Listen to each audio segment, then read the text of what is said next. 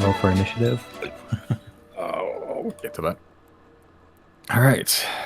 Last we left off, you found Captain Evandra Lillian Caspian, pilot of the Whisperwind airship, crash on a small island south of the dock.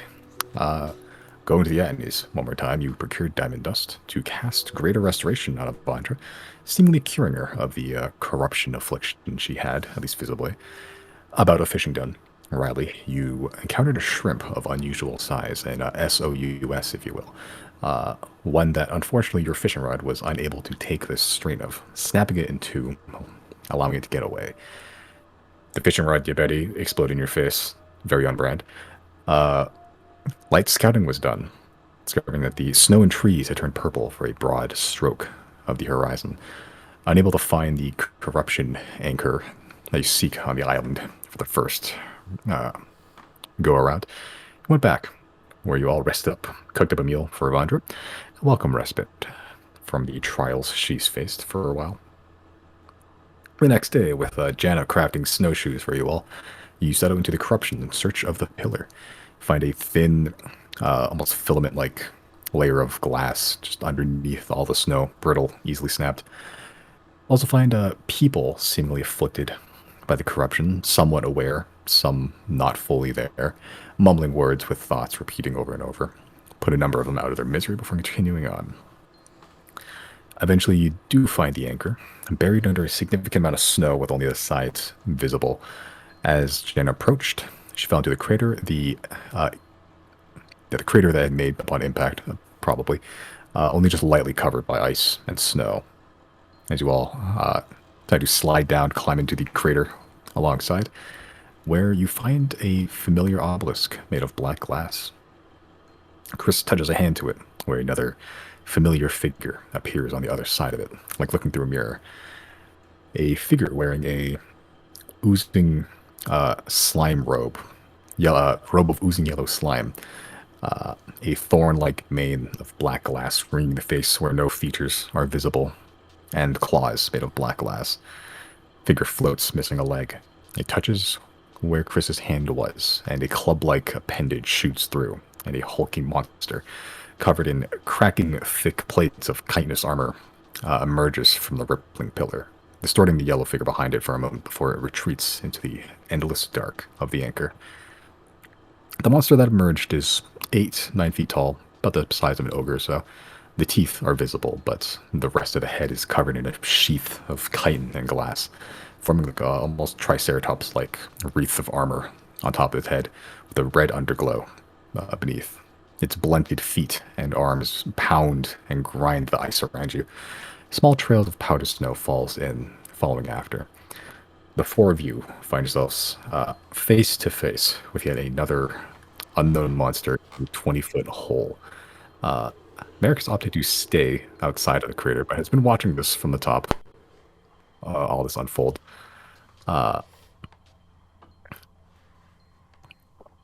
As this creature sort of eyes you, Chris, you can feel the vibration its feet is making through the ground, through the ice. You can see cracking beneath you slightly more.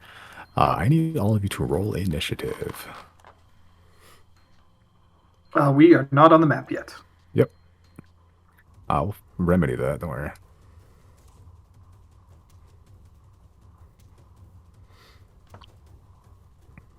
Yoink. Yeah. What are you doing? Oh, do you want me to re-roll with my token, or is that? No, I'm gonna add you in there. It's fine.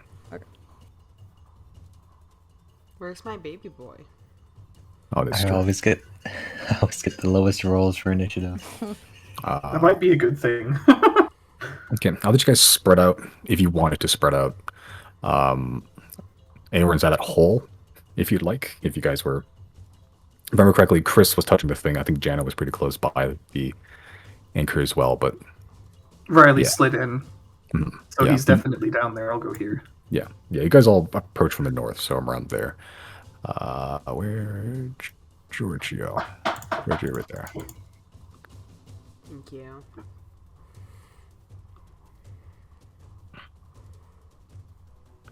Okay. Can I go here? No, you were touching the thing when it appeared. Okay, so I'm stuck. Yeah. Okay.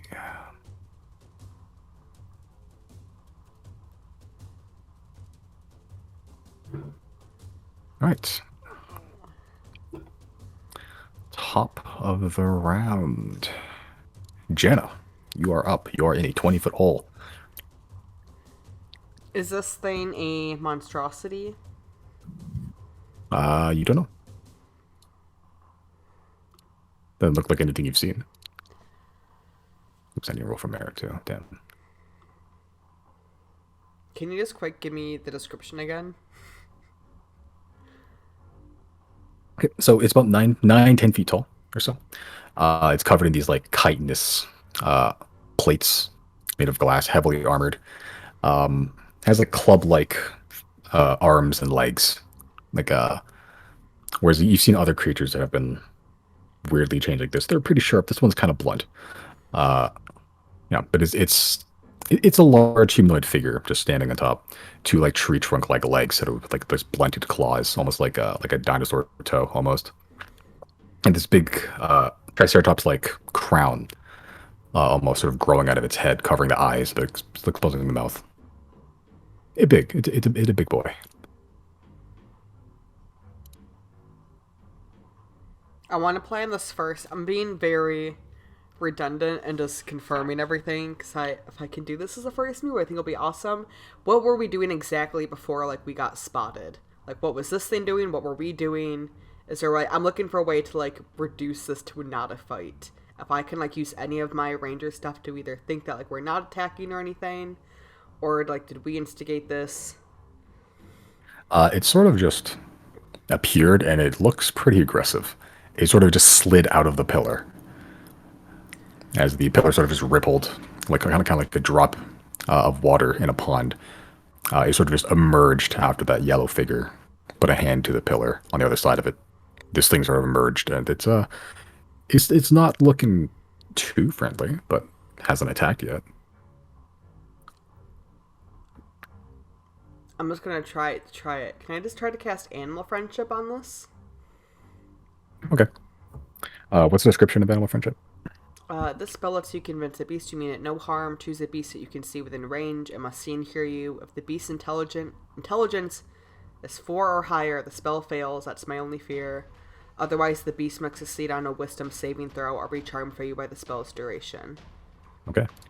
All right. So as you cast animal friendship on this creature, it doesn't seem to take effect. Okay. I will use the rest of my action to, I guess, like mount Giorgio and do all the assembling there. Okay. Yeah. Just I think it's like half your movement and stuff. Yeah, but you can. Yep. Yeah. Mount your And Giorgio. that's- You and that mounted is- Giorgio. Yes. And then, as a bonus action, can I cast Hunter's Mark? You can only Can I cast cast two one leveled spells? spell. You can cast 2 spells if one of them is a cantrip, but I think animal friendship is a leveled No, spell. one's one action, one's one bonus action. That doesn't matter then. No, like Cast? you can only Okay. one. Yeah, so like Okay. you can you have to, one of them has to be a cantrip. You want to cast 2 spells, so you can't cast 2 spells that use spell slots in the same turn. Okay. Then that's Yeah. it. So I'll get your movement with Giorgio, which should be speeds like what 50 or something right now. We're technically not within range right now, right? You don't know. You have a little bit of space, but you know, not sure how big this thing's range is. It's up to you if you want to risk it. I guess I'll just back up a little bit. Okay. Giorgio's speed is 50, right? He has a climbing speed, right? Yes. What's the climbing speed? I think it's like 30. I'm checking now. Okay. Yep, 30 feet. Okay. If you wanted to, you can use Giorgio to just climb out of the hole, like right now. Oh, yeah. Yeah, because the hole's only like Yeah. 20 feet deep. Sure. Yeah. Hole's 20 feet deep. Giorgio got some sharp claws. He can climb up pretty easy. I'd love to do that. Okay. So I'll move you just straight to the lair. That'll be all your movement, though. That's fine. Okay. That's the end of your turn. Yep. All right. 0. What you doing? How deep is the hole? About 20 feet or so. It's mostly vertical, but there is like a slight slant, so you could climb out if you want to, but it is also made of ice. Might take a bit of doing if you don't have any claws. I think I'm gonna try to do that because I don't like being in such close quarters with this thing. Okay. Make an athletics check. Yep, easy enough. I'll say you make. It'll take your movement, but you can make it out of the hole just fine as you sort of climb up, finding any handholds you can. Hands get kind of cold from all the ice, but you make it up. You still have your action.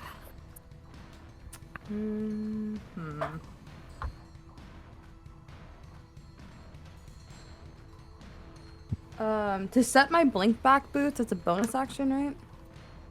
I But next to it. should say on the card there. Let's see. I don't have it open. Sorry. Back boots. It's an action to knock your heels together. Okay. Can I also get Azek on the map? I have to roll for initiative, I guess, but Oh, he was on Is it- thing, yeah. Let's see. He's an owl. yes.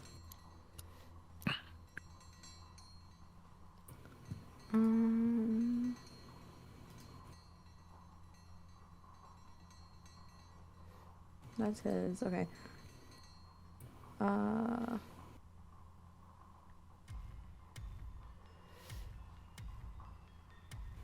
Sorry, I'm thinking.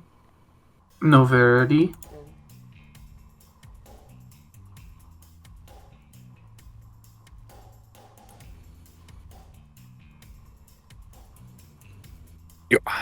I want to use one of the charges on my Truth Seer, I think. Okay. Let me see. I like this new track, Simon. It's just the this is the Aliens soundtrack. Definitely sounds like aliens. Yeah, I used the same soundtrack when you guys went to Underdark too, finding the robots. Haha! Thematics. You have little motifs throughout the campaign. Nice touch. That's the one. That's the word I was looking for. Motifs. I recognize some. Crap, I don't know what to do. I'm sorry. I guess for my action, I'll cast Blur on myself. Okay. Actually, oh, can I back up? Not do that. Sure. Can I cast Mirror Image instead? Because that one Oh. does not require concentration. Okay. Thank you. That's the one that you have to roll to hit or something, right? Yes. Okay, cool. He hits me or the other clones or whatever. All right, I'll use that one. Sure, fuck it. That looks cool. It's a flag. All right, you still have your. So those are actually cast mirror image. You can make several little copies of yourself. You still have your bonus action if you want to use that. You can dash if you'd like to. Sure. That's just like one round of my movement, right? Pretty much, yeah. Okay. Not slow too much because you got snowshoes on. I'll end my turn here, and I'll just go ahead and stay here. That Okay. will be my turn. All right, overlooking the overhang. Nice. All right, Riley, what you doing? Remind me again how much damage cantrips do. Because it doesn't. The description does not account for level up. I should say how much it increases by somewhere the spell to. It does per not. level. What are you looking at? Vicious Mockery.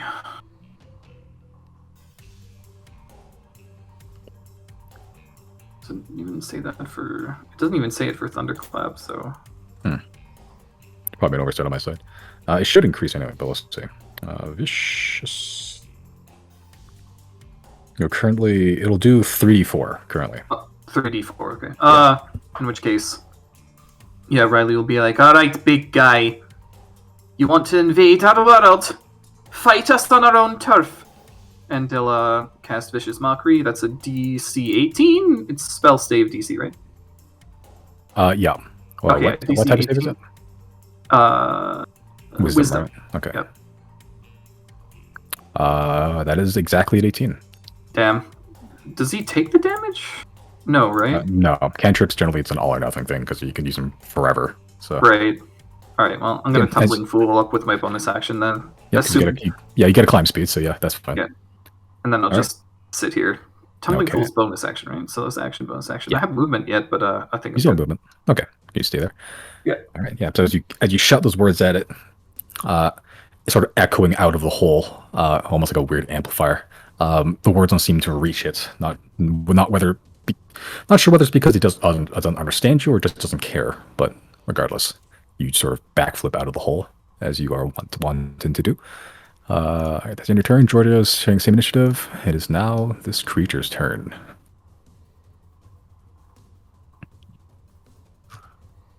Oh no.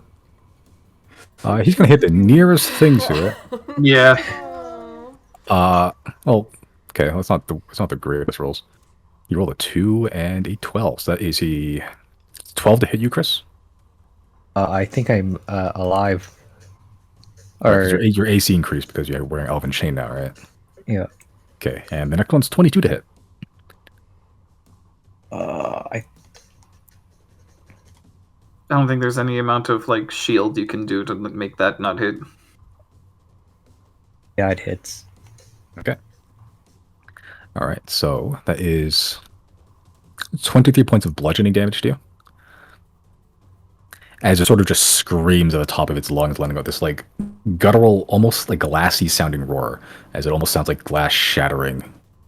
As it lets out this almost war cry as it swings one huge log-like fist at you. You sort of just duck under as you do that, almost very like quicker than you thought, like an almost an uppercut, and catches you straight in the forehead, sort of knocking you back. Backs a wallop. Yep, I'm feeling it. All right. You'll just position over there for now. Okay, that's the end of its turn. Merrick.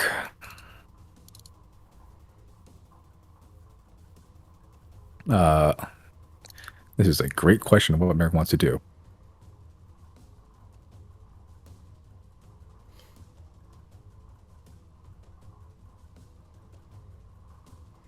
Why do I feel like Merrick's just gonna leave?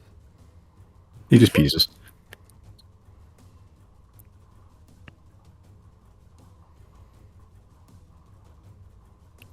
Okay.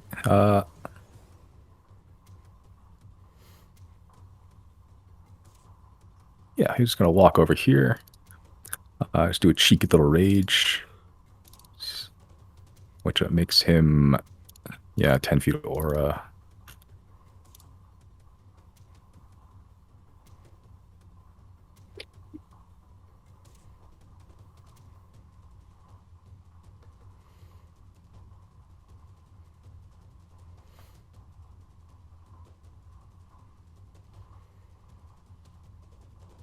And then he's just gonna throw his anchor at it, because he can do that.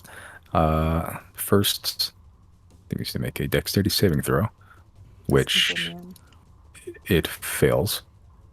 Then he misses with the anchor, but that's all right. So as you watch Merrick sort of just walk up, crouch down a little bit, and then also let out a sort of a war cry in return as lightning almost. Light doesn't really strike him as he sort of emits lightning, and one of those bolts hits the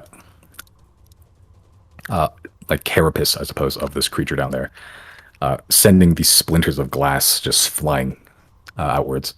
He throws an anchor. It sort of glances off the armor and hits the ice below, cracking it as he reels it back up. But he's staying up here.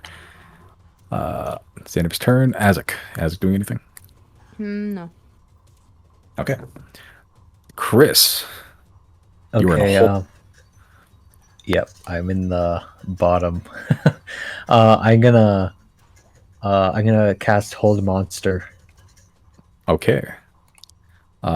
Is it like you just have the spell, right? Yeah, Or I is have it. Oh, you just have the spell. Okay. What save did you make? Wisdom. Wisdom. DC what? 18? Yep. Okay. That is a 4. My boy is held. Is that concentration? Yeah, it is. Okay. As it sort of gets glanced off balance by the lightning, as it begins to like reel back and hit you again, it sort of just freezes in place as you cast Hold Monster. What's your Hold Monster look like? It's like I'm gonna do it like it's kind of like it's like magical rope, like blue glowing rope, like holding it, Okay. that sort of thing. All right. So as like these tendrils of blue chains and ropes begin to sort of erupt from the ground, it sort of pulls it down, being held. It's trying to resist, but it is locked in place there, and I believe it's held, which means it's paralyzed. I believe technically, or is it restrained? There is a difference. I think the description was paralyzed. Okay, that is scarier. That means every attack that hits it, I believe, is an automatic crit. Let me double check. Let me just double check the wording here. Paralyzed. Attack rolls that are within 5 feet of it, so melee attacks are critical hits if you hit. Also, you have advantage on attack rolls regardless. Ooh, free advantage. I'll take Free it. advantage, and if you're within 5 feet, it's a critical hit. That is your action. That is your concentration. You still have your movement and your bonus. Okay, I'm gonna. Can I do a melee attack as a bonus? Not unless you've done the melee attack as an action. Okay. Then yeah, I'm just gonna move then. I'm gonna move. Can I try and get out of the hole? Yeah, you can try and make an athletics check. Okay. Then.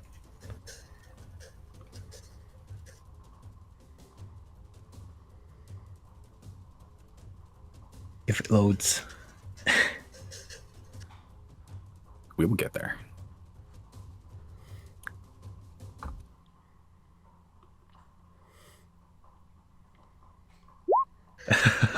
Which wall do you try to climb? I wanted to try and climb here. Okay. Possibly. Cool. You try. You do not, as you do like this almost like Sylvester the cat, try to climb up wall and just slide down like fruitlessly. You're not out. You're not prone or anything, but you're not out. Okay. You actually haven't really even begun to make any progress. You're still in the hole, but the monster that's in the hole can't move and doesn't make an attack of opportunity or anything because it is paralyzed. I believe that's your turn. Yeah. All right. Okay. So with the chitinous monster below, paralyzed, the blunted limbs that used to be smashing ice and everything is now just sitting there frozen.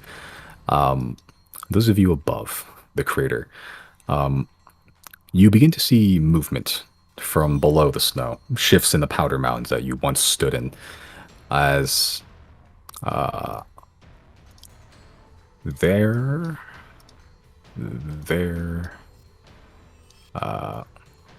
one's really far over there, and where? A humanoid hand punches through and lifts itself to the surface out of the snow, as a very similar-looking creature to the ones you've killed but a few moments ago begins to rise up from being buried. More elves, seemingly. Their bodies riddled with these spikes of black glass jutting from out of its skin, clothes slot off its emaciated body, just having it exposed and shuddering in almost very unnatural movements. Their eyes have gone milky. Their fingertips are lined with black glass, very similar to the creature in yellow in the pillar. The eyes focuses on the ones out of the crater. And some of them are fairly close to you, as you can, Riley, you probably hear this. It just weakly begins to speak. Please, run.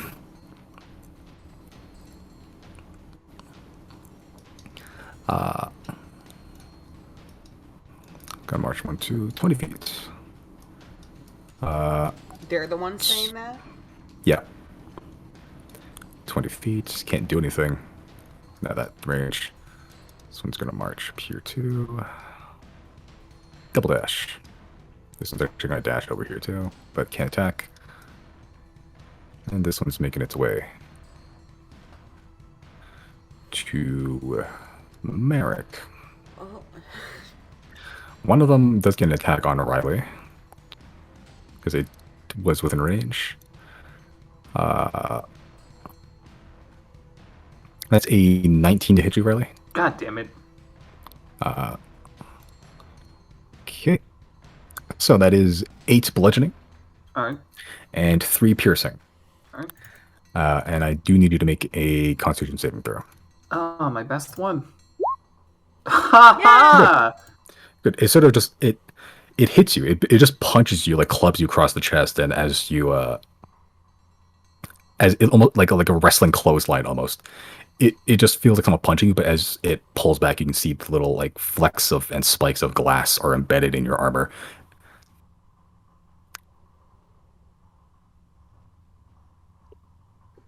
Okay, that is there we go. At the same time, actually, you also begin to see 4 blue lights also beginning to glow from underneath the snow. The glow gets brighter as the Oh, fun. snow begins to melt. A blue crystal-like growth, about the size of a stool, begins to just sprout from the ground, covered in like a wet-looking web-like lining, bristling with spines. The light blue glow of the crystal just pulses and thrums softly, but doesn't seem like to do anything, at least in the moment. You suddenly find yourselves surrounded by corruption. These things rolled an initiative of 0, but they're gonna chill here for a little bit. Top of the round, Jana, what you doing? Can I cast Conjure Barrage and avoid Chris in that hole? What's the radius on Conjure Barrage? Or what's the area? It's normally a triangle, but it's Yeah. not since I'm shooting down. Yeah, but what's the size of the cone? Just so I have so I know which template to pick up. 60, right? 60-foot cone. Okay, cool. Okay, so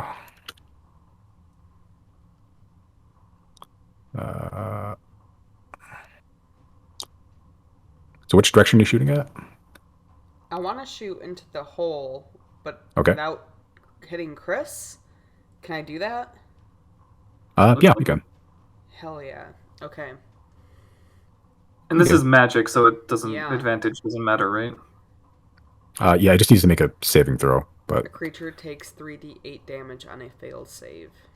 what type of saving throw? Dexterity saving throw? Question. Dexterity saving throw. The thing is paralyzed, but automatically fails dexterity saving throws. Yes. You can also clip the thing at the very end there if you'd like to. What do you mean clip the little thing at the end? Glad Jonas This guy. Ooh, yeah. Yeah, it's like it's a big shock and blast. So you can get both, avoiding Yeah. everyone except those two. Okay, so that thing, just roll for damage. I mean, I think I have a thing on my sheet for that. Yeah. Oh, the other thing fails too. It is a growth out of the ground. Its dexterity is nothing. That sucks. No, that's very unfortunate. That sucks. 8. 2 8. natural ones. It's blatantly I'm- homophobic. Wow. Yep, damage to damage. It all adds up. True. Can I do one other thing for Giorgio? Yeah, you guys share the same initiative, yeah. Giorgio's gonna shit Nature's Call. Wait, no, with Nature's Call, it needs to be eaten. Right? Or stepped on. What about dumped directly on head? Oh, you're not casting Nature's Call. You're just casting shit. Is that what you're doing? Yeah, if it's just shit, that's fine. I'll allow it if that's what you want to do. Yep. So it falls prone or poisoned or something or the other. Any creature that moves upon the same space as a pile must make a DC 10 Dexterity saving throw, which it fails automatically, or it becomes extra prone. And then any creature that possesses a scent of smell that ends their turn 5 feet from the pile must make a DC 10 Constitution saving throw or be considered poisoned till the end of their next turn. Okay. Are you casting? So the range on shit isn't huge. So are you casting on a thing next to you? Can I not? Again, I would like to move in a way that Giorgio can just do this directly upon their head. So if like one next, like the big one or the one next to you? The one in the hole. Okay, the one in the hole. I give Eucerin because if I move, it gets an opportunity. Attack of opportunity, yeah. Sure, we'll do it on... Well, then Jana would be affected, wouldn't she? Because then we're within range. Oh, okay, I guess we're not doing that. I didn't think that through. Can Giorgio just, with his claws, just attack this guy over here? The small... Again. The one... Okay. Yes, he can. We'll just do Old Faithful. Sorry, sometimes I try to use the stuff that I never use. Okay, 16... Yep, does hit it. It takes a whole... 20. Oh, Jesus. 20 slashing damage. Giorgio scares me, legitimately. Okay, as you, you're contemplating making Giorgio shit, but then the thing sort of just like gutturally, just moaning in your ears. You're just like, just take a quick claw swipe. As Giorgio pretty much disembowels this creature in front of you, as like you can see it just like being, yeah, just like instead of bowel movements, you're just disemboweling. It's fine. As the test sort of hit the ground, A, the smell is immense immediately.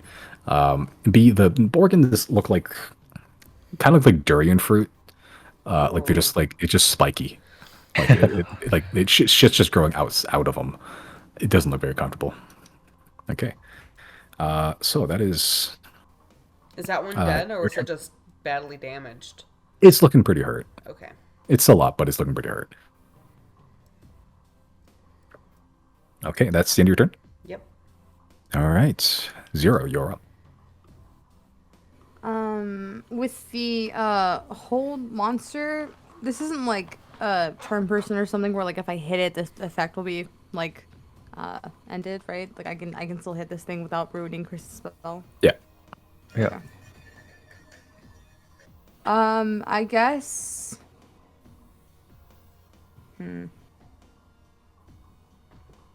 I guess I will just make 2 dagger attacks, I guess. Yeah, I'll just make 2 thrown dagger attacks at it. Okay. They are both at advantage. And because they're at advantage, I get sneak attack by default if I hit, right? Yeah. Hell yeah. Both hit. Okay.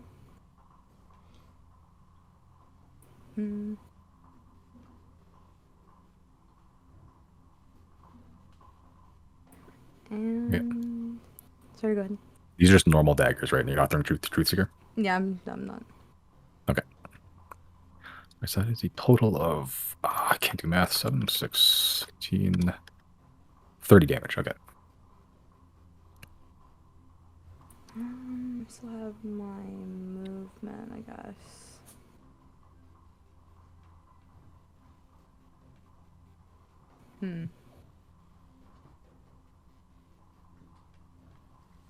That will be it for my turn. I don't actually. No, I'm gonna use my movement to. Let me see if I can move that far. Actually.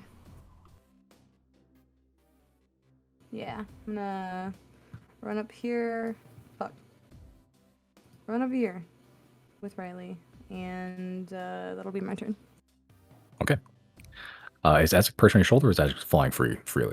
I'll take him with me if that's okay. Yep, sure. Fine. Okay, as you sort of just chuck both daggers at the same time, very anime style. They hit like square on, like directly in the shoulder and directly where like his huge upper thigh would be. And he pierce, but they don't pierce quite as deeply as you thought they would with the force you threw them. They still did damage. Okay. All right, it's your turn, Riley. The one in front of me looks to be an elf, yeah? Yeah, All right. like the other ones you saw before.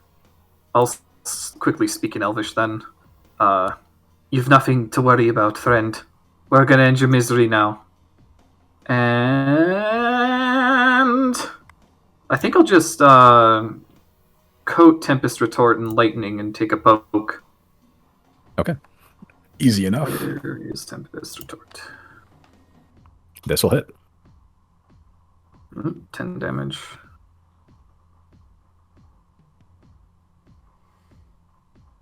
Okay.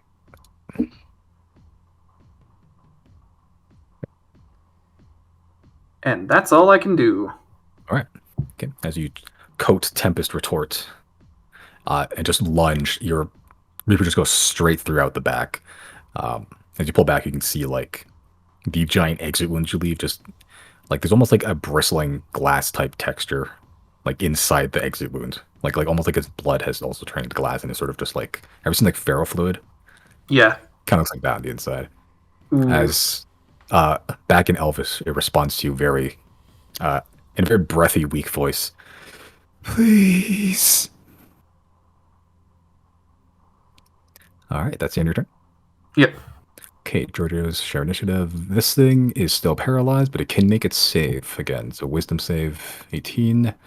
10, still paralyzed. It's going to spend his whole turns down there. Okay. Merrick's go, I suppose.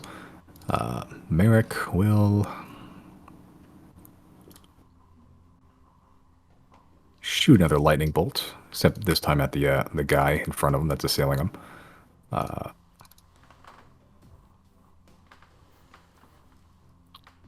Okay. Oh, he actually gets knocked prone.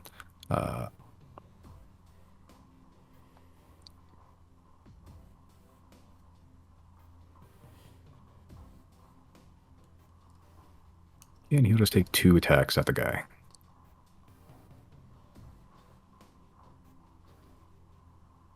Okay.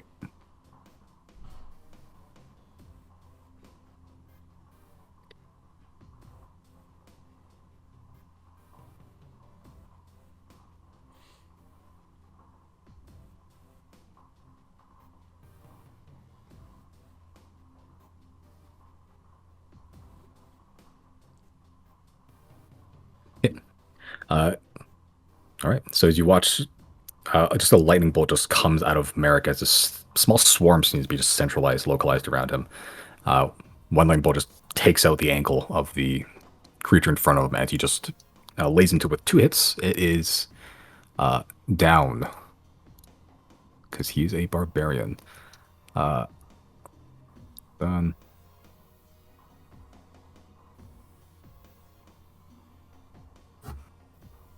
Real quick. Yeah. What happened to this thing when Jenna hit it? Is it still up?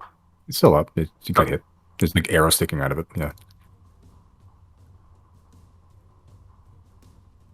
Okay. All right. That is Merrick's turn. I think he's going to move. Move up here, actually. Oops. Yeah. All right. Azek doing anything?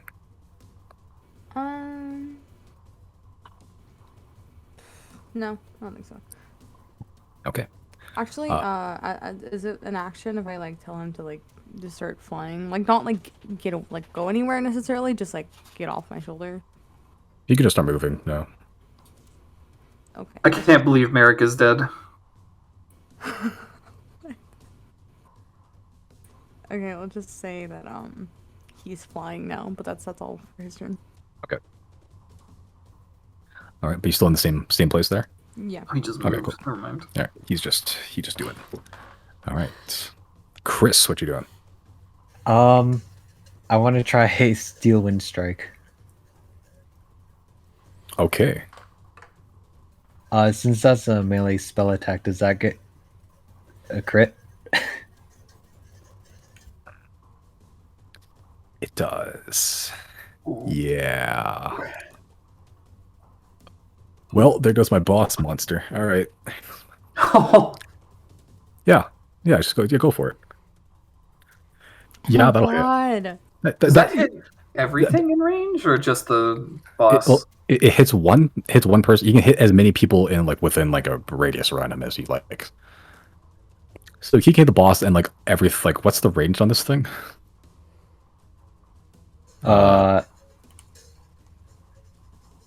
30 feet. Oh yeah, that's basically. Make against just up to 5 creatures within range. Then you teleport. Even that? Holy shit. Yeah, you can hit Everything except this 1, 2, and this. yeah, 2, 3, 4. Yeah, you can hit everything. Oh my god. You can hit everything around you, against each target. Yeah. So this will be the first one against that guy. Just roll one more time, like just to see if you even get a natural 20, which will make it double thing. Everything. Okay. Just roll like another attack roll, just because you get advantage on the paralyzed guy. Okay. No, sorry, an attack roll. Oh, okay. Yeah. So just cast a spell again and just like see if you get because not natural 20. So the first one hits, which turns that 26 into a 52 because he's paralyzed. You can hit everything if you'd like, and then teleport out of the hole because you can end your turn. When you end it, you can teleport like to within 5 feet of one of these monsters. Okay. So yeah, I'll do that then. Okay, so you have to make 4 more spell attacks against each one, but Okay. Well, you already made one. Oh my god. no, you have to keep rolling to see if you hit. Sorry. Oh, okay. Sorry. Yeah, it's just not an automatic hit. You still have to roll to see if you hit. Okay, so let's look. It says for this first one, yep, that hits. The second one, that also hits. I'll see this one's for one for Riley. Also hits. One And more. One more. Yeah, they all hit. Holy shit. So roll damage 4 more times. I'll do in order. Okay, this guy's dead. This guy is dead. Oh my god. That guy is dead. And one more time. That guy's dead. Holy shit. This is gonna be the fastest like combat we've ever had. Old monster, dude. That was a nasty thing. Yeah, and you can you can teleport out of the hole. You can end your turn again within 5 feet of any of those creatures that you just killed. I'll do the one next to Jana. Okay. As you sheath your wand and as you draw it out, you all just watch Chris just disappear, and then just magical blast of energy just like cutting through like the air and like into these monsters as several of these monsters just get obliterated within a fraction of a second. As Jana, you just see Chris like looking like a goddamn samurai next to you. That fucking time again. Janice is gonna go like, I'm so fucking afraid of you, Chris. You terrify me. Thanks for being on our side. Or am I? And then I give a wink. Jana pees herself a little bit.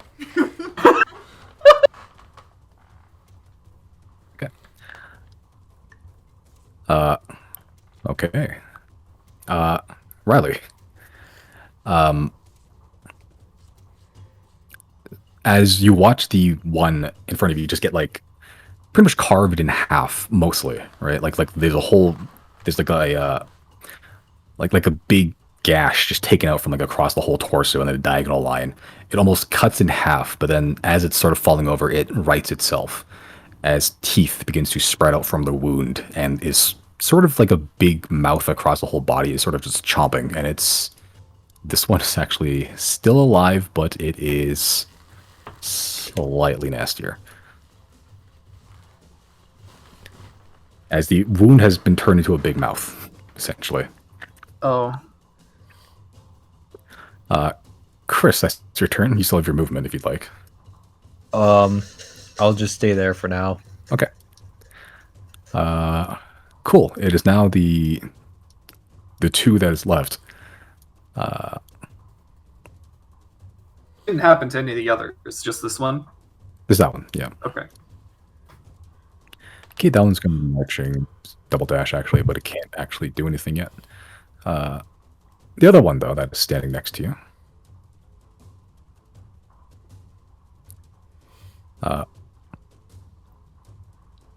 I'll make a slam attack in 0 and a bite against Riley. That's a 10 against you, 0. And that's an 8 against you, Riley. Dodge. What's going Yeah. on tonight? I don't know. I've been rolling shit for the last, 4 weeks. I don't know why. Those rolls were a 6 and a 4, by the way. Yeah, but you can see, the few strands of flesh that's still hanging onto its body, keeping the upper half and lower half from separating. It sort of just spins around and, tries to hit you with its, upper half of the body, 0. Just slap you with its whole torso. And it sort of spins around and just lunges chest first towards you, Riley, as the huge gash across its torso, now a mouth, tries to chomp on you, but both to no avail as your new armor protects you. E. I have a question. Yes. I forgot exactly, for rolls, what mirror image does to enemies. Do they have to, if they hit me, they have to roll to see which one they hit, right? Yeah. But he didn't even hit you to begin with, so. Okay. Yeah, you're fine. All right. It's now the other thing's turns. 2 of them are dead. The other ones are just they're gonna pew pew. Oh shit! This one actually hits Merrick. You're surprised. These things are essentially these things are essentially like glorified plant life. All right. Yeah. One just scrapes its little things off at Merrick's ankles and it scratches him a little bit, which he actually does need to make a thing. Is Merrick gonna live? It's good. He'll probably be fine. He got a little scraped up, but it's literally scraped up. No, did you Merrick want a band-aid? Okay. That's a 1 against you, Jana. One Does that hit? damage? Oh, No, just 1 to hit. Attack? No. Yeah, no, 1 to hit. Yeah. Barely. Oh, was but it no. fucking sniped from all the way over here? Wow. I rolled 2. Life goes on. Okay. Top of the round. Actually, these things are going to just slide forward a little bit. Ew, they move? Yeah, you can see them sort of just spidering, it's almost like a snail, the crystals, its shell, and it's sort of just slithering, like a starfish. How sad and pathetic do they look? I mean, they don't have faces to really judge, but they're slow. It's like what molasses moves faster. Jana's gonna. Jana. For the one that tried to shoot Jana's being encouraging, oh, maybe you'll get it next turn. Yeah, you can see. Yeah, you can see it actually it glowed a little bit brighter, and it just sort of just shot like a beam of energy at you. It missed, but it shot something like magic at you. Okay. Jenna, it is your go though. I'm not super worried about those. It looks like 0 has some coverage over there with Riley, so I'm gonna keep shooting like fish in a barrel at this thing. Okay. So I guess I'm just gonna use my regular bow. Okay. At the guy in the ground or Yep. the. Okay. It's at advantage because he's still paralyzed. Yeah.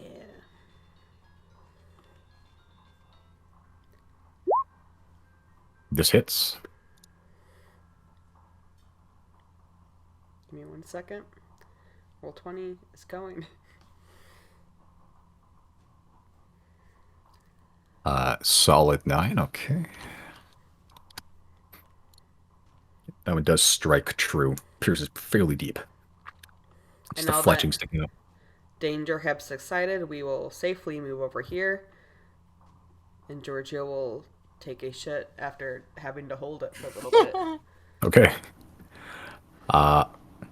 Yeah, sure. I'll allow it. As it's kind of sloped to begin with, so it's almost like, ever seen those like Japanese like noodle slides on like a water slide? It just slips and slides into the thing right under its feet, which does knock the thing prone.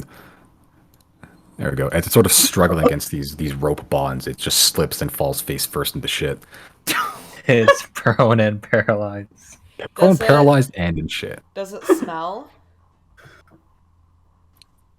Who knows? Okay, well, I'm asking you as the DM because if it has smelling capabilities, it also has potential to be poisoned. It does have specific capability to smell them, which means it's also poisoned, which will allow it to be. I mean, it's sort of redundant, but like Yeah. it's funny to begin with. It's like a Confused. DC 10 Constitution saving throw will be considered poison until the end of their next turn. Doesn't it auto fail that because it's paralyzed? Because it's Strength and Constitution. yeah, That's your brain. strength and dexterity. Constitution is Yeah. just general fortitude. Oh, okay. It does exceed actually. Okay. Yeah, It's got it's at a hefty least boy. it's got the one thing going for it. Yeah, Right now. this shit hasn't been going well for it at all, but So it's like, oh, this might as well just happen. Yeah. Okay, that's my turn. okay. 0, your go. The 3 P's: poisoned, paralyzed, and prone. Good. And pooped. Good. Improved. And pissed.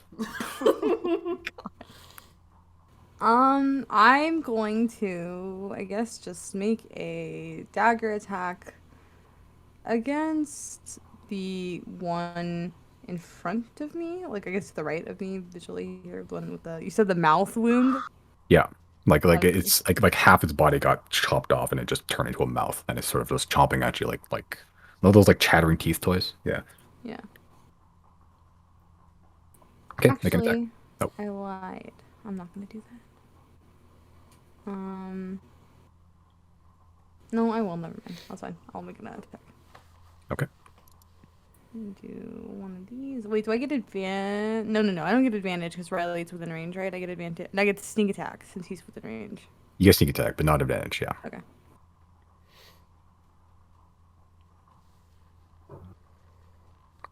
Still hits. Yep. Okay. Okay, and with that, that is, what is that, 30? Yes. Okay. Okay, as you, there's not a whole lot of flesh keeping it together, and as you just sort of do like a quick swipe and just separate the flesh, keeping it, and it just falls finally in 2 pieces at your feet. Okay. And I'm gonna use my, I think it's action search. Yeah. I'm gonna Okay. use my action search. Okay. And I want to make one more dagger. Actually, I can only do sneak attack once per turn, right? Yeah, so these would just be normal attacks. Okay. And it has to be a weapon attack, like I can't cast a spell, right? Or no?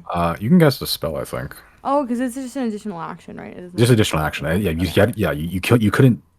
If you cast a spell with your normal action, you couldn't cast another spell with action surge, but you didn't cast a spell this turn yet, so you could. Okay. Yeah. I'm gonna cast Booming Blade on the guy in front of me, Okay. and I'm going to use my Truth Seer to do so. Yes, this hits. And then he takes Booming Blade damage, right? If he moves, yeah. No, he takes an initial damage, doesn't he? It takes additional damage if he moves from that spot afterwards. Okay. Yeah. Okay. Then I will. You said I can retroactively expend a charge on the Truth Seer, right? Like I just had and did my damage. I can still expend a charge or no? Yeah. Okay, I'm gonna expend 1 charge and do Mind Overload, I think it is. Okay. That's 3d6, right? Mhm. Okay. And then I will move. Can I move on top of the body? Yeah, it's in the medium body. Doesn't slow you down too much. Okay. I'm gonna go ahead and get out of melee range. I'm gonna move right here. Okay. So it will take an attack opportunity against you. Okay. Natural 20. Oh. Ooh. For a total of 6 bludgeoning damage and 4 piercing damage. What is like total roll? 24. Okay. I'm trying to see. Because if you got a nat 20, that's just a crit, right? Like he hits even if I try to use like shield or something. Or what are the rules on that? If no, yeah, no, yeah, I'm pretty sure like if it still needs to exceed the AC, I think. If you cast shield, it still wouldn't be enough. I don't think. It would be oh, because he rolled 24. You said? Yeah. Okay, yeah, that wouldn't make it anyway. Okay, that's fine. I'll take the damage. I'll Okay. do if anything, I'll just do uncanny. Uncanny dodge. Yeah. Okay, so that's 3 bludgeoning, then and 2 piercing, so 5 damage total. Okay. You do need to make a Constitution saving throw though. Ooh. Okay. You're not gonna tell me anything? No. I think we know what that means. Oh, okay. Well, that's my turn. Okay. So one thing to note, as you cast Mind Overload, you can see that purple energy sort of go up to its mind and try to ravage it, but it doesn't seem to have taken effect. Huh. Okay. Just, so you know. Riley, here you go. Riley will salute the fallen, and Okay. as he turns to face the other direction, he'll, lower his arm, and in the direction he's facing, a storm sphere will appear. I believe right here is where I want? No, not there. Here. Okay. What's the radius on Storm Sphere? What's what? The radius on Storm Sphere? 20 feet. 20 feet. Okay. This And you one. know what? I'll cast it level 6. Fuck it. Let's just Sure. get this shit over with. Was it there? Okay. Let me recheck. 20, 25. Okay, yeah, right there. Perfect. So not only is he paralyzed and prone now, he's also in difficult terrain. Just stacking it on, huh? Where is Storm Sphere? There it is. Cast at level 6. Yoink. And I believe because I spawned in, I get the immediate damage. Let me check what save that is first. If it's strength saving, so that's automatic fail because paralyzed, right? Yes. This is true. And okay, I believe because it's level 6, I get 4d6. I just roll 4d6. 13. And the other one takes that as, or do I have to roll it separately? I don't know. So the initial casting was the bludgeoning damage there, right? Yeah. Okay, so that's immediately that's 14 damage to the guy and 14. Well, if they 16 on the string saving throw, which 13. the other 13. 13 damage or 14? Yeah, 13 damage. You Oh, already- wait. Oh, shit. Right, because I forgot about this. Never mind. Yeah, you already roll for damage. So I was like, yeah. Oh, sorry. That's my bad. Never mind. Ignore that 13 then. Yeah. Okay, so the fucking plant can make a strength saving throw, which it doesn't succeed. So that is also dead. I'm getting somewhere. And that was, 14 damage there. And then with my bonus action, I can zap him. Yep. That wouldn't count as a melee attack, would it? No, ranged but it'd still be at advantage. Okay. Hit target takes. Oh, actually, 46 it's a range spell. Yeah, it's range. Okay, so it actually cancel out because I think ranged attacks have disadvantage on prone targets. Oh, do they? Okay. So just It's just straight roll. yeah, okay. Where is it? Right here. Is it always 4d6 lightning, or does that increase with the spell as well? I believe it increases with a spell. Double check. Okay, so it'd be 66. Let's just Oh. roll for the thing first. Okay, yeah. Let me just double check. Yeah, 1d6 for each spell slot. So yeah. All right, 66 it is. Assuming that hits, which I assume it does. It does. All right, another 14. I'm rolling really shit Okay. on these. Holy fuck. It's not looking great. Not looking great at all. That's my turn. All right. Okay. Giorgio. All right. Okay, so in the throes of this massacre, I'll call it,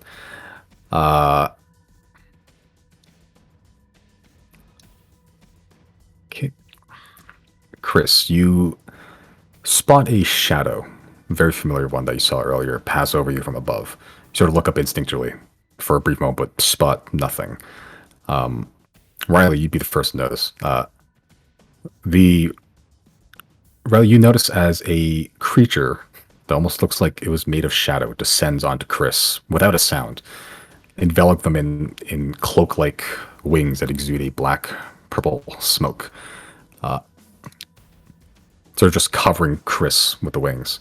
As the smoke sort of covers it, and as it fades, Chris is not there anymore. Chris, you suddenly just see darkness for a little bit, and then you see yourself above where you just were, like a good number of feet in the air. As you look up, you see a vaguely somewhere between like a cross between like a feline and a reptile, sort of grabbing you by these hands and feet, just by your shoulders and your arms. As you seem to be hovering above the battlefield for about 60 feet or so, as it sort of looks down with these eyeless, with his eyeless face, these big flapping, almost butterfly-like wings that just exude this powder almost. This scales sort of glistening in the snow and this light as it sort of just lets go and drops you. Chris, I need you to make a acrobatics check. Okay.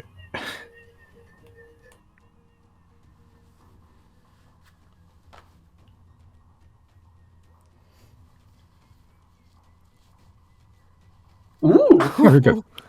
So you take half damage from the fall. Okay. So you take 13 bludgeoning damage. And make a concentration check for me. Okay. Constitution save, or Yep, Constitution saving throw. Yep, for concentration. Yep, you're good. Holy shit. Let's go. So it's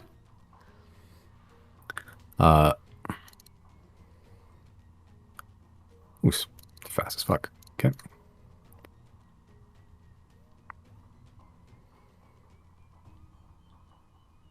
oh wow, that thing. Okay. It's pretty big. Yeah. It's like, yeah, like large horse sized. Okay, it's now gonna do aerial lunge.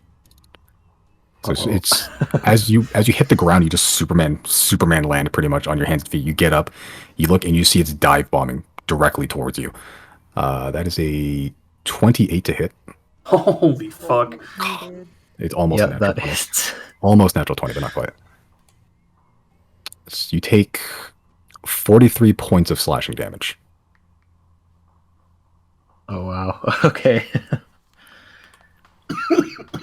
Holy shit. And make another concentration check as well.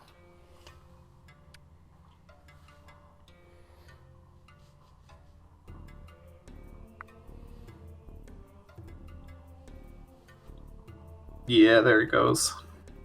Okay. All right. With that, Hold Monster is down. But in the time that it was up, That was very, very fuck. clutch. yeah. Not even mad about this. Is it still prone? Yeah, It's still prone. Yeah. So and it's in still difficult gonna- terrain, so it's not fucking going anywhere. At least Yeah, for this it turn. might have a difficult time getting out. Okay, but that is all of its movements and its attack. Hold on. Don't forget, it's also covered in shit. Yep. It's a poopy alien now.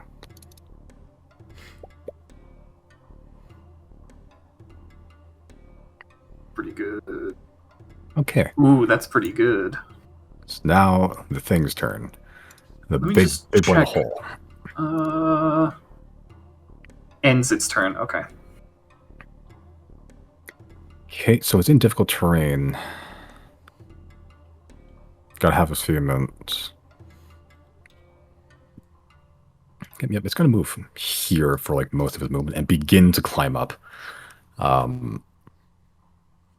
Yeah, it can't get out this turn, but Janet Riley, you see it not really climb up with claws, but sort of just punch holes into the ice wall as it's beginning to just eventually just poke enough hole that it can climb up out of this hole. Mm. It has no fingers to do so, but it's punching holes into the ice to leverage itself up. Actually, with its bonus action dash, yeah. Not bonus action dash, action dash. Yeah. Okay, so it can get out, but that it can't attack or anything. So it is right there on the surface, but it can't do anything this turn. All right. Merrick is just gonna clean up a little bit over there.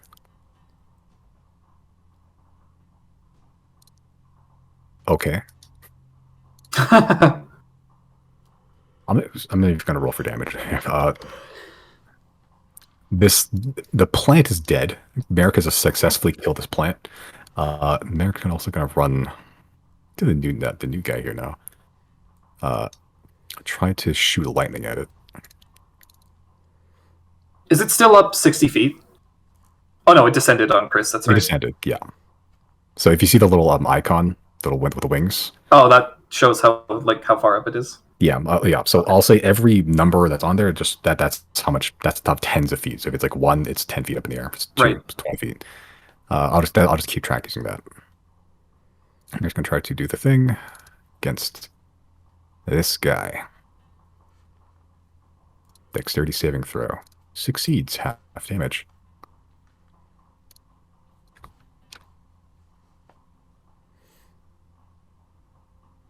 Okay. And one more attack. Which does hit.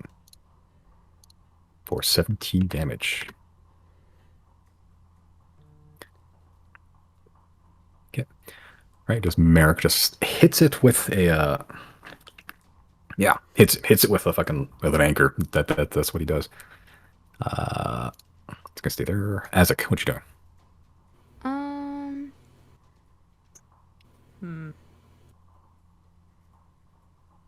I guess he'll just make a quick claw attack at the weird guy that's right there next to us, I guess. I don't know.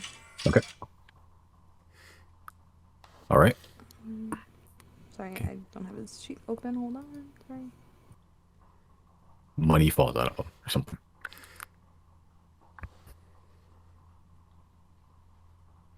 +3. Okay.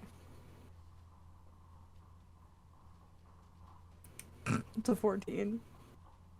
That hits. Oh, Ooh. he does 1. These things are slow. He does 1 damage. A whole point of piercing damage. Yeah. Or slashing damage. Same thing. Okay. Merrick scratches at the eye. It's right at the ears, right out of the socket. Fucking magpies will do that to you. Play of the Then night. that's his turn. Okay. Chris, what you doing? Okay, I'm gonna use Thunder Step at 4th level. Oh, hold on. Are you American range of that? No, I'm gonna move actually 1 there. Okay. And then I think it's a 10-foot radius. Okay. Okay. What's the components for Thunderstep? Vocal. Okay. Okay. So as you try to mouth the incantation for Thunderstep, as you say the magic words, nothing comes out. you speak yourself, you don't hear anything.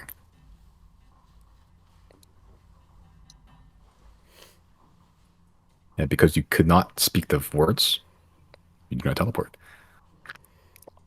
You look around and you find yourself, you don't hear anything, like at all. Like you can see, like, magic being cast, people act, you don't hear shit. It's complete silence around you. Chris has PTSD. Oh, Yeah, even when Merrick walked up to this thing and hit it, you didn't hear the impact at all. Like the lightning that he shoots, his rage, didn't hear it.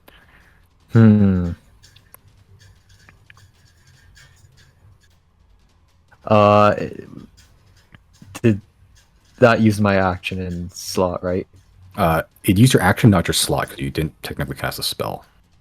Because you couldn't. Okay. Yeah.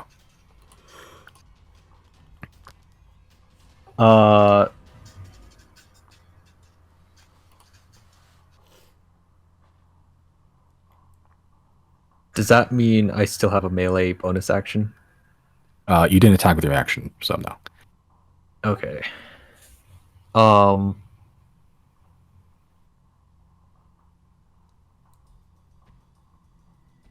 Can I still move? You can try. Okay, yeah, I'm gonna try and move as far as I can. I'll go right there next to Isaac. Okay. That's I'll try to. 30-ish feet. Yeah, okay. That's fine. Okay. So it will make an attack of opportunity against you. Okay. Just gonna give it a good old bite. How about that? That is 28 to hit. It hits.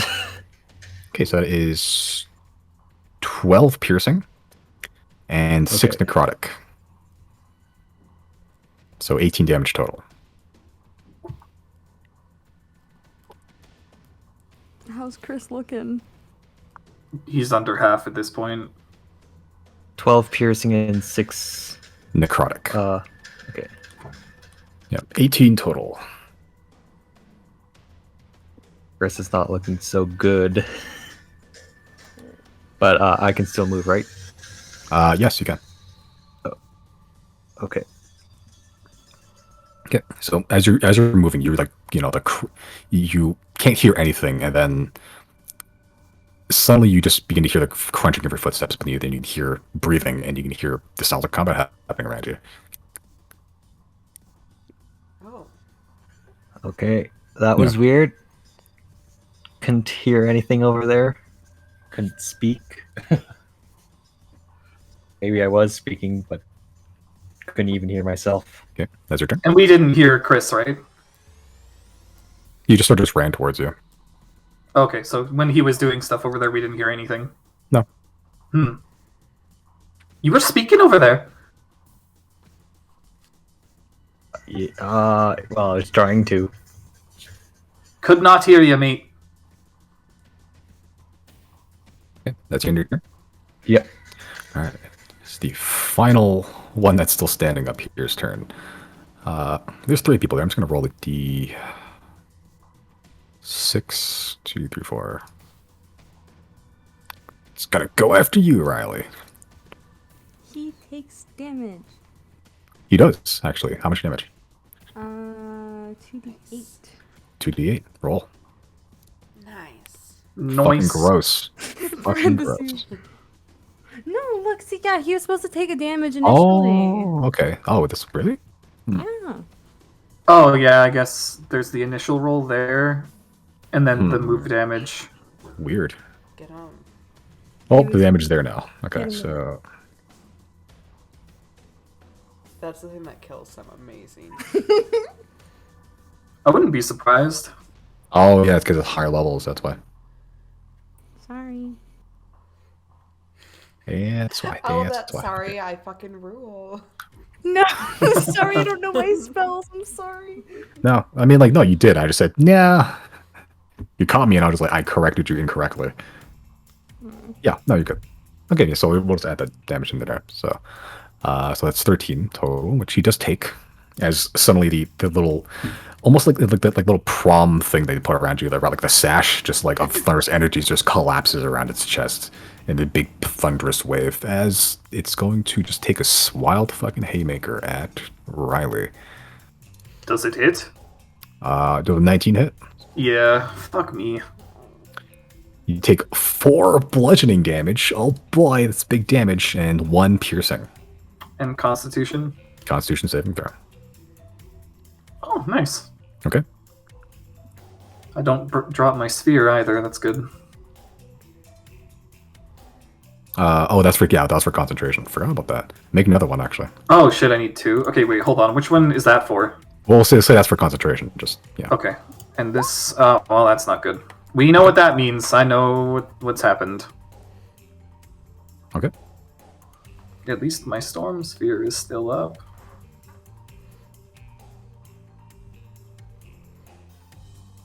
Okay, that's the end of that one. Jenna, what you doing? There's a big boy in front of you. Yeah, unfortunately, he just walked into the claw zone. You did. So I'm gonna have Giorgio do his thing first. Okay. Ooh. I saw it in real life now. I clicked Giorgio and then rolled 20, did it, and then undid it. I feel validated all the other times. Yeah. It's like, actually, no. Does Okay, these that hit automatically 20. roll damage now? I guess so. I mean, I guess I'm it's not helpful. clicking it, yeah. Yeah. It just knows it's Okay. gonna hit. So Okay, this thing is going to use, is that reaction to use overgrowth. As Giorgio just reels back and is beginning to just bring down its claws. As you can see, it brings up its hands, and the armor plating that it already had just begins to get more armored as it just bulks up almost like 50% of its size, and it's now just this almost like tumorous bulbous mass of just like chitin and glass. You can barely make out a humanoid form at this point, but it's like a big lumpy mess, like a Pillsbury Doughboy at this point. As it just glances off this big thick carapace, no damage. Well, if this thing's now a big doughy mess, I'm gonna come down to my rolling pin, and Jana's gonna cast Shillelagh, and then Okay. come in with the stick. All right. Quarterstaff two-handed. Hell That- with the added armor, that still hits. Yeah. And I forgot to take up advantage, but that doesn't really matter because it's that first roll. Yeah. So that's still 8 bludgeoning damage against it. Yeah. Even with a thick armor plating, you just bring down both hands with your quarterstaff and just crack it. You can see that, like it cracked and splintered, and the cracked and splintered glass sort of rockets back towards you. You take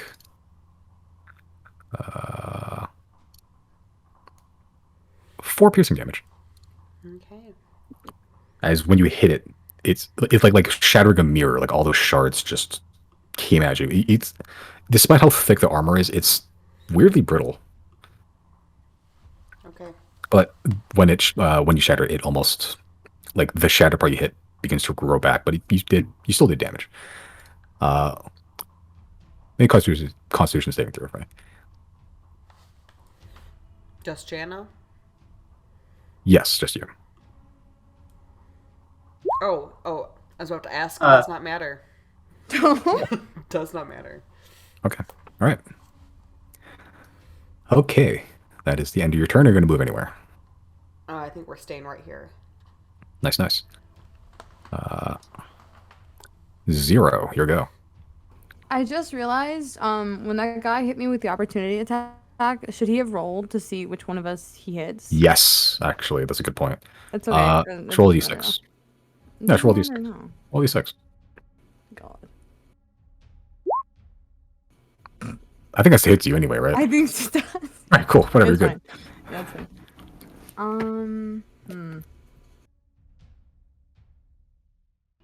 I'm not in melee range of anyone. I'm going to step right here, and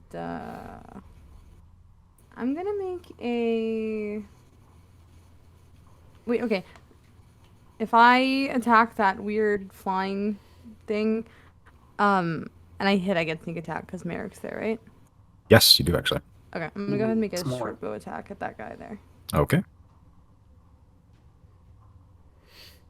Oof. That. Ooh, yeah. Okay.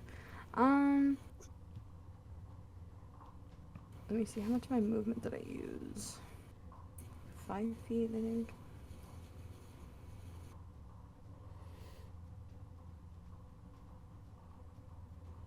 And I'll move there, and I think I have a bonus action left. I moved. I have short bow. Yeah.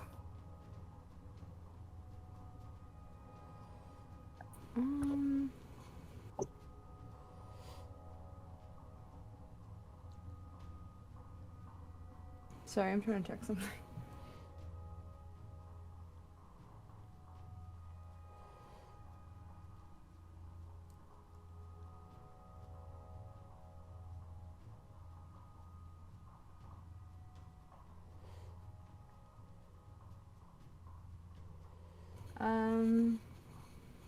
I guess there's not much else I can do. That's my turn. Okay. Okay. So you walk towards it, and as you're just approaching it, it's weird looking. I guess I'll just give you guys a close up just real quick. You know, in case you want to see in detail. Oh yeah, that is not at all what I thought it looked like from the preview image. That's Yeah, sick. Looks like It's evil almost Tetris. like Yeah, the weird Kind of like cat a- reptile. kind of like a flying Nargacuga. It's actually Gore Magala, but Oh, that's the Gormagala? Mhm. Sick. yeah, I repurposed it. Don't worry about it. Okay, that's the end of your turn. Yeah. Okay. All right, so as you approach it, you can hear the crunching of footsteps, and then it just stops. And then you look around, you don't hear anything at all. Psst, too bad he has 2 fucking martial class fighters next to him. It's fine. Fair enough. Riley, what you doing? Still got a boy in front of you. Yeah. I'm just gonna be like, worry not, friend. The curse you've bestowed upon me does. I have figured out a way around it, and I'm just gonna fucking stab him for the win. Okay, Yoink. this hits. Yoink. Okay, 6. It's still up, barely, but still up. Oh. As you punch another hole through it, and that's you see the weird ferrofluid glass-like texture inside. I applaud your tenacity. However, yoink. Yep, that still hits. Yoink. Actually, though, it doesn't really matter. I imagine that kills. Barely, but yeah, still kills. Let's see here. That number should be way bigger, so it doesn't matter in the end.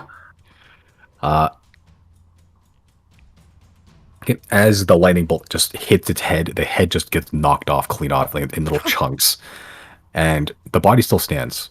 As the wound now has, it's now bristling with like needle-like teeth and is turned into another mouth. It is still standing. With Would damage overflow matter at all, or is this an automatic process? it rolls when it dies, and then Okay. it regains like a number of its hit points back. But yeah, I can't really do much about that. That's my turn. okay. Giorgio.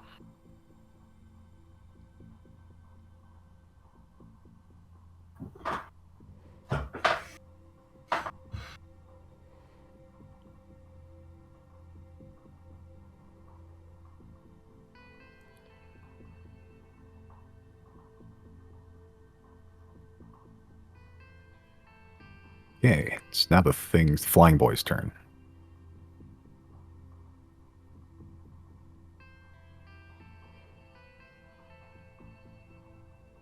Okay.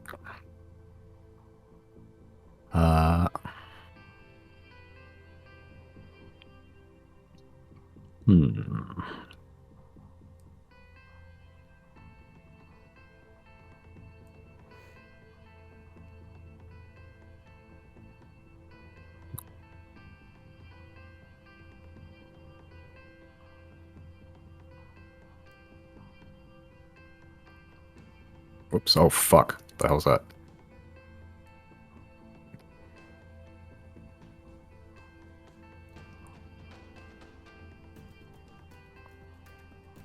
Okay, it's just gonna fly past here for a number of its movement, giving a wide berth around 0. America's gonna take the McTap opportunity against it, though. Excellent. Which he hits, because he's a big scary barbarian.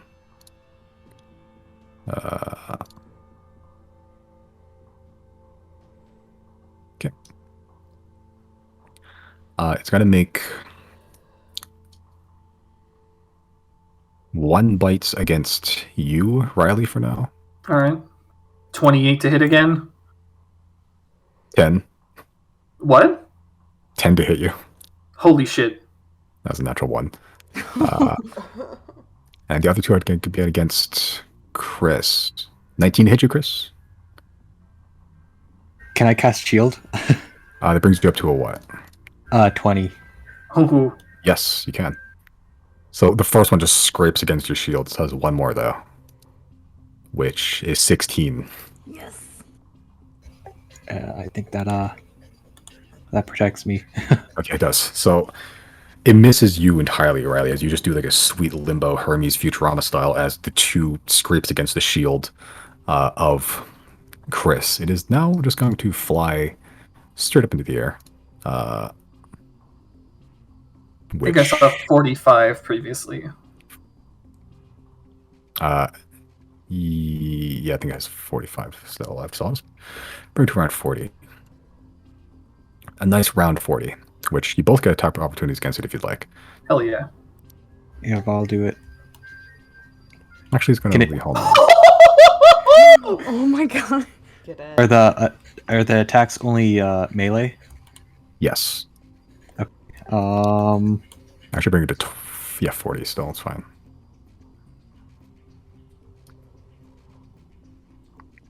Okay, it's 7 plus 16. It's 21. 21. Nice.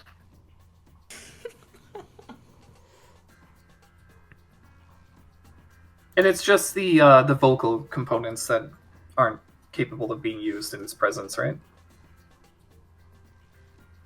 When it attacked you, you couldn't hear anything. You couldn't even hear it like chomping and biting or anything. You'd only be able to hear it scraping against the shield, but as it flew up, you can hearing resumes.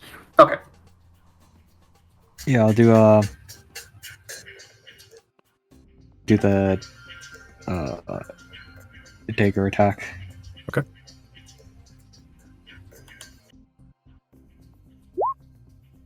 Okay, that hits. Nice. You just stab boy. You just prison shank it. And it flies up into the air.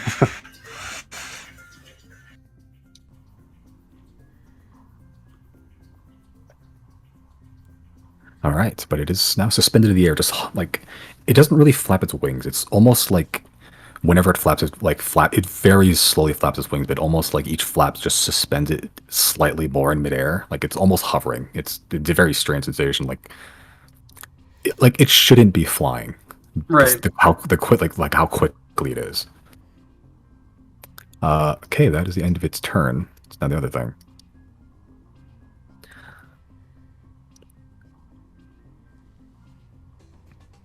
Okay.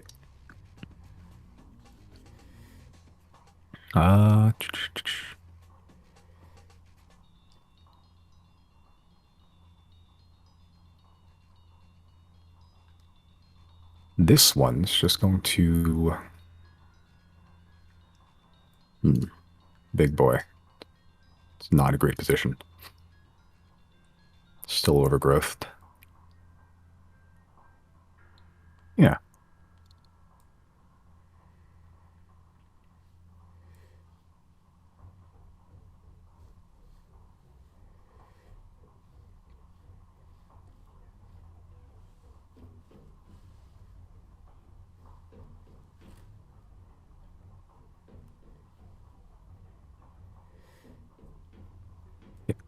And you sort of see this thing rear up, ready to just crush you into a bit, into a little tiny little paste, and almost inexplicably for no reason, it just immediately just turns attention to 0.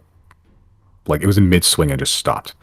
As even with a big lumbering Pillsbury Doughboy form, it is not quite as fast anymore, but it is going to rush towards 0. Going to make a charge attack. That is a 22 to hit. What kind of attack is this? It's a melee attack. I'm gonna use the defensive duelist. That'll bring me up to 23. Oh yeah, because your French speed is 4, right? My Yeah, it's defensive your bonus is 5, and then my armor 5, is okay. 18, so it should be bringing it to 23. Yeah, this is true. So as it just lumbers up towards you and it just attempts to just shoulder check you and barrel through you with this giant doughy body, you just very deftly parry it barely with one of your blades to the side, just narrowly missing you. That would have fucking hurt, dude. All right, Your that's image it. have played a part in that at all? Oh! That has to hit you first. Yeah. Oh, that's true, okay. Yeah. That's the end of his turn as we begin to see both you and Jenna, the armor begin to just slaw off its body, revealing its normal form-ish. Merrick's just going to run up here and attempt to do the thing again. The flank. Your boy. That's going to make a dexterity saving throw.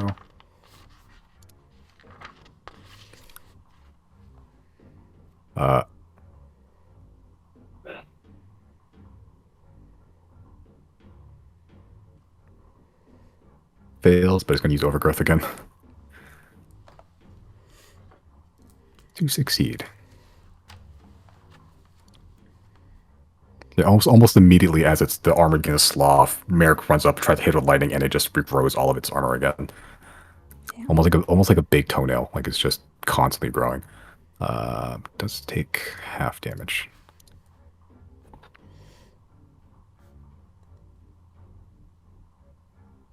Two attacks at advantage from Merrick.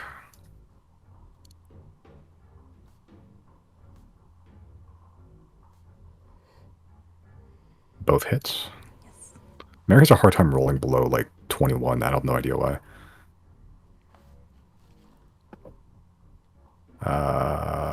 18, 14. Ooh.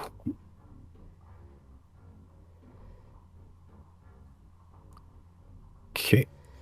Oh, Merrick does actually take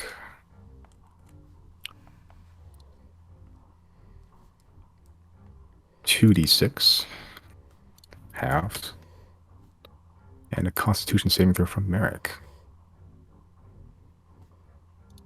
Okay. Yeah, Zero, you watch as Merrick just pounds into this thing's back, and as you can see, like, splinters are just erupting from this thing every time Merrick hits it, and it's just embedding themselves into Merrick's skin. Oh. Yeah, he doesn't seem to that's care at this point, but it is, yeah, they're like embedded in his skin. Like, and they're big splinters. They're drawing blood. But, you know, take it as you will. Chris, what you doing? Hello? Hello? Hello? Oh, wow. Hello. Chris, I heard him. Okay. can you hear us? Yeah, I can hear you now. Okay. It's my turn. E. It is your turn. Okay. I think what I'm gonna do is I'm gonna cast haste on myself. Okay. Let me see if that has a vocal component.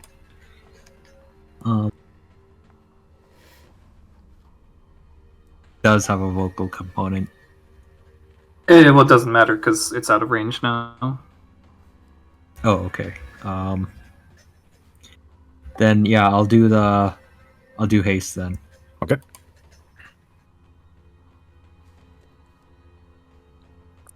And then after I do haste, since it provides another action, I'm gonna use one of the healing potions. Okay. Just the regular healing potion. Sure. That's 2d4. 2d4 plus 2, I believe.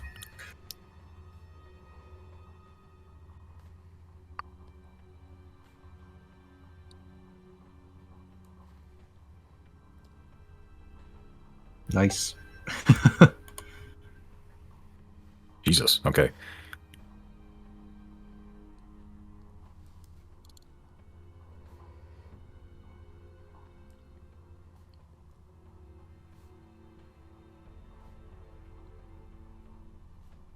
And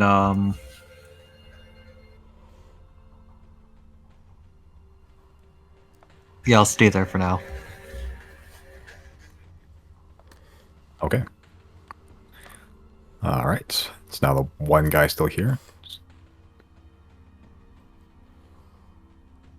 gonna attack you, Chris. Okay. Does a 10 or a 12 hit you? No. Okay. Especially not with haste. No. I can't roll for shit for these guys. Instead of just wildly flailing its arms, trying to bite you with his neck hole. Jenna, what you doing? If I were to stand here, would people get flanked for both creatures? Zero would be flanking with Merrick? Merrick, and The other one is flying. The other one's in the air Oh, right the other now. one's flying. Okay. Yeah, that one's in the Yeah. air, 40 feet up. I'm gonna start back here. Can I shoot this guy I've been fighting the whole night with flaming arrow? You may. And I'm gonna use my elemental, not the spell one. Yeah. And I forget, do I just shoot my bow like regular for that? Nope. It's just it's pretty much kind of like a spell where you just choose an area Okay. that you want it to affect, and then people think things need to make saving throws, pretty much. So what's the saving throw? Oh Is fuck. it that? Is it DC 17? Yeah, it would be. Oh shit. Okay. Jenna, describe your finishing blow for me. Ooh, nice. Yes. Oh. How would... Okay, I guess I'm deciding. I think this arrow pierces it deep, like it gets through one of the cracks that we've been making in its armor, and it just cooks this thing from the inside out. Like the flames get in there and it starts smoking it out. Like Pillsbury cookies, if you will. Yeah. All right. As it punches through, you find a weak spot, a gap where maybe Merrick was smashing into it for a little bit, causing splinters flying to his face. Just as he's pulling back that anchor, you can see this tiny little socket of flesh as you sink your flaming arrow into it. Almost immediately, the holes, any cracks inside of its armor begin to just erupt with flame as its flesh begins to sear with black smoke. The inside the edges around any of the cracks are beginning to char as it just falls to its knees on fire indefinitely. Zero and Merrick, probably Janet, everyone in the area generally, the smell is horrible. It is awful. It smells like burnt hair and whatever garbage is currently on fire, but it is currently on fire in this big inferno, not moving, in this giant ball of chitinous armor. You can hear sizzling a little bit on the inside. Hell yeah. All right, good kill. GG. And this other one is flying. I'm assuming Giorgio, it's you said it's 30, 40 feet up, right? 40 feet in the air, yeah. I think that's all I can do right now. All right. Okay. With my free action, can I call out of do we need healing? Sure. Do we need healing? I Chris, raise my No hand way. and salute. Okay. All right. Zero, what you doing? I'm going to. How high is this thing up again? You said 40 feet? About 40 feet, yeah. So between the distance that I'm already at and then the 40 feet, is it 50 feet away from me? I know it's 40 feet up from its exact spot beneath it, but I'm trying to say from the additional distance that I'm over here, an additional 10 feet is 50 feet from me. I think there's a way to fucking... Triangles. I think. I don't know. Yeah, it like the distance in D&D works weird. I think it's generally just like whatever the furthest distance is, like that's how much it is. So like it'd be about 40 feet from you roughly. Okay, it doesn't really matter. I can just move here anyways, and that'll be 40. We skipped Azek's turn last round. Oh, right. Sorry. No, Yeah. that's okay. Can I cash that in now? Yeah, sure. Okay, I want to use Azek's movement and his action to dash and get up there with the creature. Okay. So he's within melee range of it, right? Mhm. Fantastic. I'm gonna make 2 dagger attacks from down here. Okay, what the fuck is this thing? Hold on. Okay, it's down there. All right, so he's also 40 feet. Cool. Make 2 dagger attacks. Okay. Wait, would I get advantage or no? No, because you're not technically flanking it. Yeah, if he hits, he gets sneak attack. The first one does hit. Yeah. Second one does not, but the first one does. That's the one that matters. Okay. And I guess I'm pretty good where I'm sitting here. That'll be my turn. All right, and roll for damage for your actual dagger too. Oh, yeah. 17 plus 23. Okay. All right. Okay. How's he looking? He's looking hurt. Okay. Yeah, but you can see like there are wounds erupting and like there's like tears and it's like weird, like almost like cloak like wings.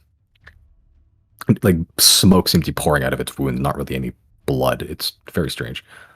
Quick question. If yes. I know you had tried to implement a called shots mechanic at some point, and I don't think we ever really you didn't finish it or you didn't actually implement it, but if I wanted to like in the future like specifically try to attack its wings and tear its wings so it couldn't fly, would I be able to do that?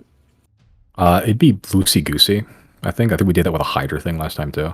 Oh, okay. Yeah, so we'll figure it out. Okay, gotcha. Cool. That's in your turn. Yeah. Okay, Riley, what you doing? This battle is about to explode. Round 2, fight! Well, like I'm about to explode. No.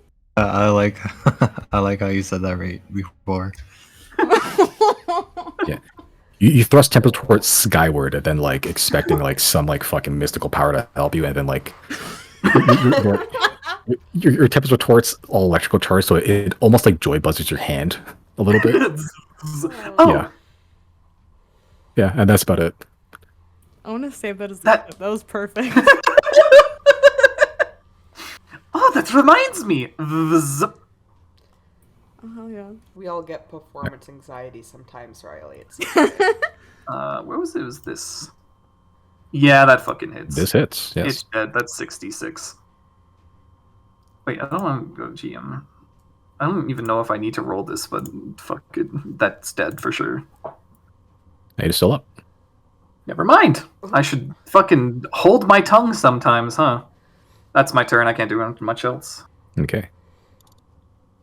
All right. As a lightning strikes it, look, it's you expecting lightning to come out of your sword, but it actually comes out of the storm sphere instead.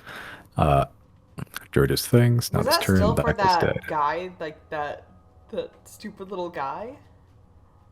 Yeah. Did Oh, I thought you were doing it on the big dude. Sorry. No. This guy. Okay, never mind. Yeah, no, he's super fucking dead. Never mind. Okay. Did you just give him like 300 HP just for like shits and giggles, Simon? Like, like No, a trick sorry, scandal. You know, honestly, I kind of forgot he was there. No, he's super dead. Yeah, never mind. Okay, yeah, I was like, what do you mean 25 doesn't kill? Yeah, I kind of forgot he was there. I was like, all right, there's other people in this fucking fight. Okay. That's the end of your turn. Now it's the other guy. Now, like, it's you blew off the other dude's head before, and you just blew off the whole torso. Just, just like, nip it at the bud. Like Jenga. You're just knocking off body parts.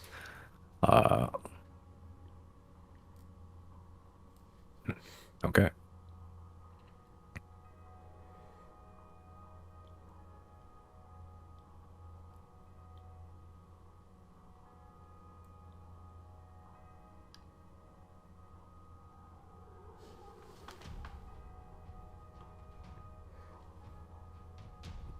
Okay.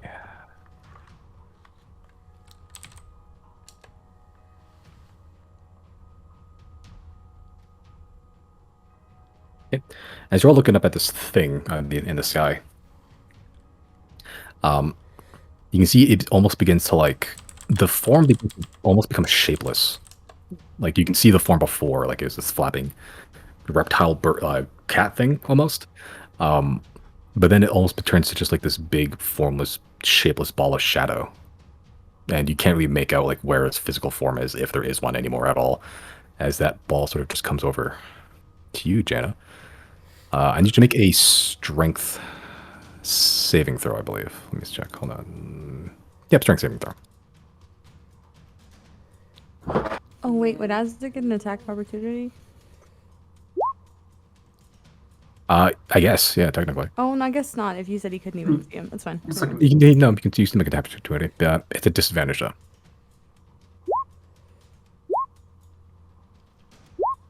Okay, never mind then. Sorry, I don't know why I rolled 3 times. Sorry. Triple advantage. Okay. Jenna, you see this ball sort of just rush towards you, and you can see it as it's coming towards you. Your vision turns black as you can see it unfurl its wings and wrap it around you. You can see its reptilian face staring at you directly at you, pretty much like close, real close, and you feel it grab your arms. You're trying to resist, but you can't, as it just overpowers you. The next time its wings unfurls, you are 60 feet in the sky, and it takes off another 40 feet into the air, straight up. I'm picked up. You are picked up, Damn. and you are currently Just me, not Giorgio. just you. You are currently separated from this thing. This thing's now 100 feet in the air. holy shit. Where do you know? Hold on, I'll find it. Don't worry about me. I'll find it.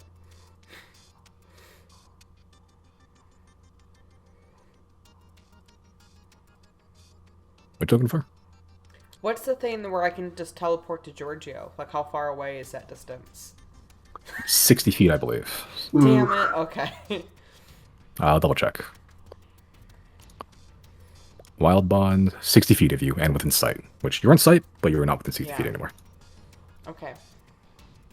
Am I, Plus, they had to do like, an I take turn it, anyway, I'm, so. like, restrained while that's happening? Like, I can't, I've limited... You're considered grappled, not restrained. Okay. Yeah, as What you, can it I has do you with by your, like... grappled? You can't move. But you can But do I just about can- anything else. Okay, I can still, like, use weapons and everything. Yeah, like, it has you by your shoulders and your waist. So, like, it's, like, of the places that you could be grappled, it's not, like, the most restraining thing. It has you very sturdily, which is weird. But, yeah, you are currently flying vertically straight up. As you are now also 100 feet in the air. Merrick can't do shit, so he's just gonna try to, like, position below them to try to catch, if possible. His rage does wear off, though, because he hasn't attacked anything. Actually, I think he just, whatever, it doesn't matter. Azek. Fuck.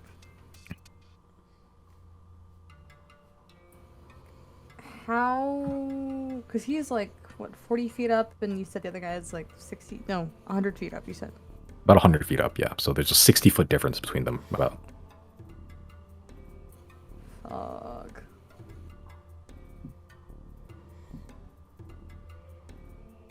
I don't think there's anything I can really do. I don't know, I guess I'll send him up there with his movement, which I think is like 30 feet, and then dash another 60 feet, so he should be... What's his fly speed? I thought it was like 30 feet, I could be wrong, hold on. Fly speed of 60. Oh. Yeah. Shit. So would I even need to use my action to dash for Azek? Or if he wants to reach the same like height that the thing that's holding Jana is at. No, he could just go there. Okay. I mean he can't really do much, but just make a little melee attack on him, I guess. Okay. Okay. Make an attack roll at disadvantage. Well, Yeah. He's trying to like claw into it, but every time he tries to claw, it's just grabbing shadow. okay, that's fine. That's all he can do then. All right. Chris, what you doing? I'll cast magic missile at 6th level. Okay. That has a range of what? 120. Yeah. Okay. All right. You can do this. It just hits. So Okay. roll once. We'll just multiply it by how many? I think it's 8. Okay. Oh, fuck. All right. That is 24 damage to this thing for free. Yeah. Your magic missile is gonna be shit that he can't really take with his form. It just shotguns it and just like all just very Gundam, like curved bullets hit it all at once. Jenny, you can feel it, the thing getting jostled and injured as like little flashes of light just hit it. Okay, but it's still there, still up. Okay, Jenna, it is now your go. Unless Chris, you have something else you want to do. Oh, yeah. Actually, I'll take another healing potion. Okay. So 2d4 plus 2. Yep. All right, 8 to you. Nice. Jenna, you are 100 feet in the air. You can barely see. You can't make a whole lot of details from where you are right now. But you are currently in the air and it's cold up here. I think just I guess if my arms are free, I'm gonna do shillelagh and try to hit it with the quarterstaff to try and like free. I'm trying to hit the where it's holding me to let me go. Okay. Okay, so you're trying to escape the grapple, or are you trying to? Yes. Okay, so I'll also make a. Okay, that'd be a more contested grapple check, but. Okay. So make a. Yeah. Okay, yeah. So make an athletics or acrobatics check. Your choice.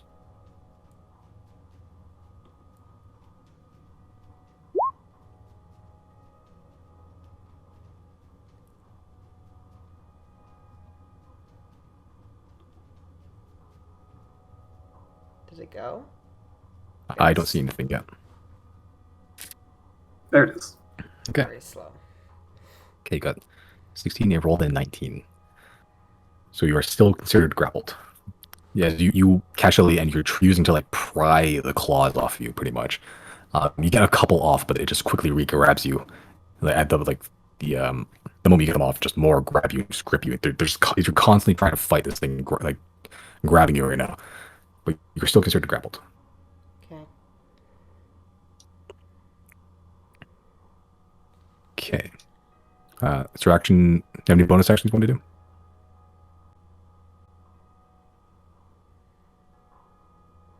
I'm thinking.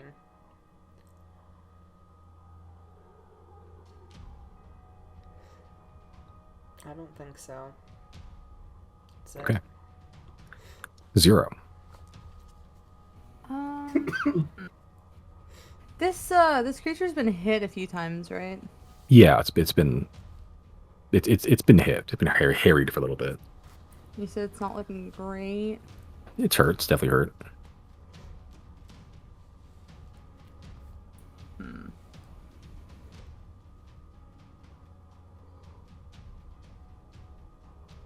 Sorry, I'm reading something really quick. Sorry. And Jana does the teleport thing. Jana goes to Giorgio, right? Yes. Okay.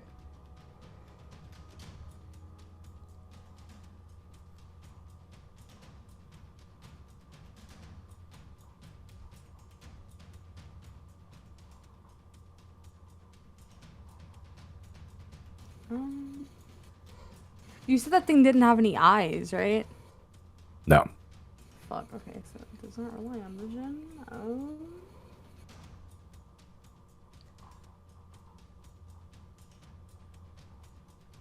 I think all I can really do from down here is make another couple dagger attacks. I'll move right there and then I'll make a couple dagger attacks. What's the range on your dagger attacks right now? I picked up sharpshooter, so it's longer than 40 feet or whatever it originally was. Hold on. It's like the normal range is normally 20, then it's 60, I believe, is long range. Right? Yeah, so with sharpshooter, what does it go up to? It'd be 60 total. Like it'd be, yeah. Okay. And then after the 60, it'd be at disadvantage? No, it just your Not 60. no, it's just 60 flat. Like it's the sharpshooter just makes your long range distance a normal range, pretty much. Okay. Yeah, so you wouldn't be able to hit with daggers. Okay. I'm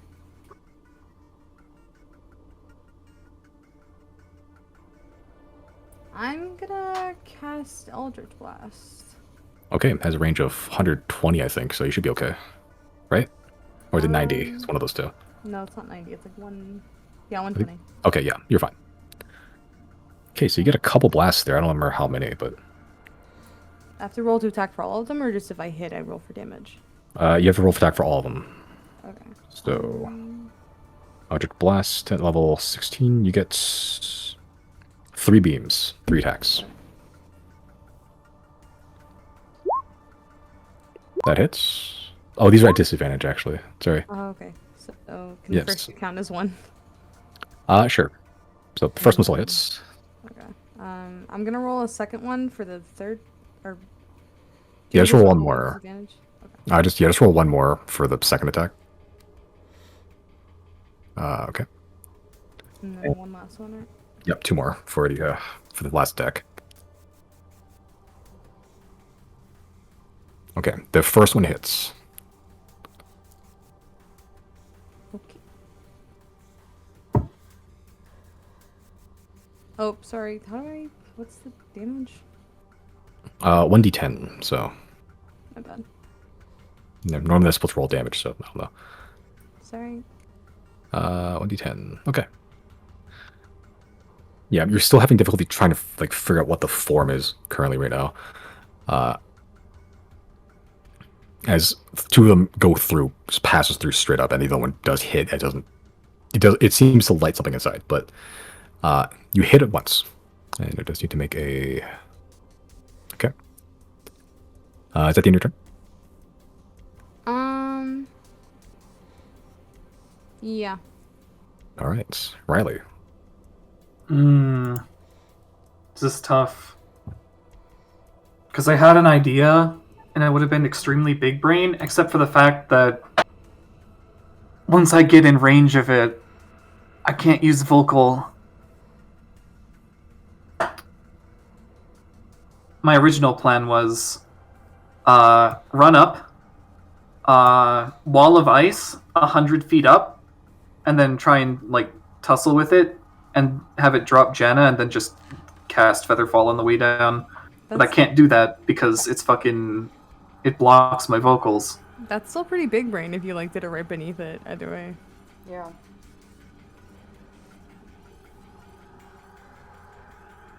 It depends though, because if it follows me on the way down, like if it stays in the air, it's fine. But if it follows me on the way down, then I can't Featherfall, and dropping from 100 feet is almost certain death.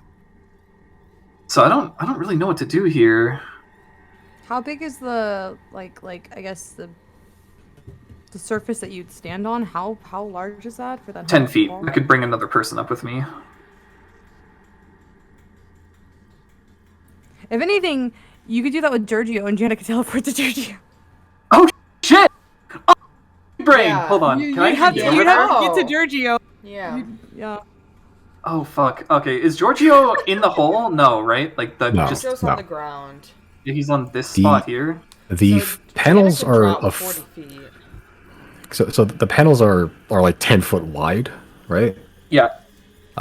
Yeah, so they're panels, but they're a foot thick. So if you were trying to make like a tower of ice, it'd be a small foothold, but it's possible technically.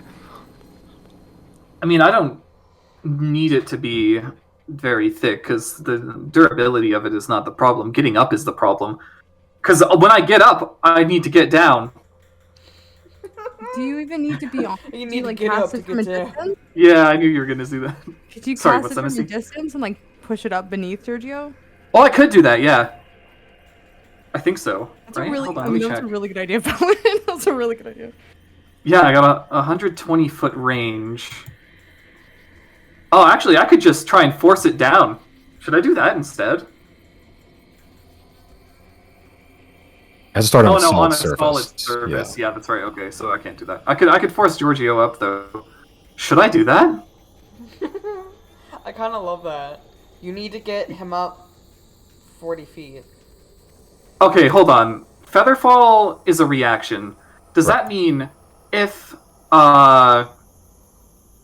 Giorgio and Jenna were to fall during their turn or whatever, or any turn, and I'm within range of them, could I use Featherfall and Yep. save them from the fall damage? Yep, that's what reactions are for. Oh. Yep. Okay, yeah. Fuck yeah, dude. Okay, hold on. What's the range on Featherfall? 60 feet? Alright. I need to go... Yeah, Josie said. One, what was it, Josie? You only need like 40 three. feet away from him. I need to be 60 feet from 4, Giorgio, so... 5. Okay. George, so the so wall? Jana either needs to drop 40 feet or Giorgio needs to rise 40 feet. Okay. Oh, it's we only don't need 40 feet? Yeah, we don't need the whole 100-foot wall. I don't know if that's Or like, we need to be within optional. 60 feet of each other. So we Oh, right. Oh, that's what you mean. Okay, so yeah. He's going up the full 100 though, because I don't know if there's a way to not use all of them. Oh. Up, and made up of, not up to. Okay. Yeah, it doesn't Yeah, really. you pretty much get 10 foot like square foot panels, like sheets, pretty much. Yeah. Yeah. So if you're going for the full 100, like that'd just be like a big, like thin obelisk of of ice. Essentially. Yeah. So Giorgio might need to make some checks. That's fine, because I have Featherfall if something goes wrong. This is true. Also worried if. Are you going up there with them? No. I'm also worried if it's 100 feet, like if Giorgio falls with Jana, even that's both of them that's gonna take that damage. No, but I have Featherfall though. Are you gonna get to cast it on the same turn? Cause. Yeah, it's a reaction, so it's just whenever the Oh. conditions are met. Oh, okay. Sorry. Yeah. If it was a proper cast, that would be a problem. But being a reaction allows me this. Also, considering I don't have a level 6 spell, I have to upcast. When you cast a spell using a spell slot of 7th level or higher, the damage the ball deals. I don't know if I were to cast on Giorgio from here, it would actually hit it. Would that also hit Jana though? Pretty much, yeah. Ooh, that's a lot of damage. Giorgio, Jana hasn't been hit a whole lot. How much HP does Jana have? Almost all of it. Okay, yeah, you'll be totally 103. fine. Let me see. What is the damage here? The wall cuts through a creature's space. When it appears, the creature is pushed to one side and must make a dex saving throw. Failed save. Creature takes 10d6 cold damage. I mean, that's a lot. That could be maximum 60. Plus, it increased by 2d6. Should I do it? Because that'll hit Jenna. It'll hit the monster too, but it'll also hit Jenna. What's like the worst damage I could probably get taken? Worst case scenario, if I roll maximum on everything, is, what was that? 12d6, so 72. Jana will live. Let's do it. Yeah, alright. In that case, Wall of Ice at 7th level, centered on Giorgio. Giorgio. Even I think Giorgio takes it. He'll be fine. I don't think it would, because he's not the object of the wall's acceleration. Okay. And if some weird physics shits happens anyway, and like it pushes him off or whatever the fuck happens, again, I have Featherfall to save you guys. Okay, let's go for it. Alright. Wall of Ice at 7th level.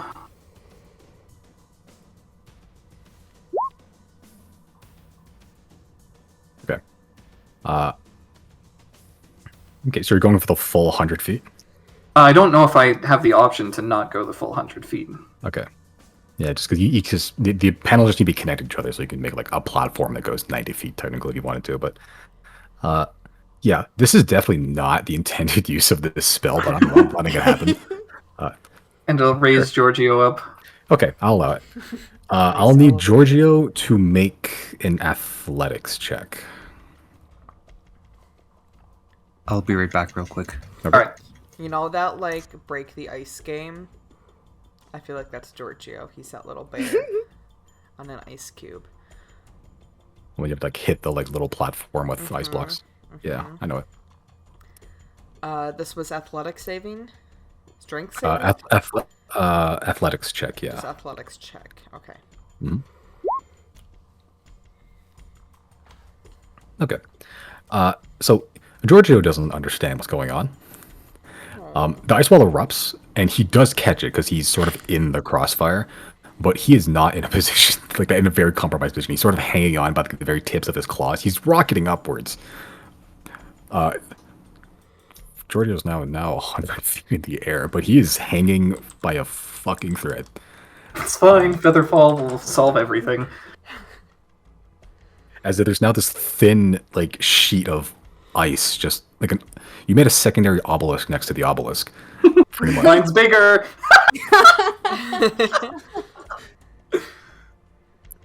All right, but yeah, as Jenna, you just see Giorgio, you're assailing this thing, and then George just goes and just like appears on this fucking ice wall in front of you. You're just like, what the fuck's going on? Are you facing the damaging side towards the creature? It probably would have to be. No, I'd be because I'm centering it on Giorgio, so he gets up there. Yeah. I'm pretty sure it's just here. So yeah, well, one side can be one side is damaging, one side is not. So you can point it towards it or towards the creature or away from it if you don't want to damage Jenna as well. Well, no, I'll go for the damage. Jenna can take it. Sure. Okay, so I need Jenna and this creature to make a dexterity saving throw. Dexterity. DC 18 is pretty bad, though. I might actually take the full 36. I'm doing it. Give me It's worth it. This is a big brain play. dexterity saving. Dexterity saving throw, yeah. Yeah. Oh my god. That was worth the 5 minutes of How many nat 20s have we had on saves so far? Holy shit. Number, a good amount. Yeah, you take half that. You take 30. 18. No, it's 18. Yeah. 18 damage. Yeah. Cold as Giorgio appears, but Giorgio's you are very cold all of a sudden. As like it exudes this like it's like a walk-in refrigerator times like a billion. It's fucking cold. I'm back. Wait, did you miss that entire exchange? Oh, man. I don't know if I missed the entire exchange. Giorgio is now hanging by his claws by like a thin little platform 100 feet in the air made of ice. As Janna's lifelong companion now just suddenly just go rocket into fucking view for no reason. Okay. Yeah, the thing is not looking great. Did it fail save? It succeeded, but even then, it's still not looking great. Alright. It is now Giorgio's turn. Is he within range? Do you have to wait for Jenna's turn to do anything? No. Wait, he's dismounted, so he's technically he has his own initiative now. Hold on, okay, but still, it's like for Janet to teleport, it has to be on Janna's turn. But yes. Janna's are not. Oh my god, they both have the noises. Giorgio, he's within now melee range because he's 100 feet up in the air, right? Technically.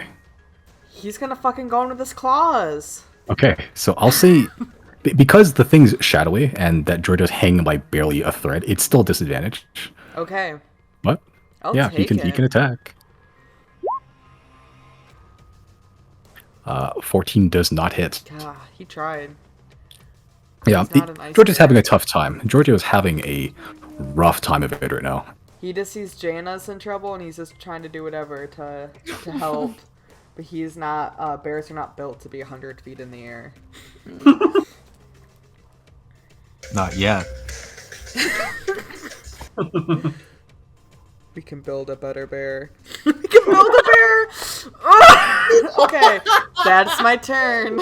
Nice. Thank you. Trigger's turn. How long you been workshopping that one? I think psychic damage.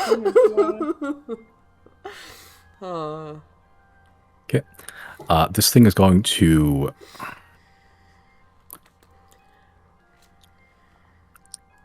This is not a situation I thought would exist. Yeah, it's...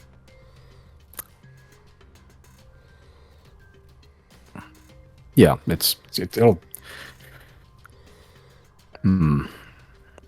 Yeah, it'll... A, needs to get away from all these fucking weird shit happening right now. B, it's gonna double down. It's gonna fly 80 feet more up in the air. No. That Well, does mean Giorgio and has to take opportunity attacks against it as well. Yes. Which, Is Georgia still at disadvantage? yeah, these are both still at disadvantage. You got it, boy. No. No. No. It taked off 80 feet more into the air as Jenny, you are impossibly high right now, and you look up and you fun see way. the claws. The claws are no longer holding you as you begin to plummet straight down. Wait, how fast am I falling? Pretty fucking fast, but it's So the I'll minute say I'm within 60 feet of Giorgio, I'm going to teleport safely to his back. it's not your turn. I'll Oh, say gosh. Okay. okay. I'll say make a. Let's make a general. Let's make an animal handling check.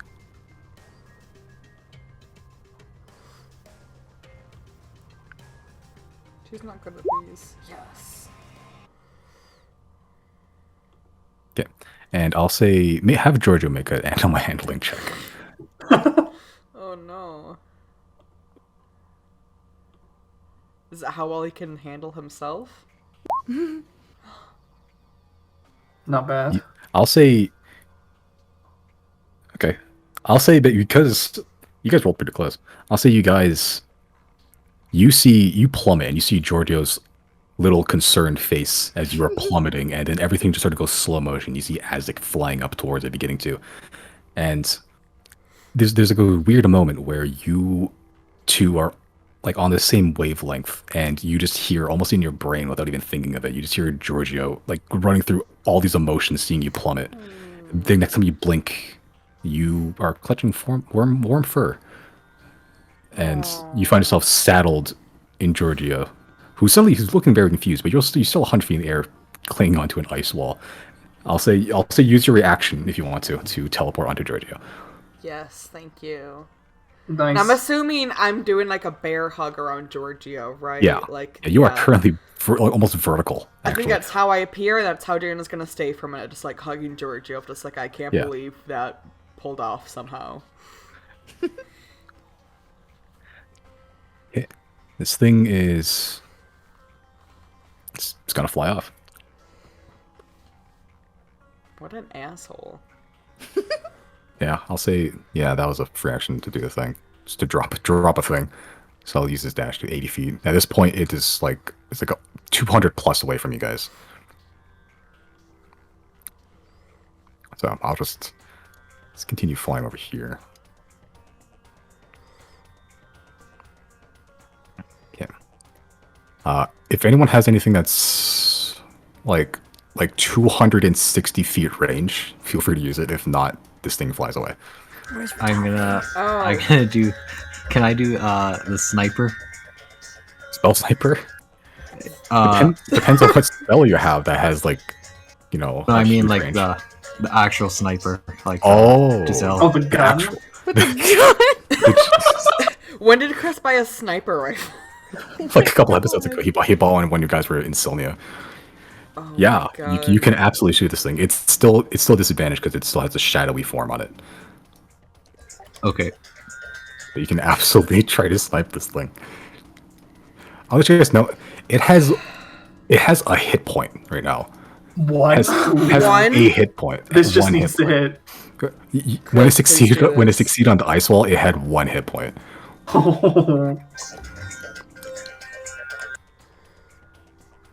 It's just loading Show up. the double nat 20. That's what I want to see right now. It's at disadvantage right now. It's advantage. It still has that shadowy form onto it. Like, you can't really make out where his body actually is.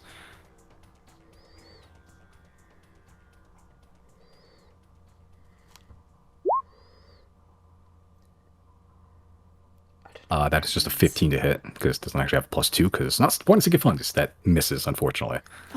Can Man. Jen try to snipe it with her sniper rifle bow? What's the range on it? Like 1,000,000, right? Hold on. 1,000,000 in normal combat, but it's actually kind of far away from me now, so... I'm desperately trying to pull up stats. Roll20 is not allowing it. Actually, you're high up there, actually, so it's Yeah. like... You're pretty high up, so I'll say... Yeah, you can still probably hit it. It's still disadvantaged, though. Disadvantage, okay. Let's just go. This is going on Giorgio, but I clicked Jana.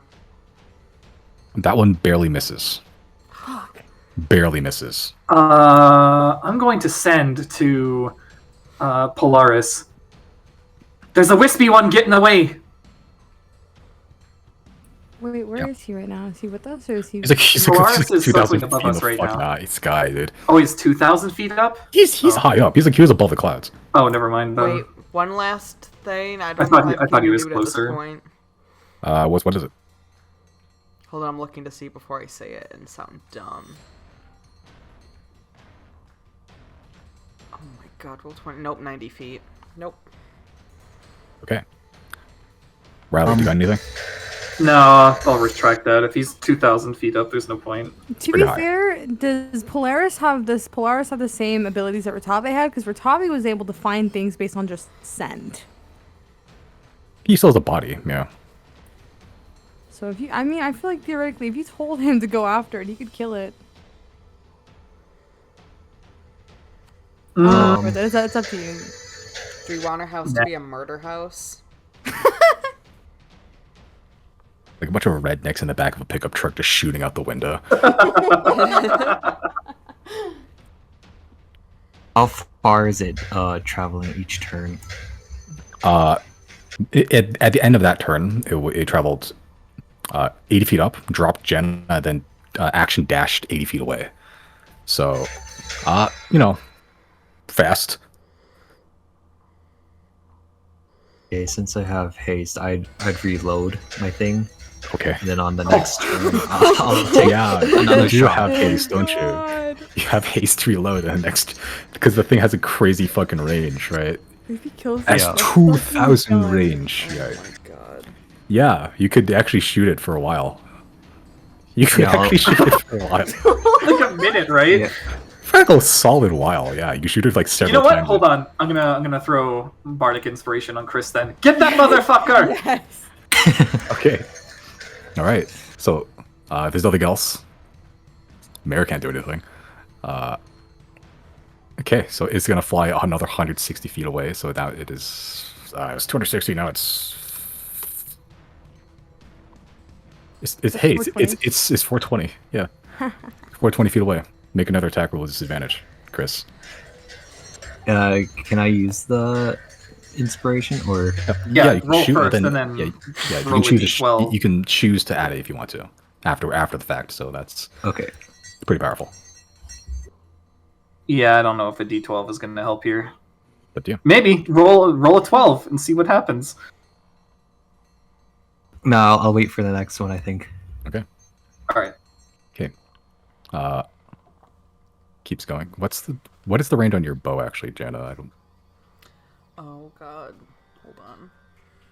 See, I can pull up your character sheet if you need me to. Why is Chris rolling at It says- disadvantage if it has 600 feet? Fine. It has the shadowy form thing. Oh, okay. I've got the range is 150 100 / 600. Ooh, so you can attack too, is actually. Yeah, you Can can I? keep firing if you like to. Yeah, you can. Yeah. Because it's still within your long range. It's still disadvantaged because, Okay, yeah. I'll take it. All right. God damn. Does not hit. Next turn it'll be an additional 80 feet. You said? 160 because it's double dashing. Oh, okay. Okay. Fucking Like double Mario dash. Kart. Yep. So yeah, Mario Kart double dash right now. Oops, that's too much. That is like it's on the cusp of It's on the cusp of your range, Jenna. But Of my Chris- close range or the far range? your far range. Once it exits your far range, it's out of range entirely. So on this turn, this will be your last shot. Chris gets his real quick. Because I'm assuming haste reload again. Oh my god. Can we please roll better? And the assumption is that we're moving closer to it every turn, right? So it doesn't get too far out. I mean, as far as you move in like 30 feet, it's like... Oh, Chris is hasted, though. He gets more than that. Yeah, I mean, it's still moving faster than you. So, like, it's like... He still shoots pretty far. Okay, that one misses. You're shooting. You're hearing just loud bursts as you see both Jana firing arrows, Chris just straight up using a gun. I'm lying on my back while I do it. You're back, like Metal Gear Solid sniping bullshit, Soviet, like, what's it called? Fucking Call of Duty. Alright. Jana, this is your last shot before it's out of your range. Jana's gonna do that thing where you need to take a deep breath in, hold your breath to not, like... No, do you exhale? You do that thing where you steady your breath before you shoot a bow. Yeah. Shoot on the exhale. I don't know if I clicked it or not. I'll click it again. Yeah, whichever one comes first. Oh, that's Conjure Barrage. Ooh.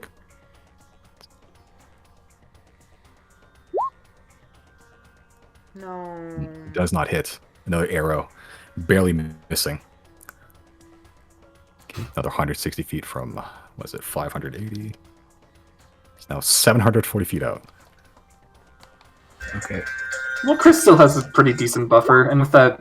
Well, if you could roll worth anything... Nope. Jesus.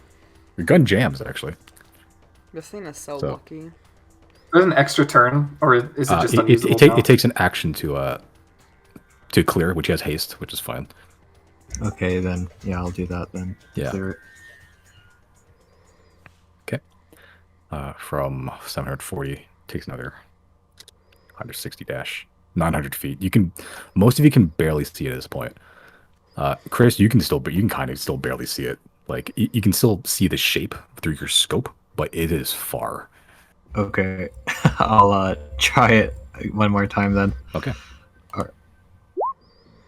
Add a d12? Yeah, add it. Yeah, I'll do the d12. Okay. No! It's fine, I can give him another. Okay. And another one misses. You can hear, like, Riley's shooting advice in your ear, but he hasn't really held a gun before. So you're like, what? I have no idea what I'm talking about! Yeah, it distracts you a moment, so it throws off your aim a little bit. From 900, another 160, 1,600 feet.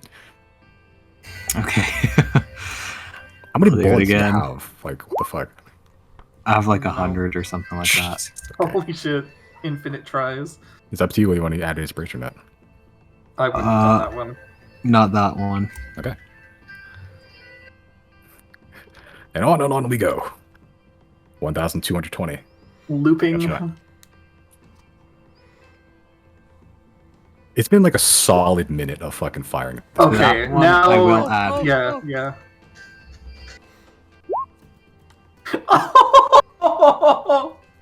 Okay, so that's 18. Yeah. Chris, describe your finishing blow for me. Yeah. Finally. Yes. Yeah. I shoot it right in the head. Yep. Okay. Easy. As like you will like hold down like the left trigger to like slow down the game a little bit, and you just line up your little sniper scope across the head, and you see that little like red like enemy hit marker on it, and then you pull the trigger and you hear this cacophonous boom. It's louder than the other ones. The rest of you it's like another fucking gunshot for the past like 40 seconds or so. He's been shooting at this one thing, and you see it. You don't see anything really, but you just see it fall, like plummet, like an arc, like a perfect parabola. And it just falls. And the rest of you can kind of see this black little speck on the horizon just falling. And eventually, yes, it does hit and makes this fairly large like plume of snow dust, if you will. Confident that you hit your mark. Holy shit, dude. That is why we don't give up. Chris, just make an intelligence check for me. Just for fun.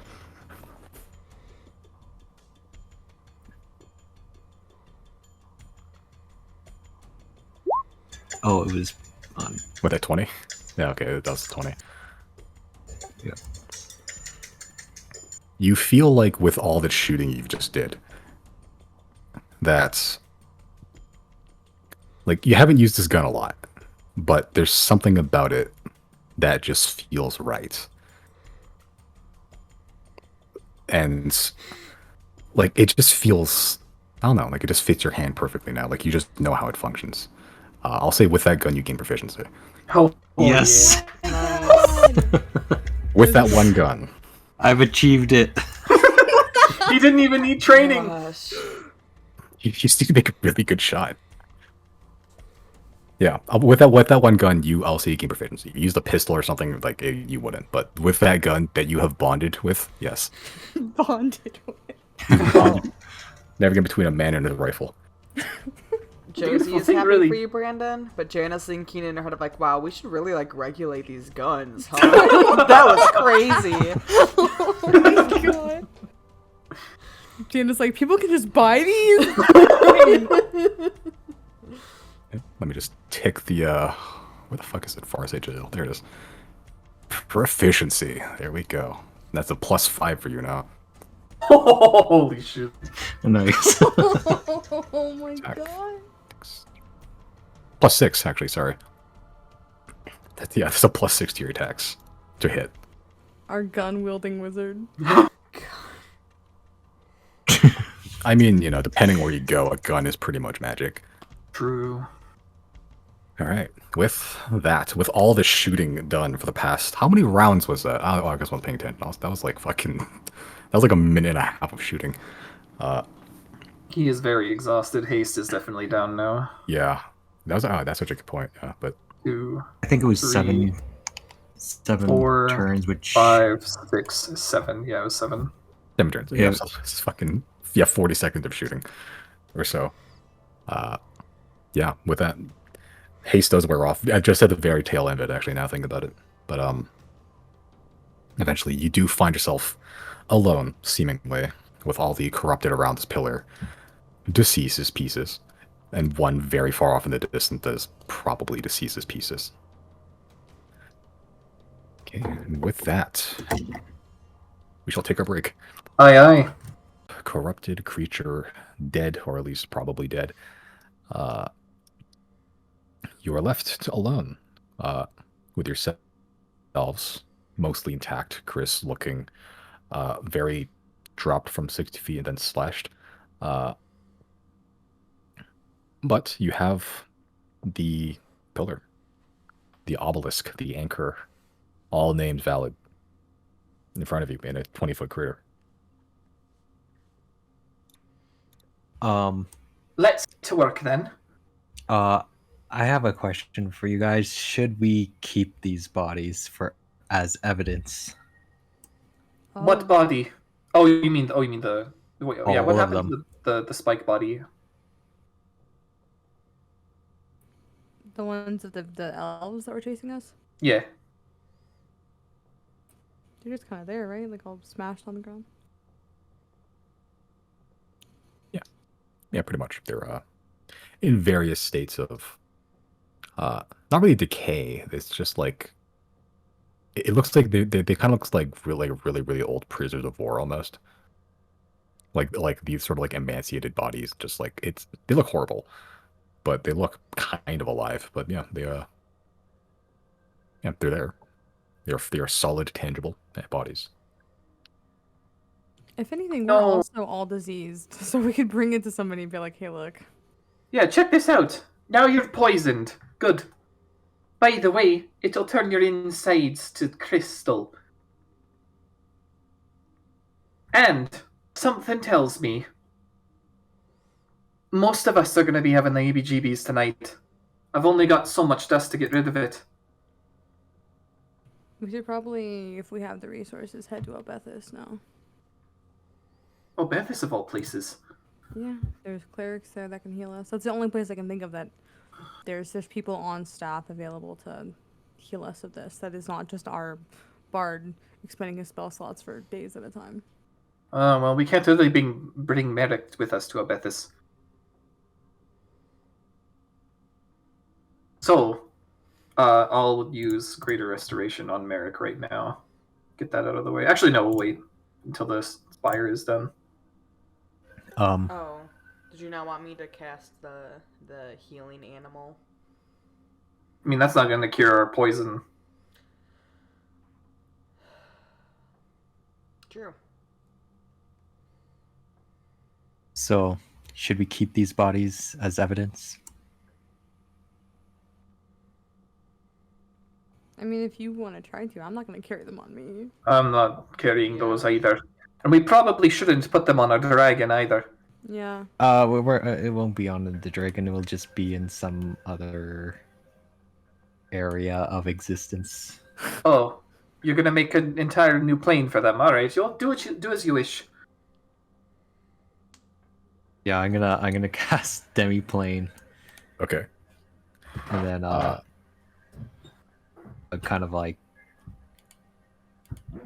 make a doorway open into a different plane. On a flat, solid surface you can see within range. So, yeah, so it's been an object. You can be on the snow, be on a tree, what you want. Yeah, just in the snow, maybe here. Okay, easy. Yeah, what's the door to your demiplane look like? It's what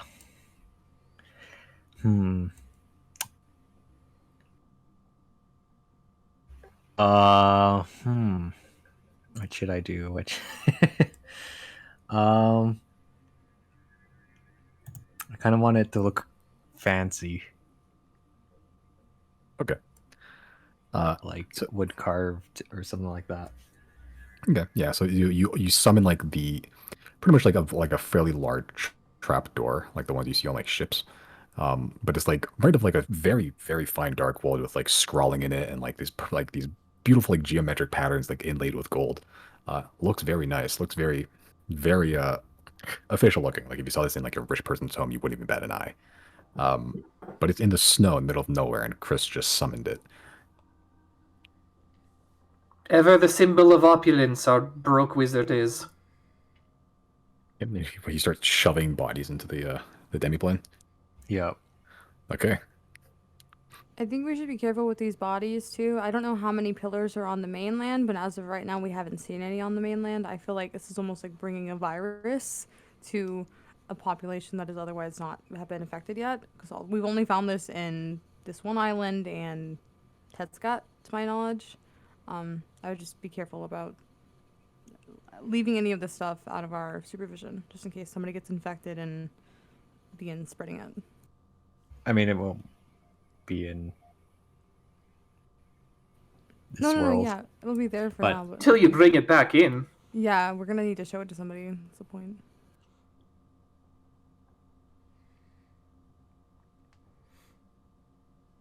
How many bodies are you going to shove in here? There's 4 humanoid ones. There's the one big Pillsbury Doughboy burnt to the crisp one. There's a couple of these weird like crystal growths that came out of the ground. I'll shove one of the like smaller bodies, the big guy and the crystal growth. One of Okay. each, I guess. Sure. It'll take a little bit for the big guy. But yeah, you can do that over some time. Big dude weighs a bit, like a good amount. Even burnt to a crisp like that. Still going, by the way. It still smells horrible. Chris, can you just like make as many planes as you want? I think I can technically. Don't like that. Yeah, you can actually.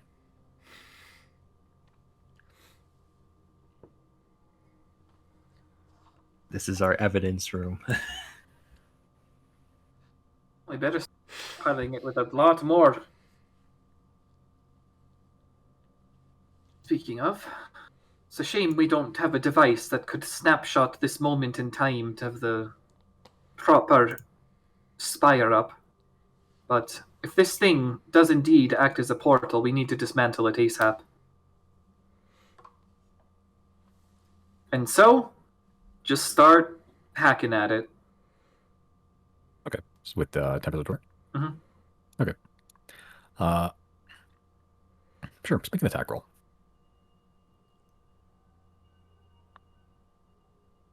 Yoink. Okay, yeah. Yeah, so it doesn't take you too long. It's still like a hefty chunk of glass, like stone almost. So you do poke at it, carve away, but like, and each time you poke with your temperature torch, like with full force, you take off like a little bit at a time. To the point like you get to like about like halfway through, and it almost like starts to crumble on its weight, and you just start poking at the rest of it until eventually it does. Like chopping down a tree over the course of like say 10, 15 minutes or so. With Wants just to help me. I can help. okay. Yeah, I'll try and do something as well. Should we take the obelisk too? Yeah, the obelisk. Don't we already have a piece of it? Or did we give that to the Atnies? Did we have a piece of it? I think we I did. think so. Yeah. When?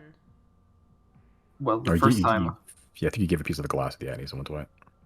I could be wrong, but Yeah, I think we did give it to them to study. Did they ever study it? I don't know if we got it back or something. Yeah, I can't remember. We should follow up on that. Do you want to follow up now?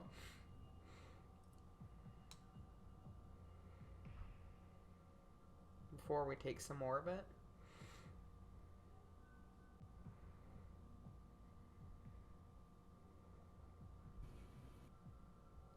I guess or not. I mean, it doesn't matter to me either way. Whatever y'all want to do. I suppose it depends on whether it's active after being dismantled. Yeah. Well, I guess either way we should dismantle it though, right? Yeah. Correct. Let's hurry. Yeah, I have in my treasure thing piece of obelisk left with Atnies and head of metal guy left with Atnies.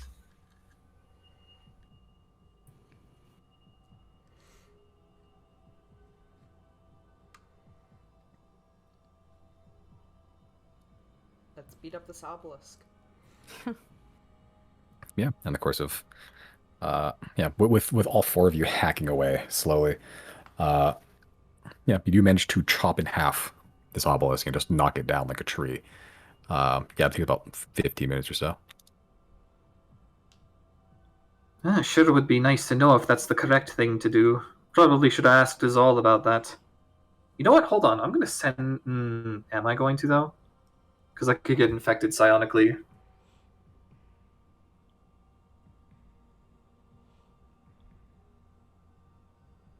And to be fair, you're already infected right now. Yeah, that's true. Alright, I'm going to send to Zal. I'm going to ask... we dismantled another anchor. Does destroying them cut off their teleportation access?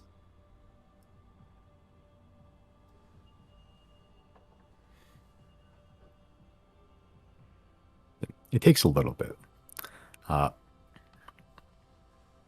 But eventually you do hear in weird clarity, like beyond just like the normal sending thing, like it almost feels like it's all actually like speaking to you like as he did before. But you do hear in a weird warbling voice. This is an unexpected avenue of conversation. To answer your question, to my knowledge, it appears to.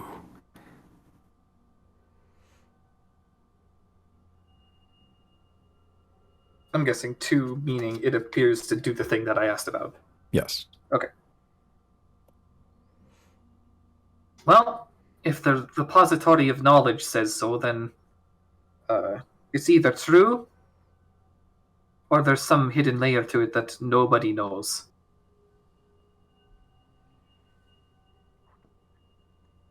Can I investigate like inside the trunks of these trees if they're hollow or some of the things like some of these logs here, like this one or Like the fallen over ones. yeah, Oh. like that or Yeah, sure. Make an make a yeah, make an investigation check. okay.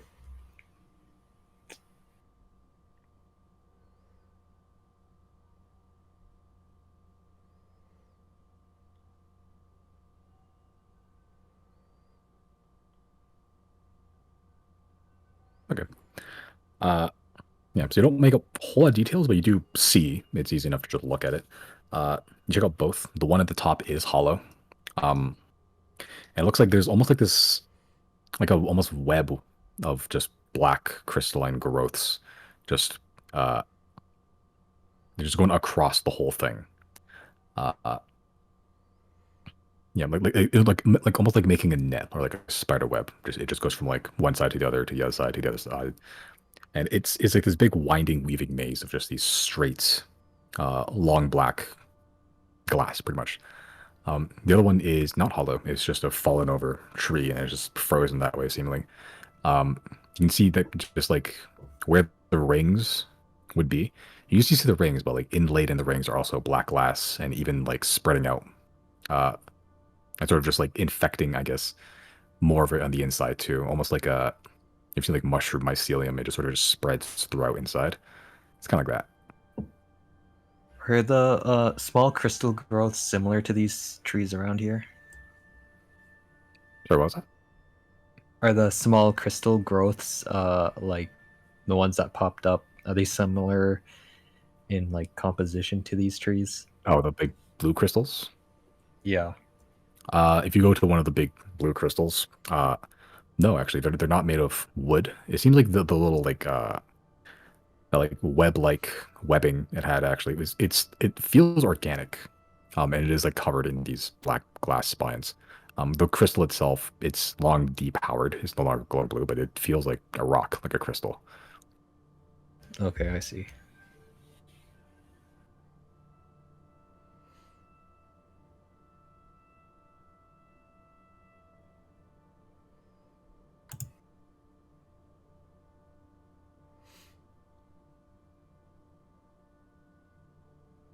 Yep, Merrick sort of pipes up. So you chop down the big glass tower. Now what? Well, as far as I know, this area is now essentially secured for us. I don't know if the corruption will stop here, but it certainly won't spread anymore. Certainly, there's probably some form of reclamation that can occur now, but, well, who really wants to reclaim this place?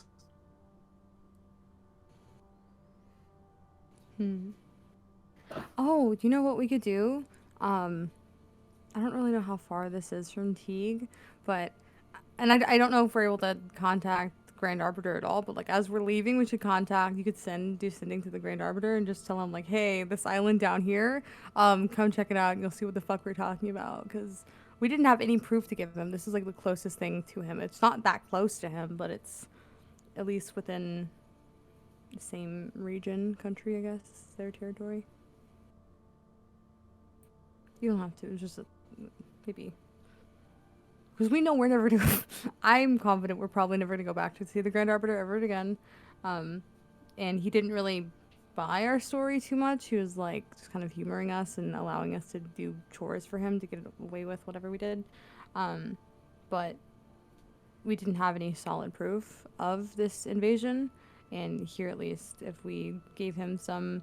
We don't even have to do sending. Like, maybe we can just send a letter or something. Some sort of indication that, hey, this island is infected, go see for yourself. Maybe we'll have a bit more credibility, especially because we haven't done anything violent to anybody. We didn't kill him, we didn't kill any of his guards or any of the Frostwalkers. We killed a fucking dragon, so Yeah, I feel like we slighted him out of a lot of money, but I mean that's kind of we worked for that to begin with. Yeah, and like I don't want to sound like cocky or overconfident, but like we killed a fucking dragon. If we wanted to kill your guards, we would have killed your guards. Like I don't know. If we wanted to kill you, we would have killed Yeah, you. we had him right there. So I'm just like, I feel like us doing everything peacefully and having some little bit of proof to show him gives us a little bit of credibility back, so we don't have to be fucking outlaws forever. I don't know. Maybe I'll send it on like a physical letter, so we don't have to contact him. But Do you have any charges left for Truthseer? Tuesday, I do have a couple. You could check and see if we're being scried on. I can't. I can only use Eye of Truth once a day now. Oh, okay. Should we contact the commission? What for? Oh, they were fighting against this, weren't they? Were they? Were they fighting against it? Or were they just trying to research it? I think they were researching it, but we should also like notice tell them that we're not in association with the Grand Arbiter. I'm gonna wait until Riley is cured of the sickness, though, because if it does transfer psionically, then using sending would not be to our advantage. We're not really with the Grand Arbiter anymore. I think we probably should tell somebody before we go to Lipat, like, oh, hey, by the way, we're not working with the Grand Arbiter anymore. Or else when we get there, they're going to kill us on sight. But we're not really affiliated with them anymore, like, realistically, truthfully. True. Well, now that that's taken care of, I'm honestly not sure what to do. We need to get ourselves cured anyway. Otherwise, we're going to start looking like those corpses in a few days. Yeah. Any more diamond dust? Well, I've got some. Maybe you should heal Merrick here. That's not a and then bad we can idea. Head over to Obethys with Yeah. Evandra, heal her up, and then bring her back home wherever she wants to go. Yeah, I'll throw some dust in Merrick's face and We greater should wait- restoration. We should wait till we get back to the land that isn't infected yet. All right. Well, I'll just do that preemptively Okay. and say, I'll get rid of the resources preemptively and say that I did it at some point. Okay. Yeah. Sure. So the walk back. You We don't just have to walk back. We have a dragon. You could, if you want to. Actually, wait. This snow is still like purple, right? Yeah, still purple. Yeah, never Like, mind, then we'll walk back. There's no visible change so far other than the shattered obelisk in front of you. Okay. Walking back then? Yep. Okie dokie. Cool. So it does take you a good number of hours to walk back. But you've traveled here once before. It takes you, let's see, a better part of like, 3 hours or so. Just walking across the island. Eventually you do find, you've seen some of the other dangers on this island. The weird branch people inside the trees, like you've seen that, and then you probably surmised that teleporting shadow thing before was what showed up just now. You killed a good number of things on your path, and you know the path, so you do get back without issue. I'm gonna just make a perception check real quick. Where is my perception?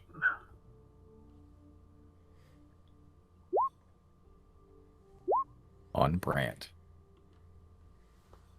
I can see for fucking miles. Riley, what's Okay. your elf IC? Everything.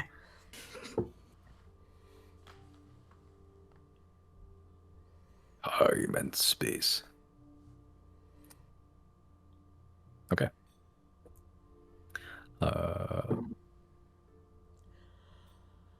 Yeah. Yeah, so pretty much most everyone said 0. Classic 0. I sort of was walking back about halfway through, two-thirds of the way through. You're gonna see little paw prints. And they're going the same direction you were, but seems to have gone ahead and start. Little paw prints just ahead of you. Were there before, but you're just sort of following it, not minding it too much. About a minute later, you see directly in your path where the paw prints end. You see a cute little white fox in your path, just sitting there looking at you. The thing that catches your eye is that around the neck, sort of growing out, is a white lily. And So it's we sort of meet sitting there, again. sitting there, staring at you. Wait, is this what happened? This is what happened This is in the by forest. Millard, Yep. right? Oh Mhm. shit! Is that them? Like I can't remember who this encounter was. What was it? Them? This is maybe an old god. We don't know.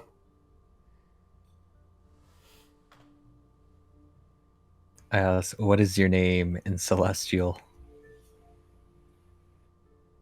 No response. You just hear, in that same effeminate voice, almost like whispered in the wind, not really that weird pervasive, like mind-numbing stuff that's all dead, but it's just like you just hear letters, words, sounds from the wind. You just hear very gently in your ears. So you have chosen to struggle. So be it. The lily fades, and the fox just runs off.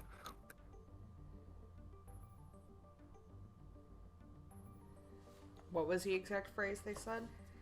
So be. So you have chosen to struggle. So be it. I really want to know what that thing's deal is. I think whoever it is, it's probably I don't know, because the last time we encountered this was right outside the cave where we found all those meat monsters, right? Mm-hmm. It's probably somebody on their side. I don't know who. Maybe the moon. The new gods? Maybe it is the. Oh, maybe it is the new gods. Oh fuck. Do you think the new gods are in cahoots with this enemy then? Look, this is what I've been saying. The fucking somebody at some point covered up the old gods' existence. Their power is gone now because people do not worship them, right? So somebody tried to erase their existence and replace them with these new gods. They also tried to paint the first fire as being A the terrorist enemy. organization. Yes, and they're not because they were fighting this thing, right? They're fighting these aliens or whatever the fuck. So wait. Does that mean the 10 is the enemy? I think there's more information that needs to be found, but I do think that the fact that the old gods were completely erased from history and replaced by this new set of gods, and the first fire is considered to be a terrorist group, I do think that is very telling as to who this benefited more. What is the benefit? Who benefits from every single living being here being turned into fucking crystal? Is this some sort of mining operation? Maybe it was forced by the gods taking, I don't know, this being or whatever is communicating through life that looks pristine, kind of Untouched by corruption. True. Yeah. completely opposite from what we just fought. However, they feel that by us getting rid of this corruption, we're gonna struggle. So I don't know what that's supposed to mean or what side they take. If anything, it feels even more sinister because at least the corruption is like upfront with us. They're like about everything's trying to kill us out here. You know what I mean? But she has whoever this being is always approaches us through animals and has this very like white, light, pure approach about them. And I don't like it. It's very contradictory. I don't know.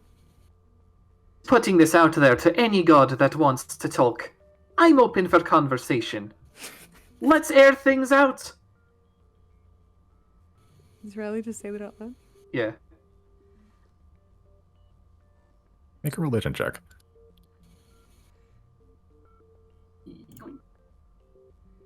Okay, say it. Words have been said.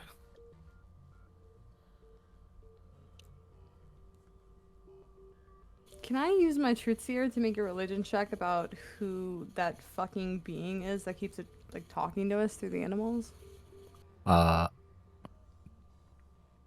Sure, make a religion or history check. Your choice. Let's see.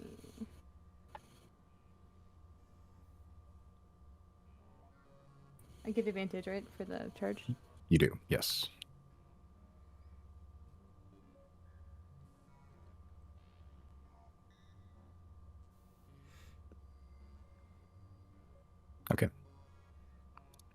Want me to type out your thing, or are you gonna say it? Are you gonna say it to regardless anyway? What was it? I can do type it out, or I can just tell everybody. It's up to you. Or if you're gonna say, if you're Just, gonna relay everything anyway. Yeah, I am. You can go ahead and just say it. Yeah, yeah.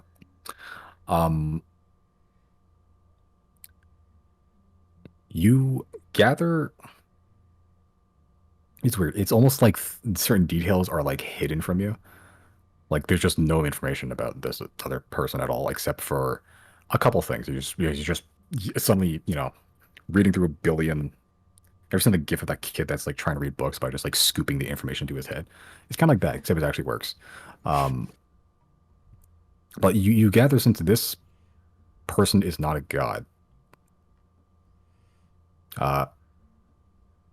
but someone that was important during that time period.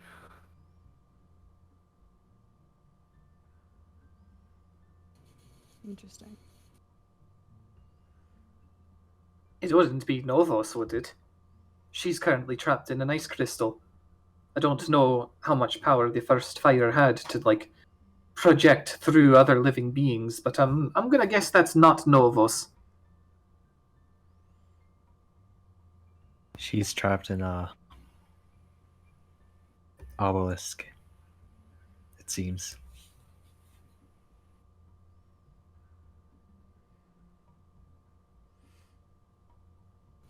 Somebody historically important at the time. What other first fire members were there? It's not a god, though. That's good.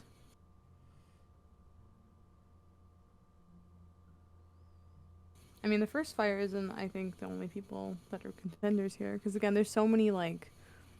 whoever's, like... I feel like there has to be somebody at the top of the pyramid here, like, running all this shit with the obelisks and everything, right? There has to be, like there seems to be, like, a collective hive mind about what the goal is, but there has to be somebody, I think, pushing and making decisions, right?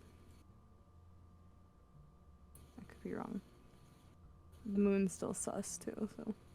Well, we know what the moon is, their home world or whatever. Oh, yeah.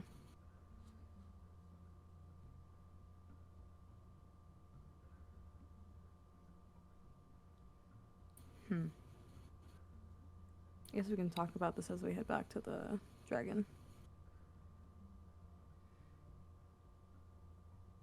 Okay. Eventually, you do make it out of the snow. Back onto the beach. As you exit, Polaris sort of flies down and lands, trying to be as gentle as he can with Avandra still on board. He does a couple swirls, like little spirals, and just gently grinds to a halt in the sand. And a deep, grumbly voice. I take it that the mission was successful, Masters. You could say that. It's pretty good. This gladdens an old servant's heart. Are we to depart immediately, then? I don't see any reason to stick around on this. Can we head into about this, then? Yeah, we can continue.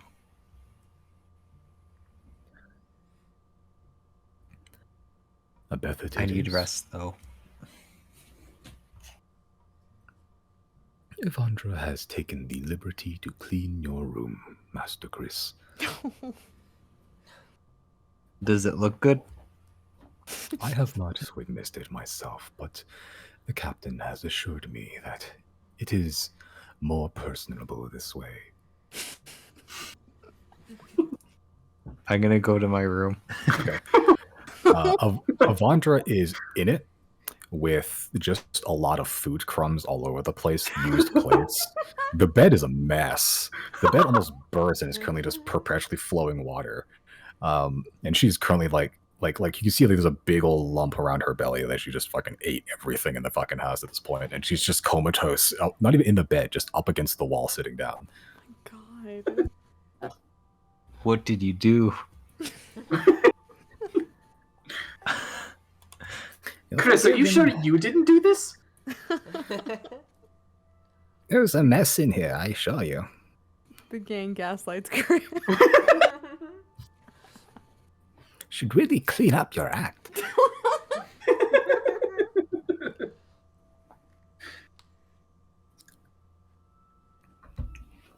Hold on, what do I have? If you kill this lady. Steel wind strike right now.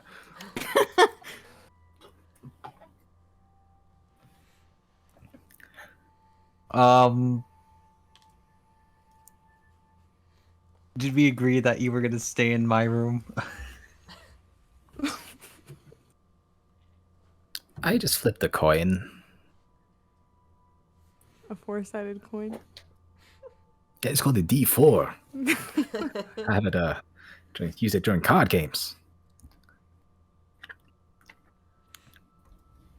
Are there sofas in like the main like community areas? No, not really. There would be, but the house is sort of constrained by the limitations of it being on a dragon. Being on a so, dragon. yeah. Yeah, so it's very just like pragmatic and practical in the sense that it's on top of dragons. It's the best it could be with all like your personal rooms and the bathroom, like stuff that you would actually need. Very minimalist. I can Yeah. appreciate that. Yeah, not a whole lot of decoration other than like the busts that you have and like the chandelier in the dining room.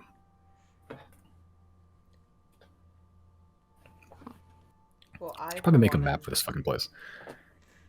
I'm excited to see us learn responsibility and sharing. Exactly. Can I cast fear? Okay, from the wand, right? Yeah. Okay, so it's DC 17. I think Avandra has her own character sheet. Captain Avandra Lillian Caspian. Wisdom saving throw, right? I think so, yeah. 14, she fails. No. You point the Can I wand make at one her. bullshit argument? After everything she's been through, she can't be afraid of anything. This is magically induced. Ugh, fair. Yeah, she sees some shit, but dragons ain't one of them, and neither is Chris. Can I gut punch Chris to break his concentration?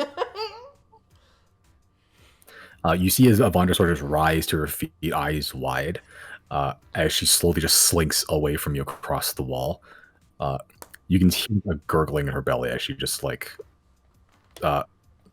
puts one hand up to her mouth, eyes go wide, and she just runs out the bathroom, or runs to the bathroom.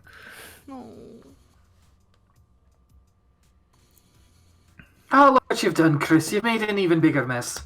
I punch Chris. Chris, you don't need to use your bed. So make an attack roll. What is that? Strength roll? Just, strength plus proficiency. It's a 13. Yeah, your hand just shatters across Chris's now new elven plate. Elven mail. Yeah, right. Let me turn to something less cyberpunky. There we go. I'm gonna say it wasn't even a punch. It was more like an elbow. I just elbowed him in the ribs. Yeah. Left it You do it. It doesn't hurt you at all, but Chris, you felt like a slight force around your rib cage. As Zero just plants the elbow into you. Remember, you have a dream tonight. Are we blackmailing now? Oh my god. Chris is like, how dare you bite the hand that feeds? What have you turned into, Chris? Chris, I know you don't like surprises, but I think as an only child, this could be a really beneficial situation for you. You could learn I like some my room. things. You'll still have your room. There'll just be another person in it. And to be fair, you don't even really sleep.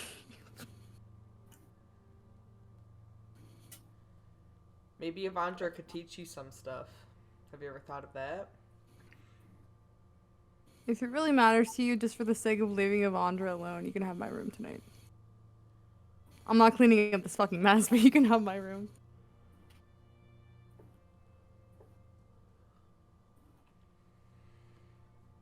I will just make sure my room is clean and just clean it up. Okay. Yeah, there's quite a mess in there. Yeah, over the better course of like hour or so, maybe 2, you can get it cleaned up. I'll throw the Greater Restoration on American this time. Okay. Yeah, the magic does seep into his body. You're not sure if it has any effect on whether the corruption is there, as you just fucking pocket sand dust into his eyes. But greater restoration was cast on Merrick. If you feel itchy at any point, let me know. That should prevent that. Noted.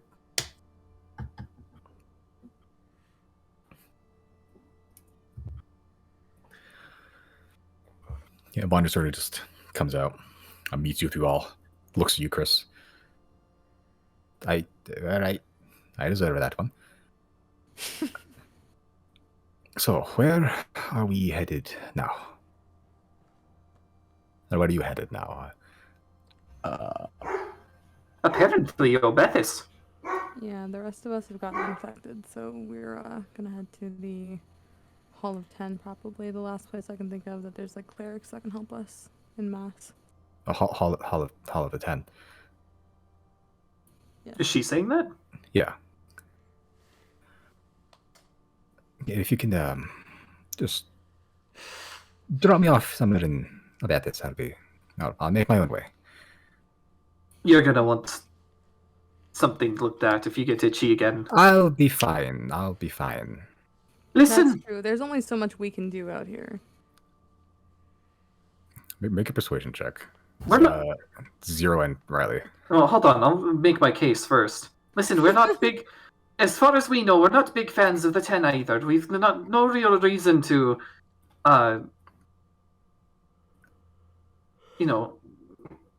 seek their patronage. That said, the people in that building are quite nice, charitable. And to be fair, we're And not really corrupted. welcome. Well, okay, so we can leave that one out. We're not really that welcome in Obethis either. So, if anything, we can maybe contact somebody at the Hall of 10. We have a few people that know us there, to maybe come in private and do it. I'm thinking just to keep ourselves out of sight. We'll see what it comes to when we get there. But if We're you're worried welcome about with- going to the Hall of 10, we don't have to go. I don't think we could try to maybe work something out with someone. We're welcome with disguise self.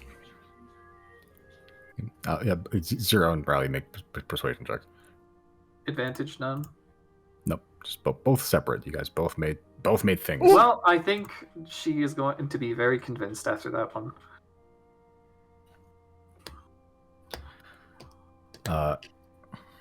Wonder sort of looks at you, Zero, and just.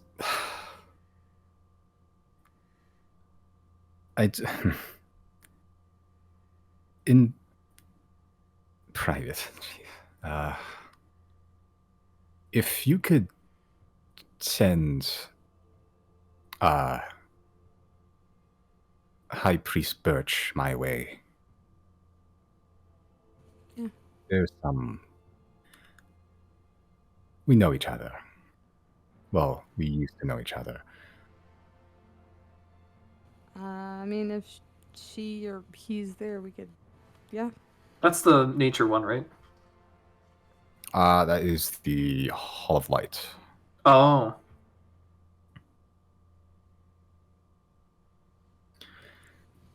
Cassie and Sort of Jorah. Yeah. Avandra sort of just looks at the ground, just for the first time, like Avandra never feared shit. Like she's like the biggest moment of fear you saw was like during the White Dragon thing, and that's like understandable. But like she was stuck on this island for like 2 weeks. This is the first time you've seen Avandra like uncomfortable, like uncomfortable. What about in my room? No, she was happy as shit. In your room, just like she got free pass to trash the place, dude. Even when I casted fear. That was magically induced, though. This is like legitimate uncomfortability. Can we all see her like Discomfort. this? English is cool. So what was that? Do we all see her like this? Yeah, pretty much. Janice was gonna ask point blank, were you guys an item before?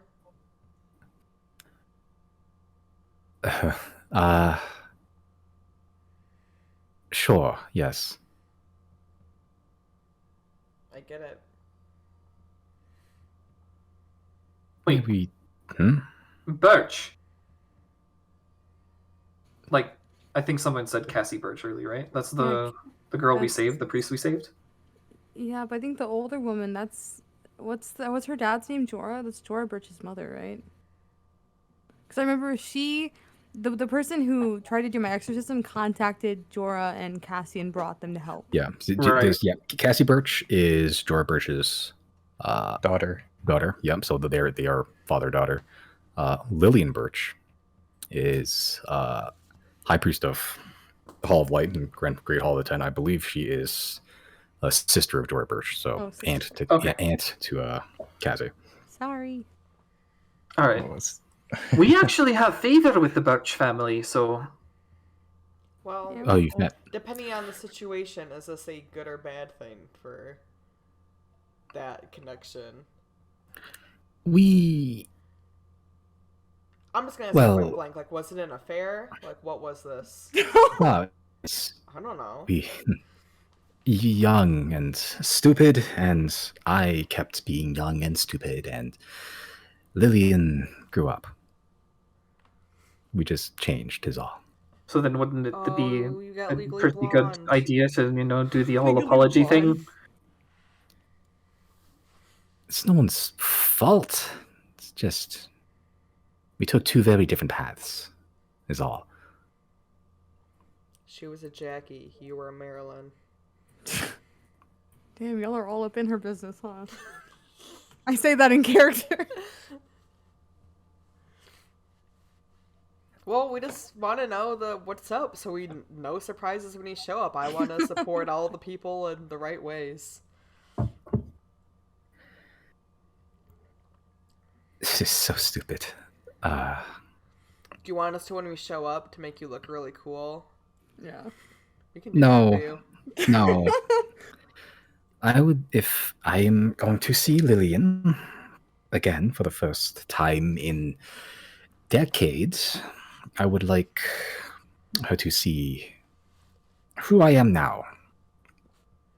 Do you want to stop somewhere, pick up some new threads, take a shower, get your hair We have done? showers here. Yeah, a shower probably is best, but I'll say, Evandra, you rule, and you don't need to change for Lillian. How's her clothes looking? Is she roughed up? She's pretty roughed up. Yeah, she fell from a skyship. Because she's the badass skyship captain, adventurer. Who the fuck is Lillian? What's she doing, Nothing. Is she roughed up in a cool way, or is it like in a homely way?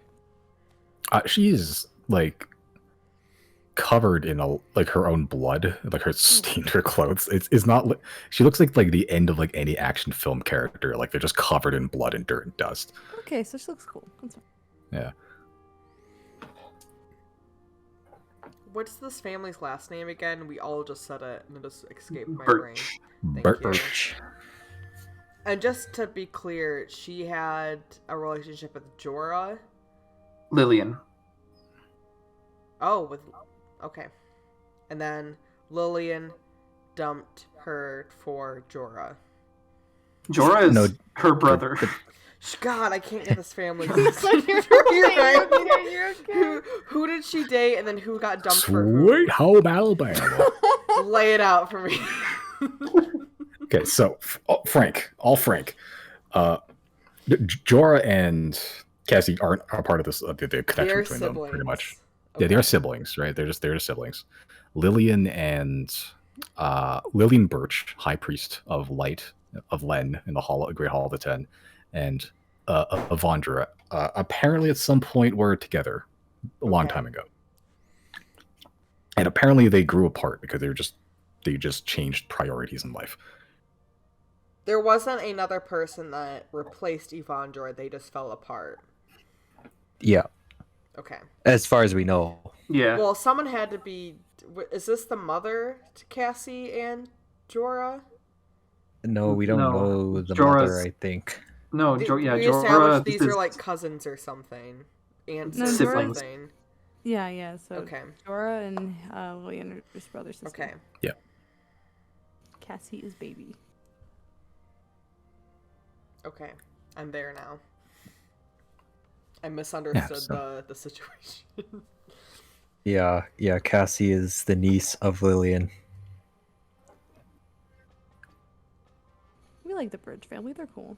You want us to go in there ahead of you, like scope out to see like what she's interested in? Come back. Oh. It feels dumb saying yes. You can do a little bit, but I still think that no matter what, be your authentic self will always win the day. All got our fears. I mean, that's how we separated. We were both true to ourselves. I wanted to keep going on adventures, and I kept going on adventures. Lost to this, and she sort of like limply flails, like a barely functioning arm at this point. Lillian wanted after a while, more stable life. There's differences. After all this, how are Wait. you feeling about adventuring? Yeah, you looking to settle down? I thought I was going to. I was perfectly fine, actually, dying out here.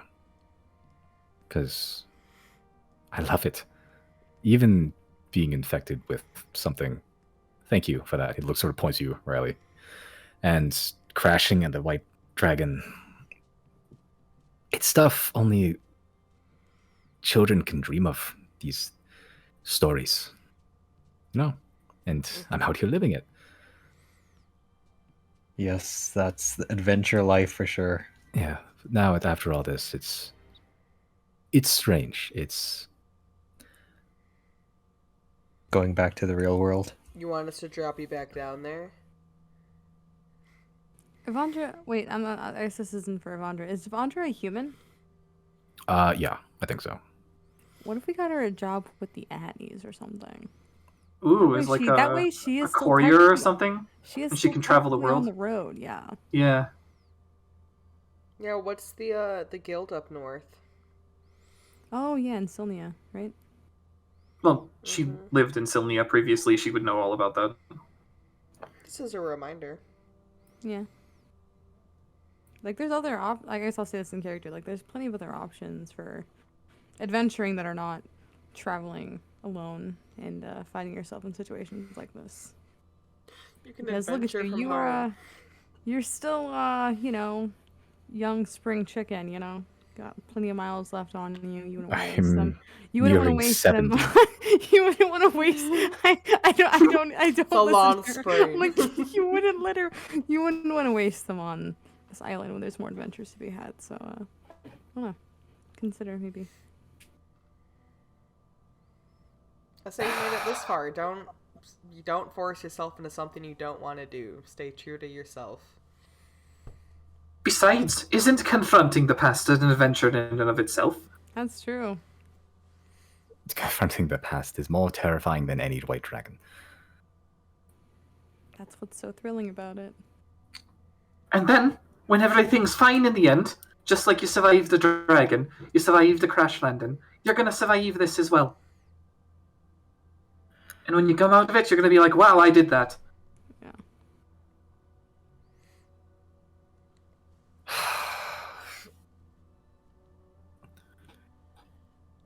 You all are quite wise for fetuses. I look. Well, I'm We elves about don't the age same very age as quickly. you. Yeah. You're an elf, you don't count. Alright, well played. Fine, drop me off in Apethys, and I'll see about this new adventure. Let's head on down. Just remember, if you start feeling itchy, and I mean really itchy, seek help as fast as you can. Well, if we're heading to Bethis, I know the capabilities. I know your capabilities. I'll let you know. Alrighty. Guess we can tell Polaris to head out then. All right. As you give the word, Avandra goes, I'll go back to my room, and enters Chris's room again.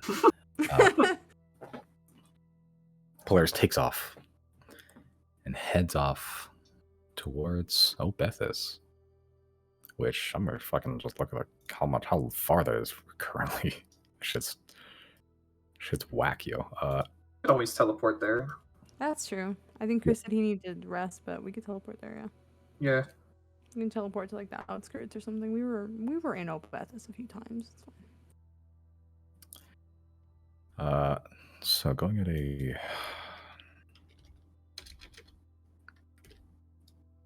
fuck. Going at a normal speed. Chris, will you be able to get us there faster, or do we have to wait? I'll Okay, take we you have to wait. fucking. I'll take you like yeah, I'll take you like 2 weeks to get there. By teleport. Something tells me. Do you mind if we fly for about 6 days, and Oh, then that- I can teleport us there? Listen, I've got 600 GP of diamond dust left. I can only keep us alive for another 2 days if this doesn't go away. Who all got hit with their spikes? Merrick did. I've already dealt with him. I Okay. did. And Zero did. Chris, did you? Chris got tossed around a few times. I would imagine yes. He's the one who got hit the I heaviest. think I got bitten. Did he fail? Yeah, he did actually. I remember that. All right. I don't have enough spell slots to greater restore all of us. I don't even have enough to restore 2 of us. So that's a wait for me. The faster we get there, the better. Our resources are dwindling. Yeah. Plus, I think there's more than one cleric at the Hollow 10, hopefully, so maybe we can all get it done in the same day rather than, yeah, waiting. Because I think even with Deirdre, she had to rotate through all of us through like a week or more, right?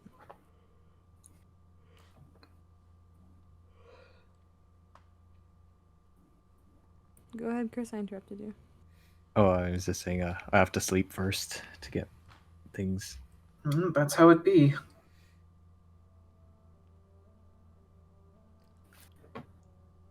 Okay, so flying for 6 days before teleporting, or what? Depending on how the conditions better or worse. Okay. Okay, so you guys can bed up for the night then if you'd like to. Sure. All right. I'm gonna, I guess, come find Chris in private and be like, hey, can I still get that dream? If you don't have it, then you don't worry about it, dude. Yeah, I mean, I can attempt to try and get some slots back right away, but No, don't worry about it, don't worry about it. We're gonna wait another night. Thank you, though. okay. Okay. All right, so sleep finds you. You guys can do anything you like during the. You guys left at like a little bit afternoon, so you guys have the entire day if you want to, or you can just go with the next day. Up to you if you have anything to do. Yeah, I'll just sleep. Okay. All right, so the next day finds you. Riley, you feel a little itchy. Yep, there it is. It's beginning. Zero. Chris, how you guys feeling? I don't know. How am I feeling? You guys are fine. Fine. You guys are fine, and I'm itchy. Weird. I'm gonna greater restore myself and see what happens. Okay. Great to restore yourself. Itchiness immediately fades. Like, gone. Alright. So that's a good sign. Merrick, Evandra, how are you guys feeling? I'm fine. I'm fine too. Okay, no itchiness there, just me. Alright, I'll give it another day. See if it comes back. I think I might be able to take it out pretty easily if it does. If it doesn't, I don't have to worry about it. Okay. The next day is upon you. Morning rises. Anything you'd like to do this day? Or this night? This night I can give Zero the dream. Thank Okay. you. I will Sure. slide Chris a solid like 200 gold for helping me. Nice. Fucking tipping $2,000 at the diner. Okay. Sure. So you sort of lay, or you go on your knees as Chris walks up behind you and just plants his hands over top of your head, as you can feel yourself being pulled to like that extra dimensionally space at the end of the night, and you focus on who? So, Say it. I'll just remind Zero before she does before they do that. I'll do I'll remind about that they can just they can make their dream anything they want and that sort of thing. Okay. Like make the setting anything they want, and so that they can show or that to help explain things and that sort of thing. Okay. okay, you do find yourself pulled towards the subconscious of Silas Brain, who is currently at this point of the night, very, very much asleep. Can if I'm allowed to fuck with the setting of the dream, can I make this like a cozy little living room, kind of like not living room, like yeah, a little den, like what fuck, what's her name? Oh, what's her name? My patron, what's her name? Elena? Elena, yeah, fuck. I'm sorry, I totally spaced. Can I make it look something like that with a couple chairs and like a fireplace, all cozy and shit? Yeah. Do you want 6-story tall bookshelves too, or No. okay? No. Just Okay. a nice little den.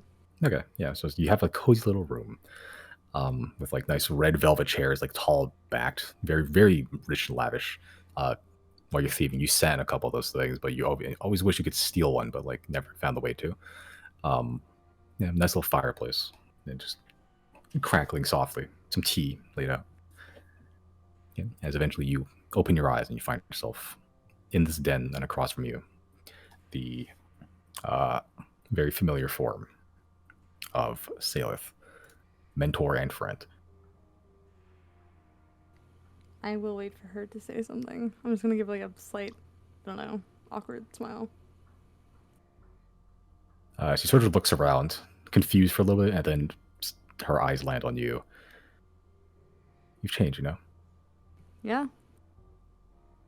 I mean, look, you're dragging me into very nice rooms through magic in my dreams. It's the only way I'd get it these days, you know. But I had some stuff to talk to you about. Pardon my you know, what am I trying to say? You spied on me. I did. I did. I didn't intend to, you know, listen in, but I'd like to keep tabs on everyone, and you are somebody who's important to me on this mainland that, you know, as long as you're not in Fintu, I cannot be sure you're safe, so I hope you can understand that I do try to keep an eye out for you. I can But, take care of myself. right. How is she looking? She look mad? No, just like I've been doing this for a long time kind of look. Like fucking over it, okay? Yeah, just like there's a time that I taught you things. You know? Yeah. Just trying to repay the favor. I don't ask. May I ask what the deal with the Ruxins was? Yeah, that was Warren Rexon. He's I guess the leader now, but that shriveled husk next to him was the founder, actually, Weskin Rexon. The deal they offered. See, I thought we don't make a lot, right? But I thought we made enough to at least get by. But now we don't get any shipments at all. Anything, we are close to starving. The shell's failing. The Rexons know how to get in and out of pretty much anywhere. They have their grubby little fingers in every pie imaginable. They know how to get in. They wanted... I thought I could pay them off. Just give them whatever we have. That wasn't enough. They wanted... They don't have a whole lot of... well, from what they told me, they don't have a whole lot of grip in Sant. And they wanted Fentu to be their staging ground. They asked for me to essentially sell Fentu to them, including the people. We'll be working for the Rexons from now on, including... and everything that comes with it. We would have no autonomy. We'd be just another puppet on the shelf for them. I try to avoid that. But I don't see another way past this. Well, my 2 cents on that is, fuck no. Absolutely not. We already live under someone's boot right now. I don't want a second layer. And, as you can see, we did manage to survive the dragon. And in surviving the dragon fight, I did come in to some funds that I wanted to help. I want you to help me gather all the resources we need and take it back to Fentu when we get the chance. I don't know how long that'll be from now. Hopefully not more than a few weeks. I have to talk to my friends. This is not just my dragon, but we have transportation, and I have 16,000 fucking gold to put into resources for food and magic components. That are I'm needed. sorry, could you repeat that number? I thought I heard you say 16,000. I did. It's more money than I've ever seen in my fucking life, but I left home to protect my mom, and if I can't at least, do that from the outside with monetary gain, then I feel kind of helpless. So I want to give all of it to Fentu. I'll need your help gathering everything, so we... Go ahead, sorry. Okay, I wouldn't recommend bringing it to Fentu right now. The issue is that we have no shipments coming from the city at all. So even if we got all the money there and try to pay for it, we'd have no way getting it out of the city, which is why I'm going to the Rexons. So if you have that money, if there's one thing I learned about being in Lipid is that money fucking talks. If you can come and negotiate, or at least help negotiate, or just give me the money and I'll negotiate something with the Rexons, they'll listen. If there's one thing that they'll do anything for, it's a coin. So if you have that money, that could buy us what we need without having to sell out anything. What are the conditions of that? That we'll be dealing with the Rexons, pretty much. We won't be helping them stage anything in Sant and get their grubby little fingers all over the city, but we'll be doing business with the Rexons, and if that's just generally a bad look, but being a tiefling in Sant is always a bad look, so what the fuck.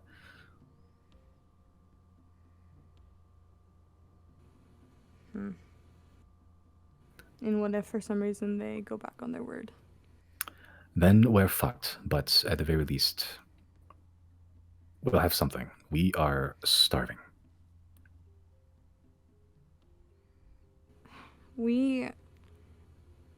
I don't know how long it'll take to travel from our current location to Sant, and again, I do have to speak to my group because this is not just me that I'm dragging into this, but if I can find some way to grab non-perishables or any ingredients and resources from the mainland, we can gather everything here and then take it straight to Fentu. We don't need to go to their Sant.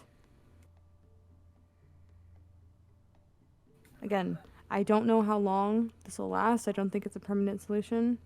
I'm working on that too. But right now, if the issue is no money, no food, as well as no barrier soon, that needs attention, and this will buy us some time. Okay. If you can, anything you can spare for the town, I'll try working at this thing on my end. Okay. Don't agree to anything like that, please. I know you're not doing this for any personal gain. It's all for the sake of everyone else, and I appreciate that. But like I said, we're already under one boot. I don't want to go under another one. A lawless one at that could essentially do whatever they want here. Make a persuasion check. No advantage? It's 16,000 gold. Nope. Fuck.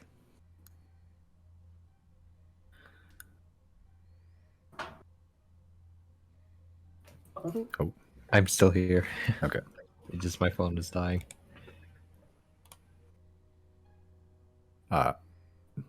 Ciela sort of looks at it with like a really somber look, and then it looks down. Your eye saw a child starve to death before I left. That's just one of many. Saw mothers carrying corpses and pretending they're still alive. I can't promise anything right now. Okay. Fuck. Right now we're traveling to the mainland. We need to get something done there. It'll be fast. I want to talk to my party again ahead of time just to get everything sorted with them. But we are heading back to Thane.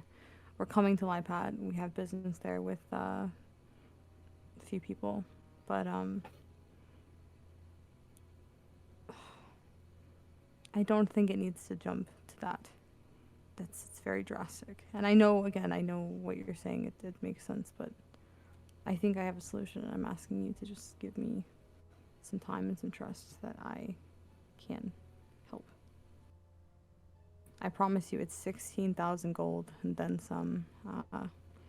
We have reliable transportation. Again, I'm gonna have to talk to my friends, but I will do whatever I need to. And that will not be the last time you'll hear from me. I do plan on bringing more back. I want, in the long term, to solve this issue in the city of Sant. Not city of Sant, but you know what I mean. In the city.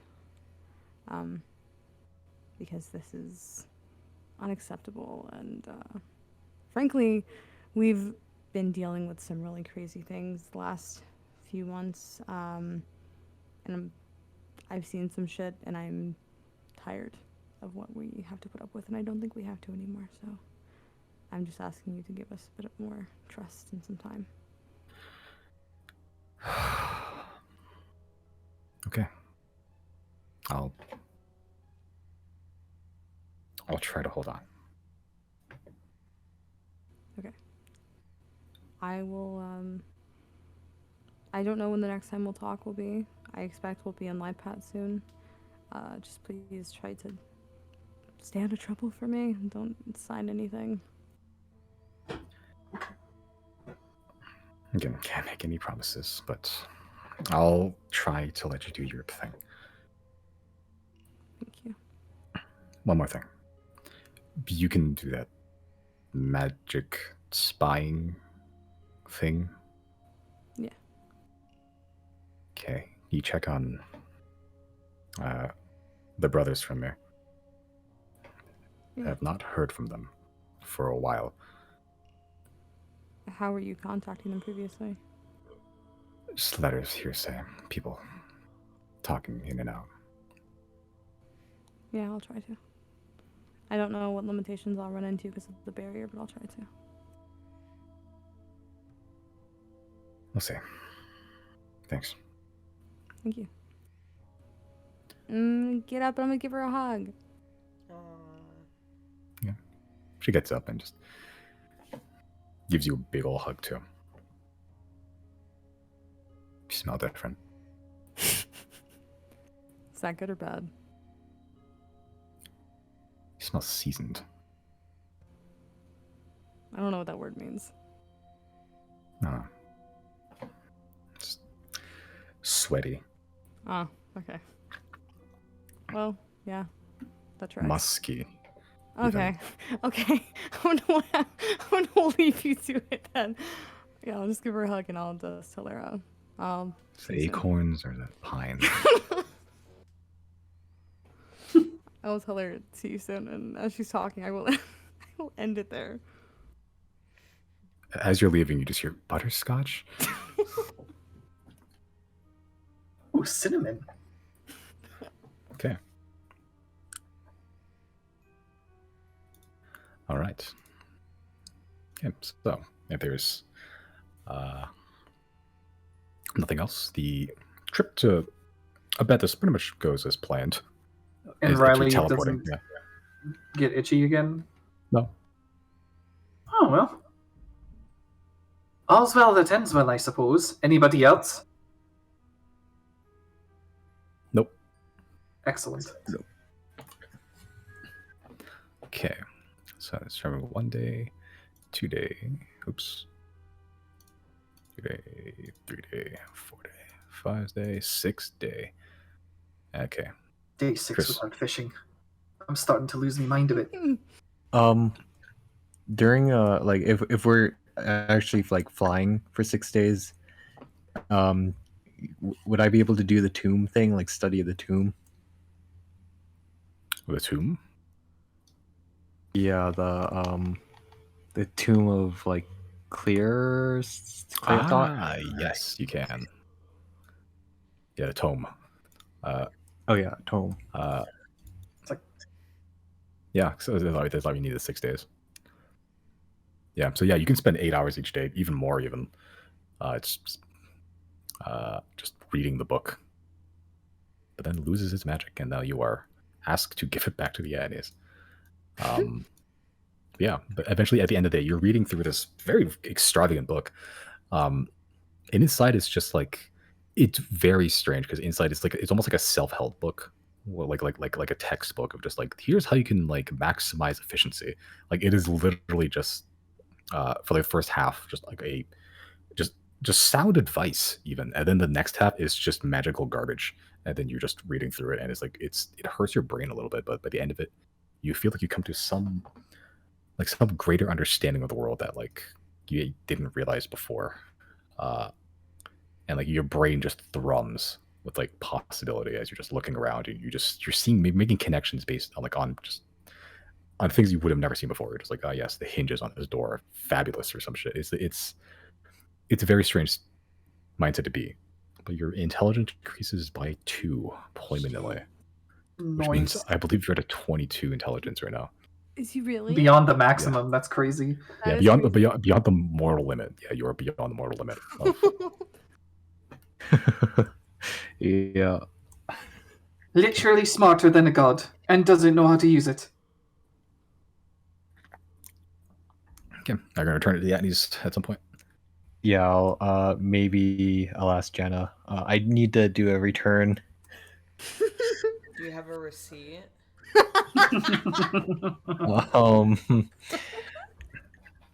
I don't. Oh, that man, I'm so sorry. You're out of luck.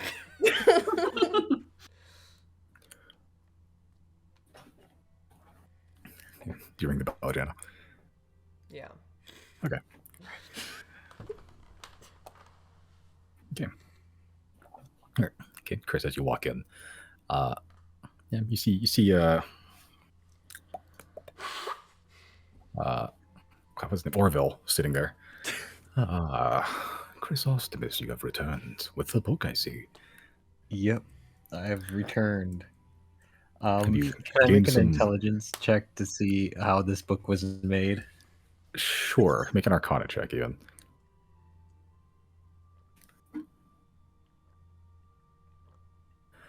Oh my god. You gather that this book is fucking old.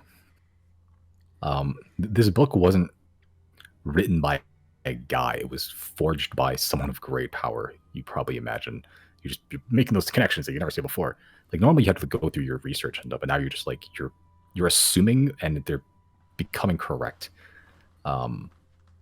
Yeah, the book is in itself very old and probably like one of the most powerful things in this whole goddamn store. And the Andes have like 2 of them. Yeah, they are very old, just little things of power forged by someone of great power, possibly an old god, maybe someone that's just a really great wizard. But they're built to last. I'll tell Orville. This book is very good. I like it. Someone powerful like me made it. I see your head inflated in a different way. Well, thank you for returning the book. And the spare amulets, I believe, 0 requested, are in. Hell yeah. If you would like to purchase. How much do I owe you? How much did you I make? think it's just 1. 800 gold.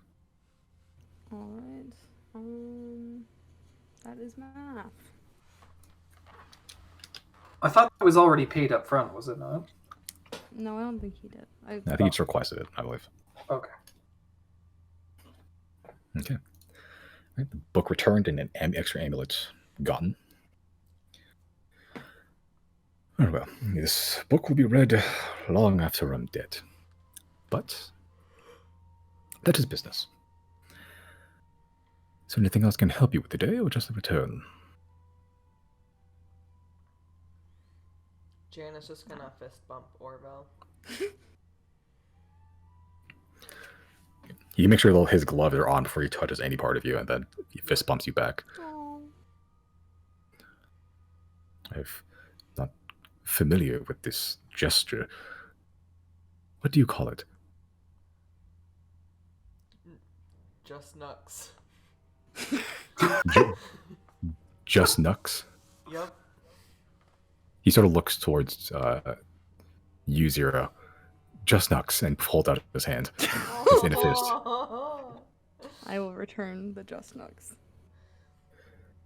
Okay. You bet he sort of crawls up and just almost slinks up, slithers up to Orville, just Just Nux. Hold out his hand, and Orville just slaps it out. Away from me, reptile. I offer mine to you, Betty. He touches his hands. You. Hey, Orville, y'all hiring? We do not have a sign, but I suppose, I mean, it's not up to me to say. I know. Well, what would you say Evandra is? Is she she's not really a tinkerer, is she? I mean, she's like a you know, spent most of her life on a Sakai ship. A pilot. Engineer. Yeah. Just I don't know. Let the Atnews know if they're looking for extra set of hands. We have quite the engineer tinkerer that may be interested. We don't know if she is. I have to ask her, but just give them a heads up. She's talented. She's amazing. Well seasoned. Yeah. She's musky. No, we didn't say those words. Well, I will confer with the masters at the end. See if there's additional help to be required. I believe something has changed inside of Quincy. He's now asking for vacation days. I'm not familiar with this concept. Yes, You know, he's not wrong. This strain may be a bit much for a single person, so perhaps. I'm gonna slide a hand, slide a fucking pamphlet about unionizing to Orville. What is a strike? Wages? Is there anything else I can help you with today? Yeah, that's what I do every day. I forgot, actually, they don't get paid, right? He just lives there. Yeah, pretty much. Free room and board, dude. Is there anything else I can help you with today? That's it for me. Yep, that's it for now. It was good seeing you all. Thank you for visiting Thereupon RuPaul's Emporium for potions and portents, and thank you for visiting a friend. Take care, Orville. See You as well, Jenna. Okay. As you all exit, book returned, library card punched, amulet got. Okay. Now, 6 days have passed. What you guys doing? I'm just gonna go under the assumption that Riley's been having short conversations with Yule and his mother, and maybe a short exchange between him and Claudine as well. Okay. Just to keep up, nothing in particular. Sure. Just updating current events, word of mouth. Yeah, I've been flying for 6 days. What is flying? Okay. All right. Just short conversation, phone calls, pretty much. Basically, text message at best. Yeah. Hey, you up? Oh my god.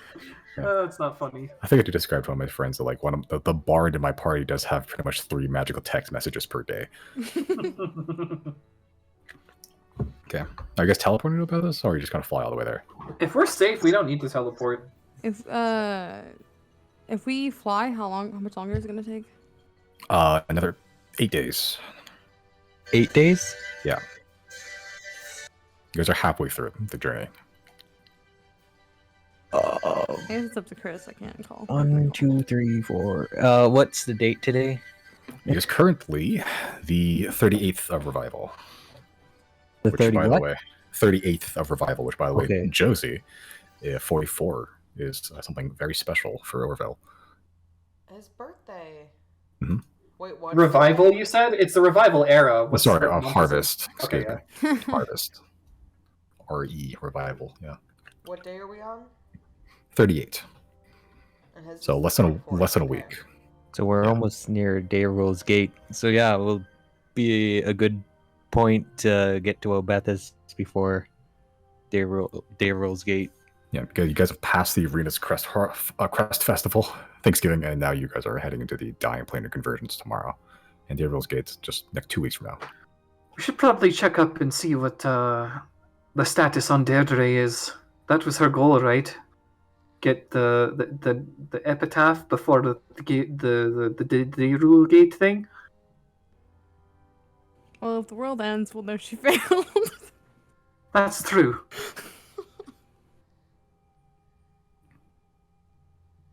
Yeah, it's up to you guys if you want to keep on flying or I mean, it's up That's to you. true. It's your spell. None of us feeling the EBGBs for this past week, right? Do we even need to go to Obethus? I mean, and now that we brought it up to Evandra, I think we should still go. That reminds me, I did want to bring something up to the party, Hmm? if I may. Do I have everyone here? Are we all in the same Yep. room? Okay, so I might have mentioned this earlier. My town that I'm from, it's hidden. Tieflings are basically hunted in the cities, so we had to move out to the desert, and getting resources is very hard. We had a method of smuggling resources to Finsu, but that line has been severed, and everyone in Fintu is starving right now. I was wondering if you guys would allow me to use Rotave to basically bring in as much resources as I can, food, magic components, whatever they need, to Fintu. It will be a trip, some days, and after that's done, we can go back to, normal plans as usual, but I'll need to get Saleth, who is in Lipat, and we'll need to make stops to pick up food and all of that, and then the trip itself might take a week or two. I don't know. Listen, if those stops include stops at the water, I can even contribute by grabbing some fish. I appreciate that. I have Honestly, storage every little- rooms that I can every- make. Oh, What's that? you have one that can be a freezer. I'd really like to keep a stockpile of fish. I'm not sure about a freezer, but could put some ice in there. That might do it. Ice Worth or a shot. Honestly, every little bit helps. But I just wanted your permission before assuming I could do that because it's not just me. This will take some time off of y'all's schedule, and we might be preoccupied and so on for a couple weeks. Oh, our schedule as follows right now is prevent the end of the world. That doesn't really seem to have like a hard time limit. If it were, I believe the gods would be scrambling more than they already are. Okay, so then I guess after, I don't know.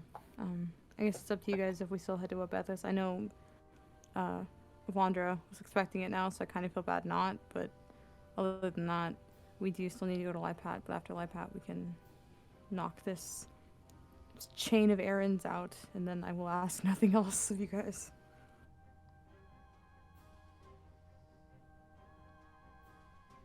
There's fish on the way, and even there, I'm down.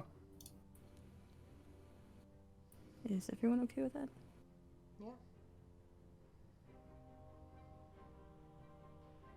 Yep. I'm going to go through the road and individually hug everybody. Just say Zero. thank you. If your hometown is starving, we can't just sit by and let that happen. Thanks, dude. You know, before I came to the mainland, I had only met a few humans, like a handful of that. I've only really ever grown up with tieflings, and so coming to the mainland was kind of scary. I didn't really know who to trust, and I'm really lucky I found you guys. So thank you. And we ain't even humans. That's true. How homogenous is Hora? Very. It's true. I haven't seen a human before coming out this way either. Well, However, you know, I've non-elf. lived- I've lived with a bunch of humans. You know, if Pratchell was my first impression of a human, I might be damning the entire race. Are there humans in Janna's village? I think so. I think it's just random, right? Yeah.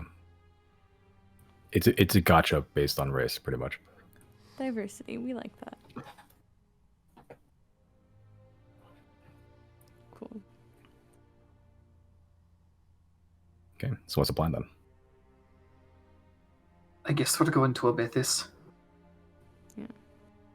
If for nothing else, just to drop a Vondra off somewhere where she might be happy. Merrick, is there any particular place you want to go, or are you happy tagging along?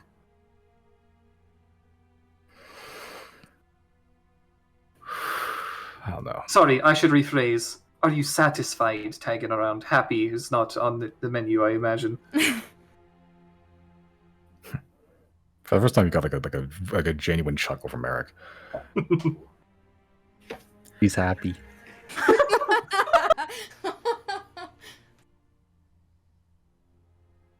I don't know. I'll just keep tagging along for now. I don't think about this as a good place for me to get dropped off anyway.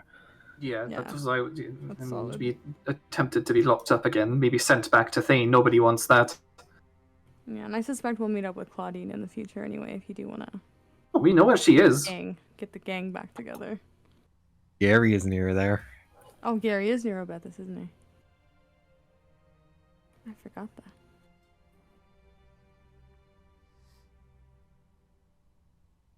Okay, heading to Bethesda.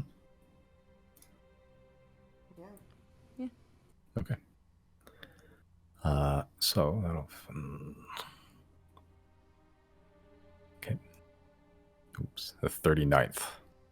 Dying planar for trip begins. 40th. 41st. Oh, can I? I'm sorry. Can I do something as the days pass? I guess retroactively. Sure. Can I scry on the brothers really quick, just to check in on them? Cool. Which one? They're usually always together, right? Usually, but pick one. I'll say. Do I know like what their not like schedule is like, but like, I would imagine like, Agrabane doesn't leave Tild, right? Maybe like he doesn't. I don't know. Like I feel like if anyone's working, if anyone happens to be alone, I want to get both of them at the same time. If somebody's alone, it's probably Agrabane doing his own thing, but I don't know. Do I know anything about kind of how they travel? They travel together. Generally, they'll split off during jobs if they have to, but yeah. I guess I will check in on Agrabane. Okay. Sure. Join me in Sneaky Beaky for a little bit. Okay. Have fun. Yeah. You haven't had a sneaky beaky in a while. Yeah. Yeah. I'm scared. I'm being what's it called? Sparing with my Sneaky Beakies. Now, if it's not like personal plot relevant. Okay. Join me Sneaky Beaky. Yeah.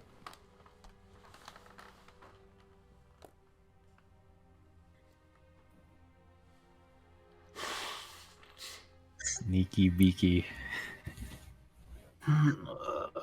Metal Gear. What did you say? Me? Yeah, Metal Gear. Metal Gear. I heard. I won't repeat what I heard. You Okay. did not say it. Something far worse, I imagined. Yeah.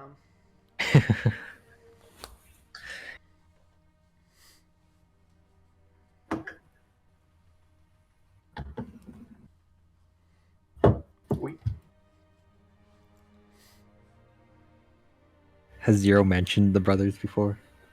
I don't think so. Mm-mm. Zero has like the most convoluted, detail-rich backstory and all these NPCs to talk with. I'm also And- not personally Mhm. clear what we know as players versus what we know as characters. Because I think I know some stuff that like we don't really know. You know. Yeah, like we only just found out about this whole like Fentu situation with the starving. That's been in the back pocket for a while now. Yeah. It's because we haven't really went deep into our backstories, except I guess we started with mine a little bit, and then now I guess we're going more into Zero's backstory.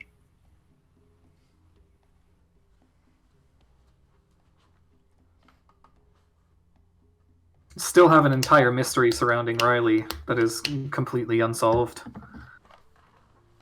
There's a void era of his own where he crash landed, or what's the word, shipwrecked in Despera. And there's some shit that happened there that I have no idea about, and I don't know if it's even relevant anymore.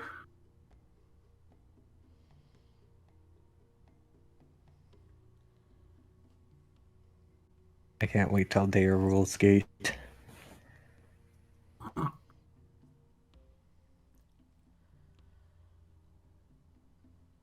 It will be like 2 days after we arrive in Obethus.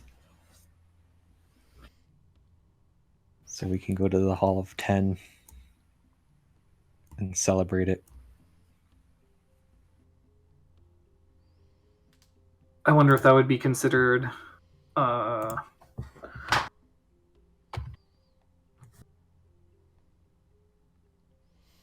what's the word? Sacrilegious? Or apostasy? I'm not sure.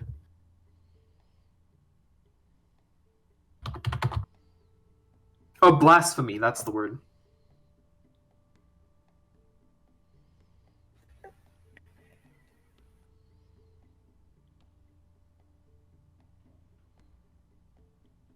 don't some weird things happen during the dying planar convergence? Like Day of Rules Gate is like the height of it, where like things from other dimensions come.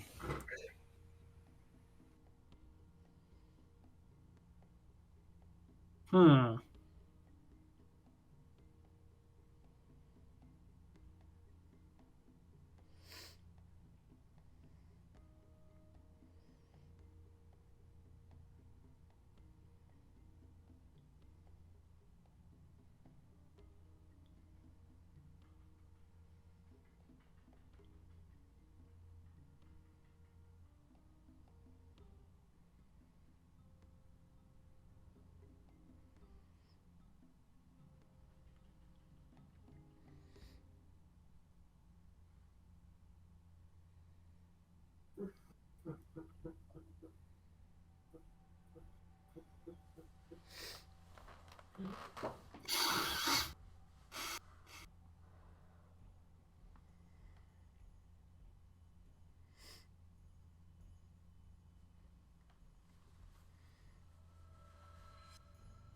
I kind of hope we're wrapping up soon.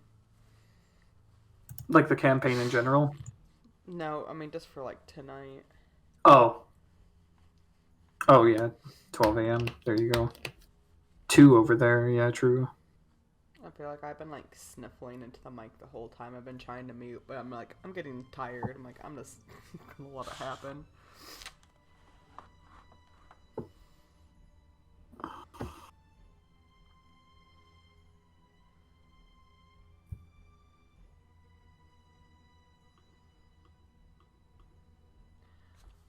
Also, who's shutting down again because of COVID? Probably Ontario. I would say, is it Canada? I can't tell like who announced it. And when I try to Google it, there's no real answer. Well, it's kind of weird here because it kind of goes by province.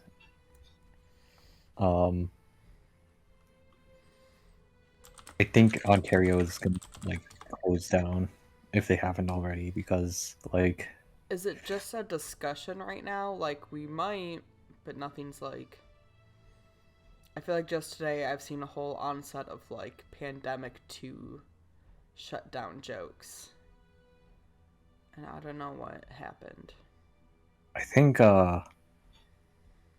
Kenny relaxed restrictions or something That's while crazy. our cases are actually going up. Yeah, that's how it feels. It's like when I look at Michigan cases, like this is the worst it's been of like the 2 years. Like right now, it's the highest it's ever been, and things are just Yeah, opening up, and it's like, what the fuck is going on? the America it was blowing up. I'm not sure if it's like it's because of the Omicron. Yeah. Probably is, but Yep. because it's now everywhere now. Yep. I had a COVID scare this week, but luckily just a regular cold. Oh shit, that's right. Alex got COVID. Oh, he did? Yeah, he did. That sucks. Lost his taste and all. Well,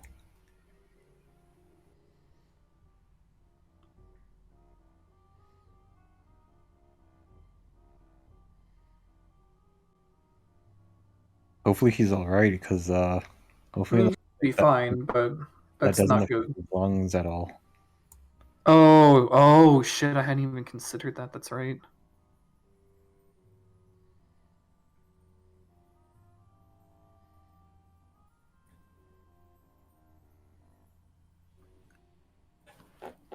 Okay. Hello? Neat. No. Okay. To Bethis then. Indeed. Okay. All right.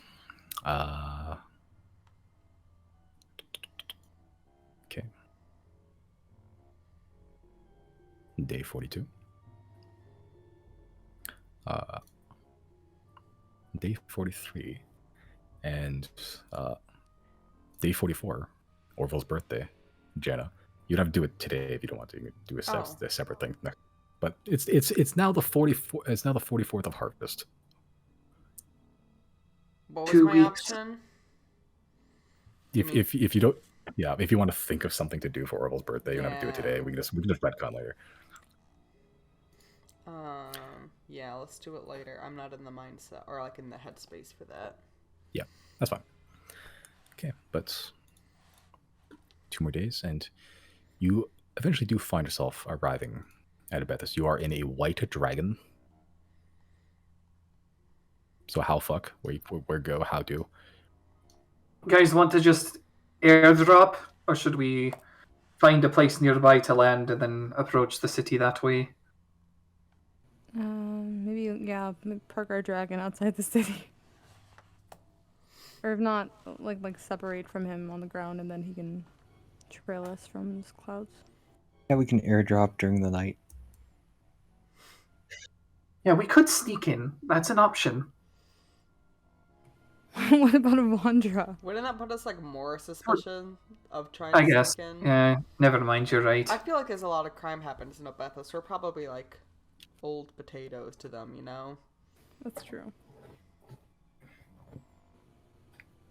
And if Where's our not, broken heart? we run out and we come in with disguises. Yeah.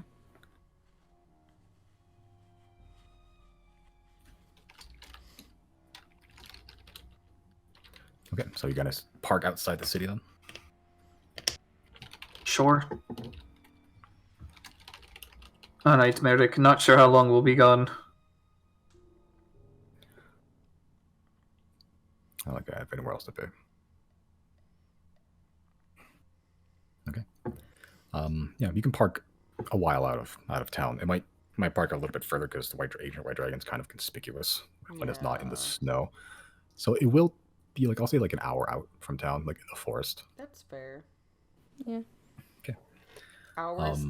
I feel like an hour back then is like 20 minutes now. You know. That's Yeah. nothing. Yeah, I kind of fucked this up during world building, but like, yeah, towns and stuff are sometimes like a day away from each other.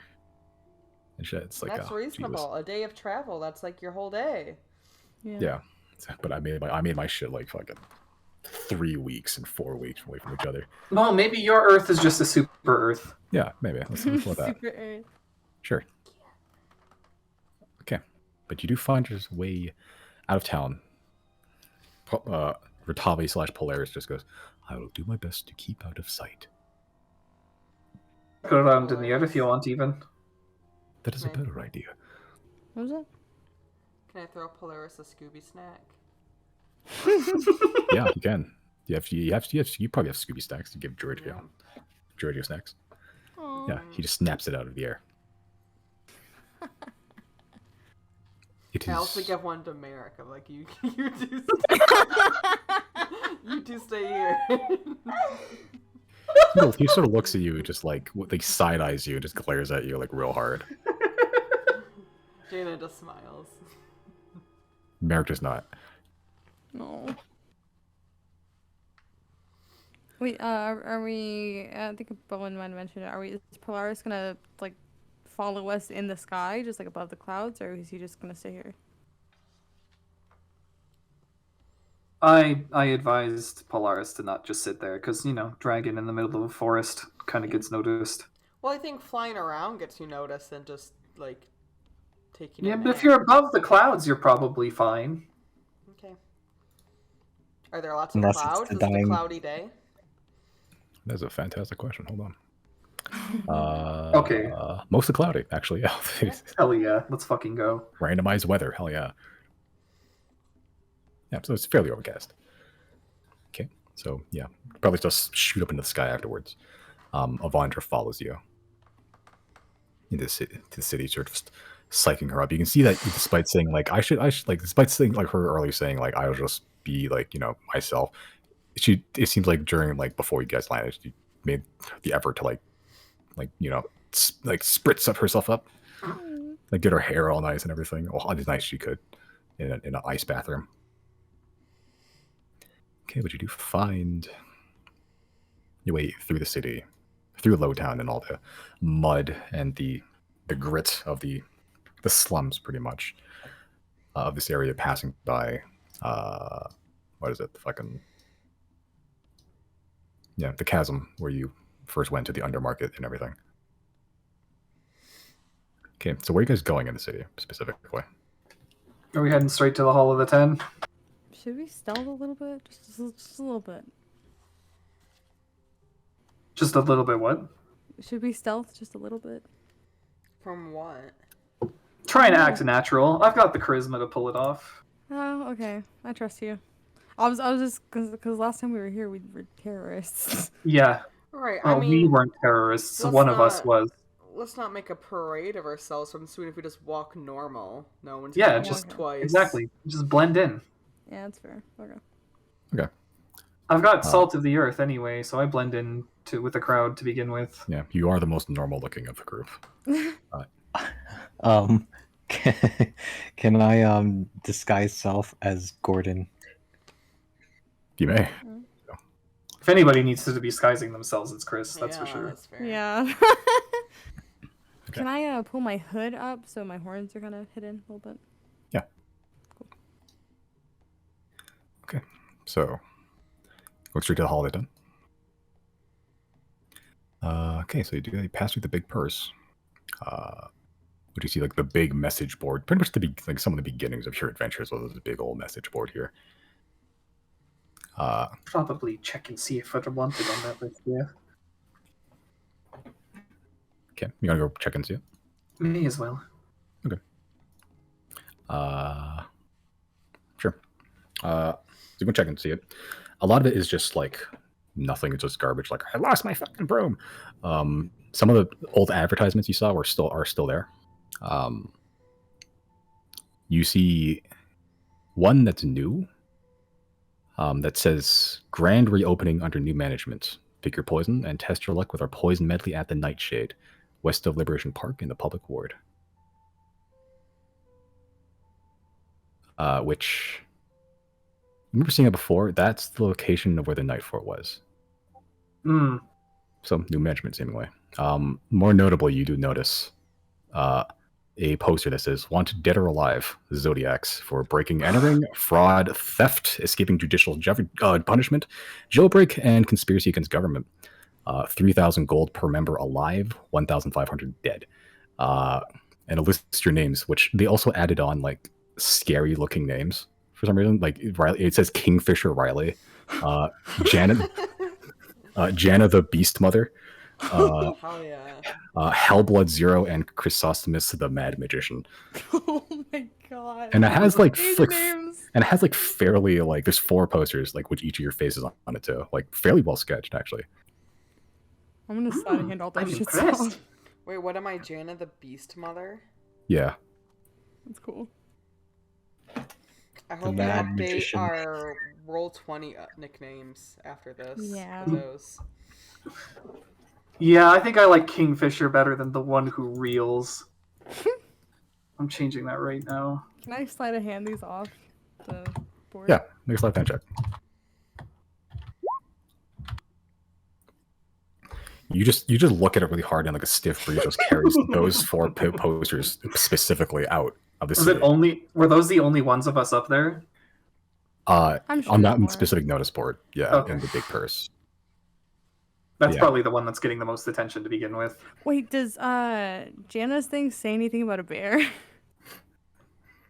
No, actually, this is Janet the Beast Mother. Okay, good. I'm gonna keep them though. I'm not gonna throw them away. Okay. As trophy. Collectibles. It, well, no, they spelled the Xodiacs wrong. They spelled it with a Z, like it actually. They'll never find us this way. Yeah, true. Okay. Oh no, we're not those Zodiacs. That's a different Riley. Yeah. I'm Reynold. Ryan Reynold.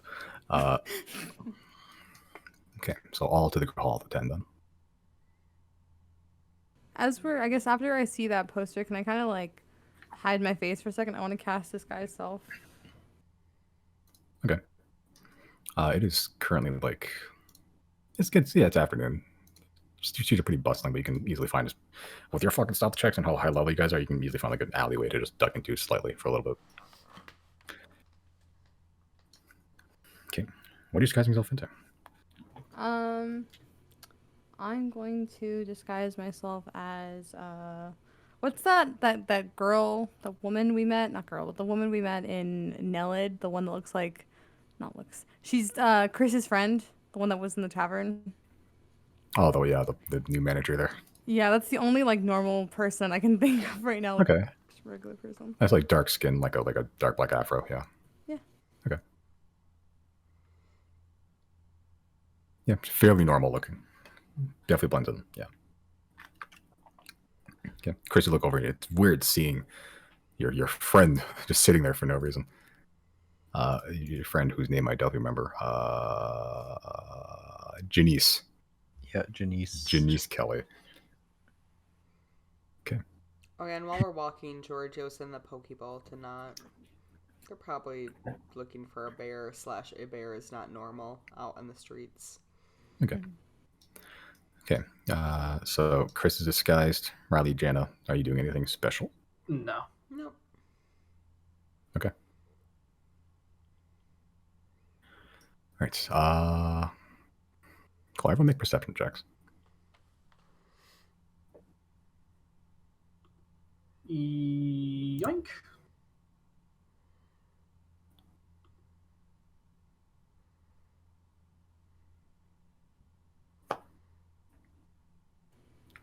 I rolled. I did it, but it didn't show up. You might as well just go ahead because mine's gonna be crud. Okay. Sure. That's whatever. Cool. You guys have been in for the city for a little bit, like an hour or two or so already, just walking through. Kind of forgetting how huge the city is. The stone buildings, the muck running through it. The high parish is a little bit higher up on a hill. A little bit nicer, a little more theological even. As you guys are walking, occasionally you see just people look at you. And then as you pass, you just walk the opposite direction.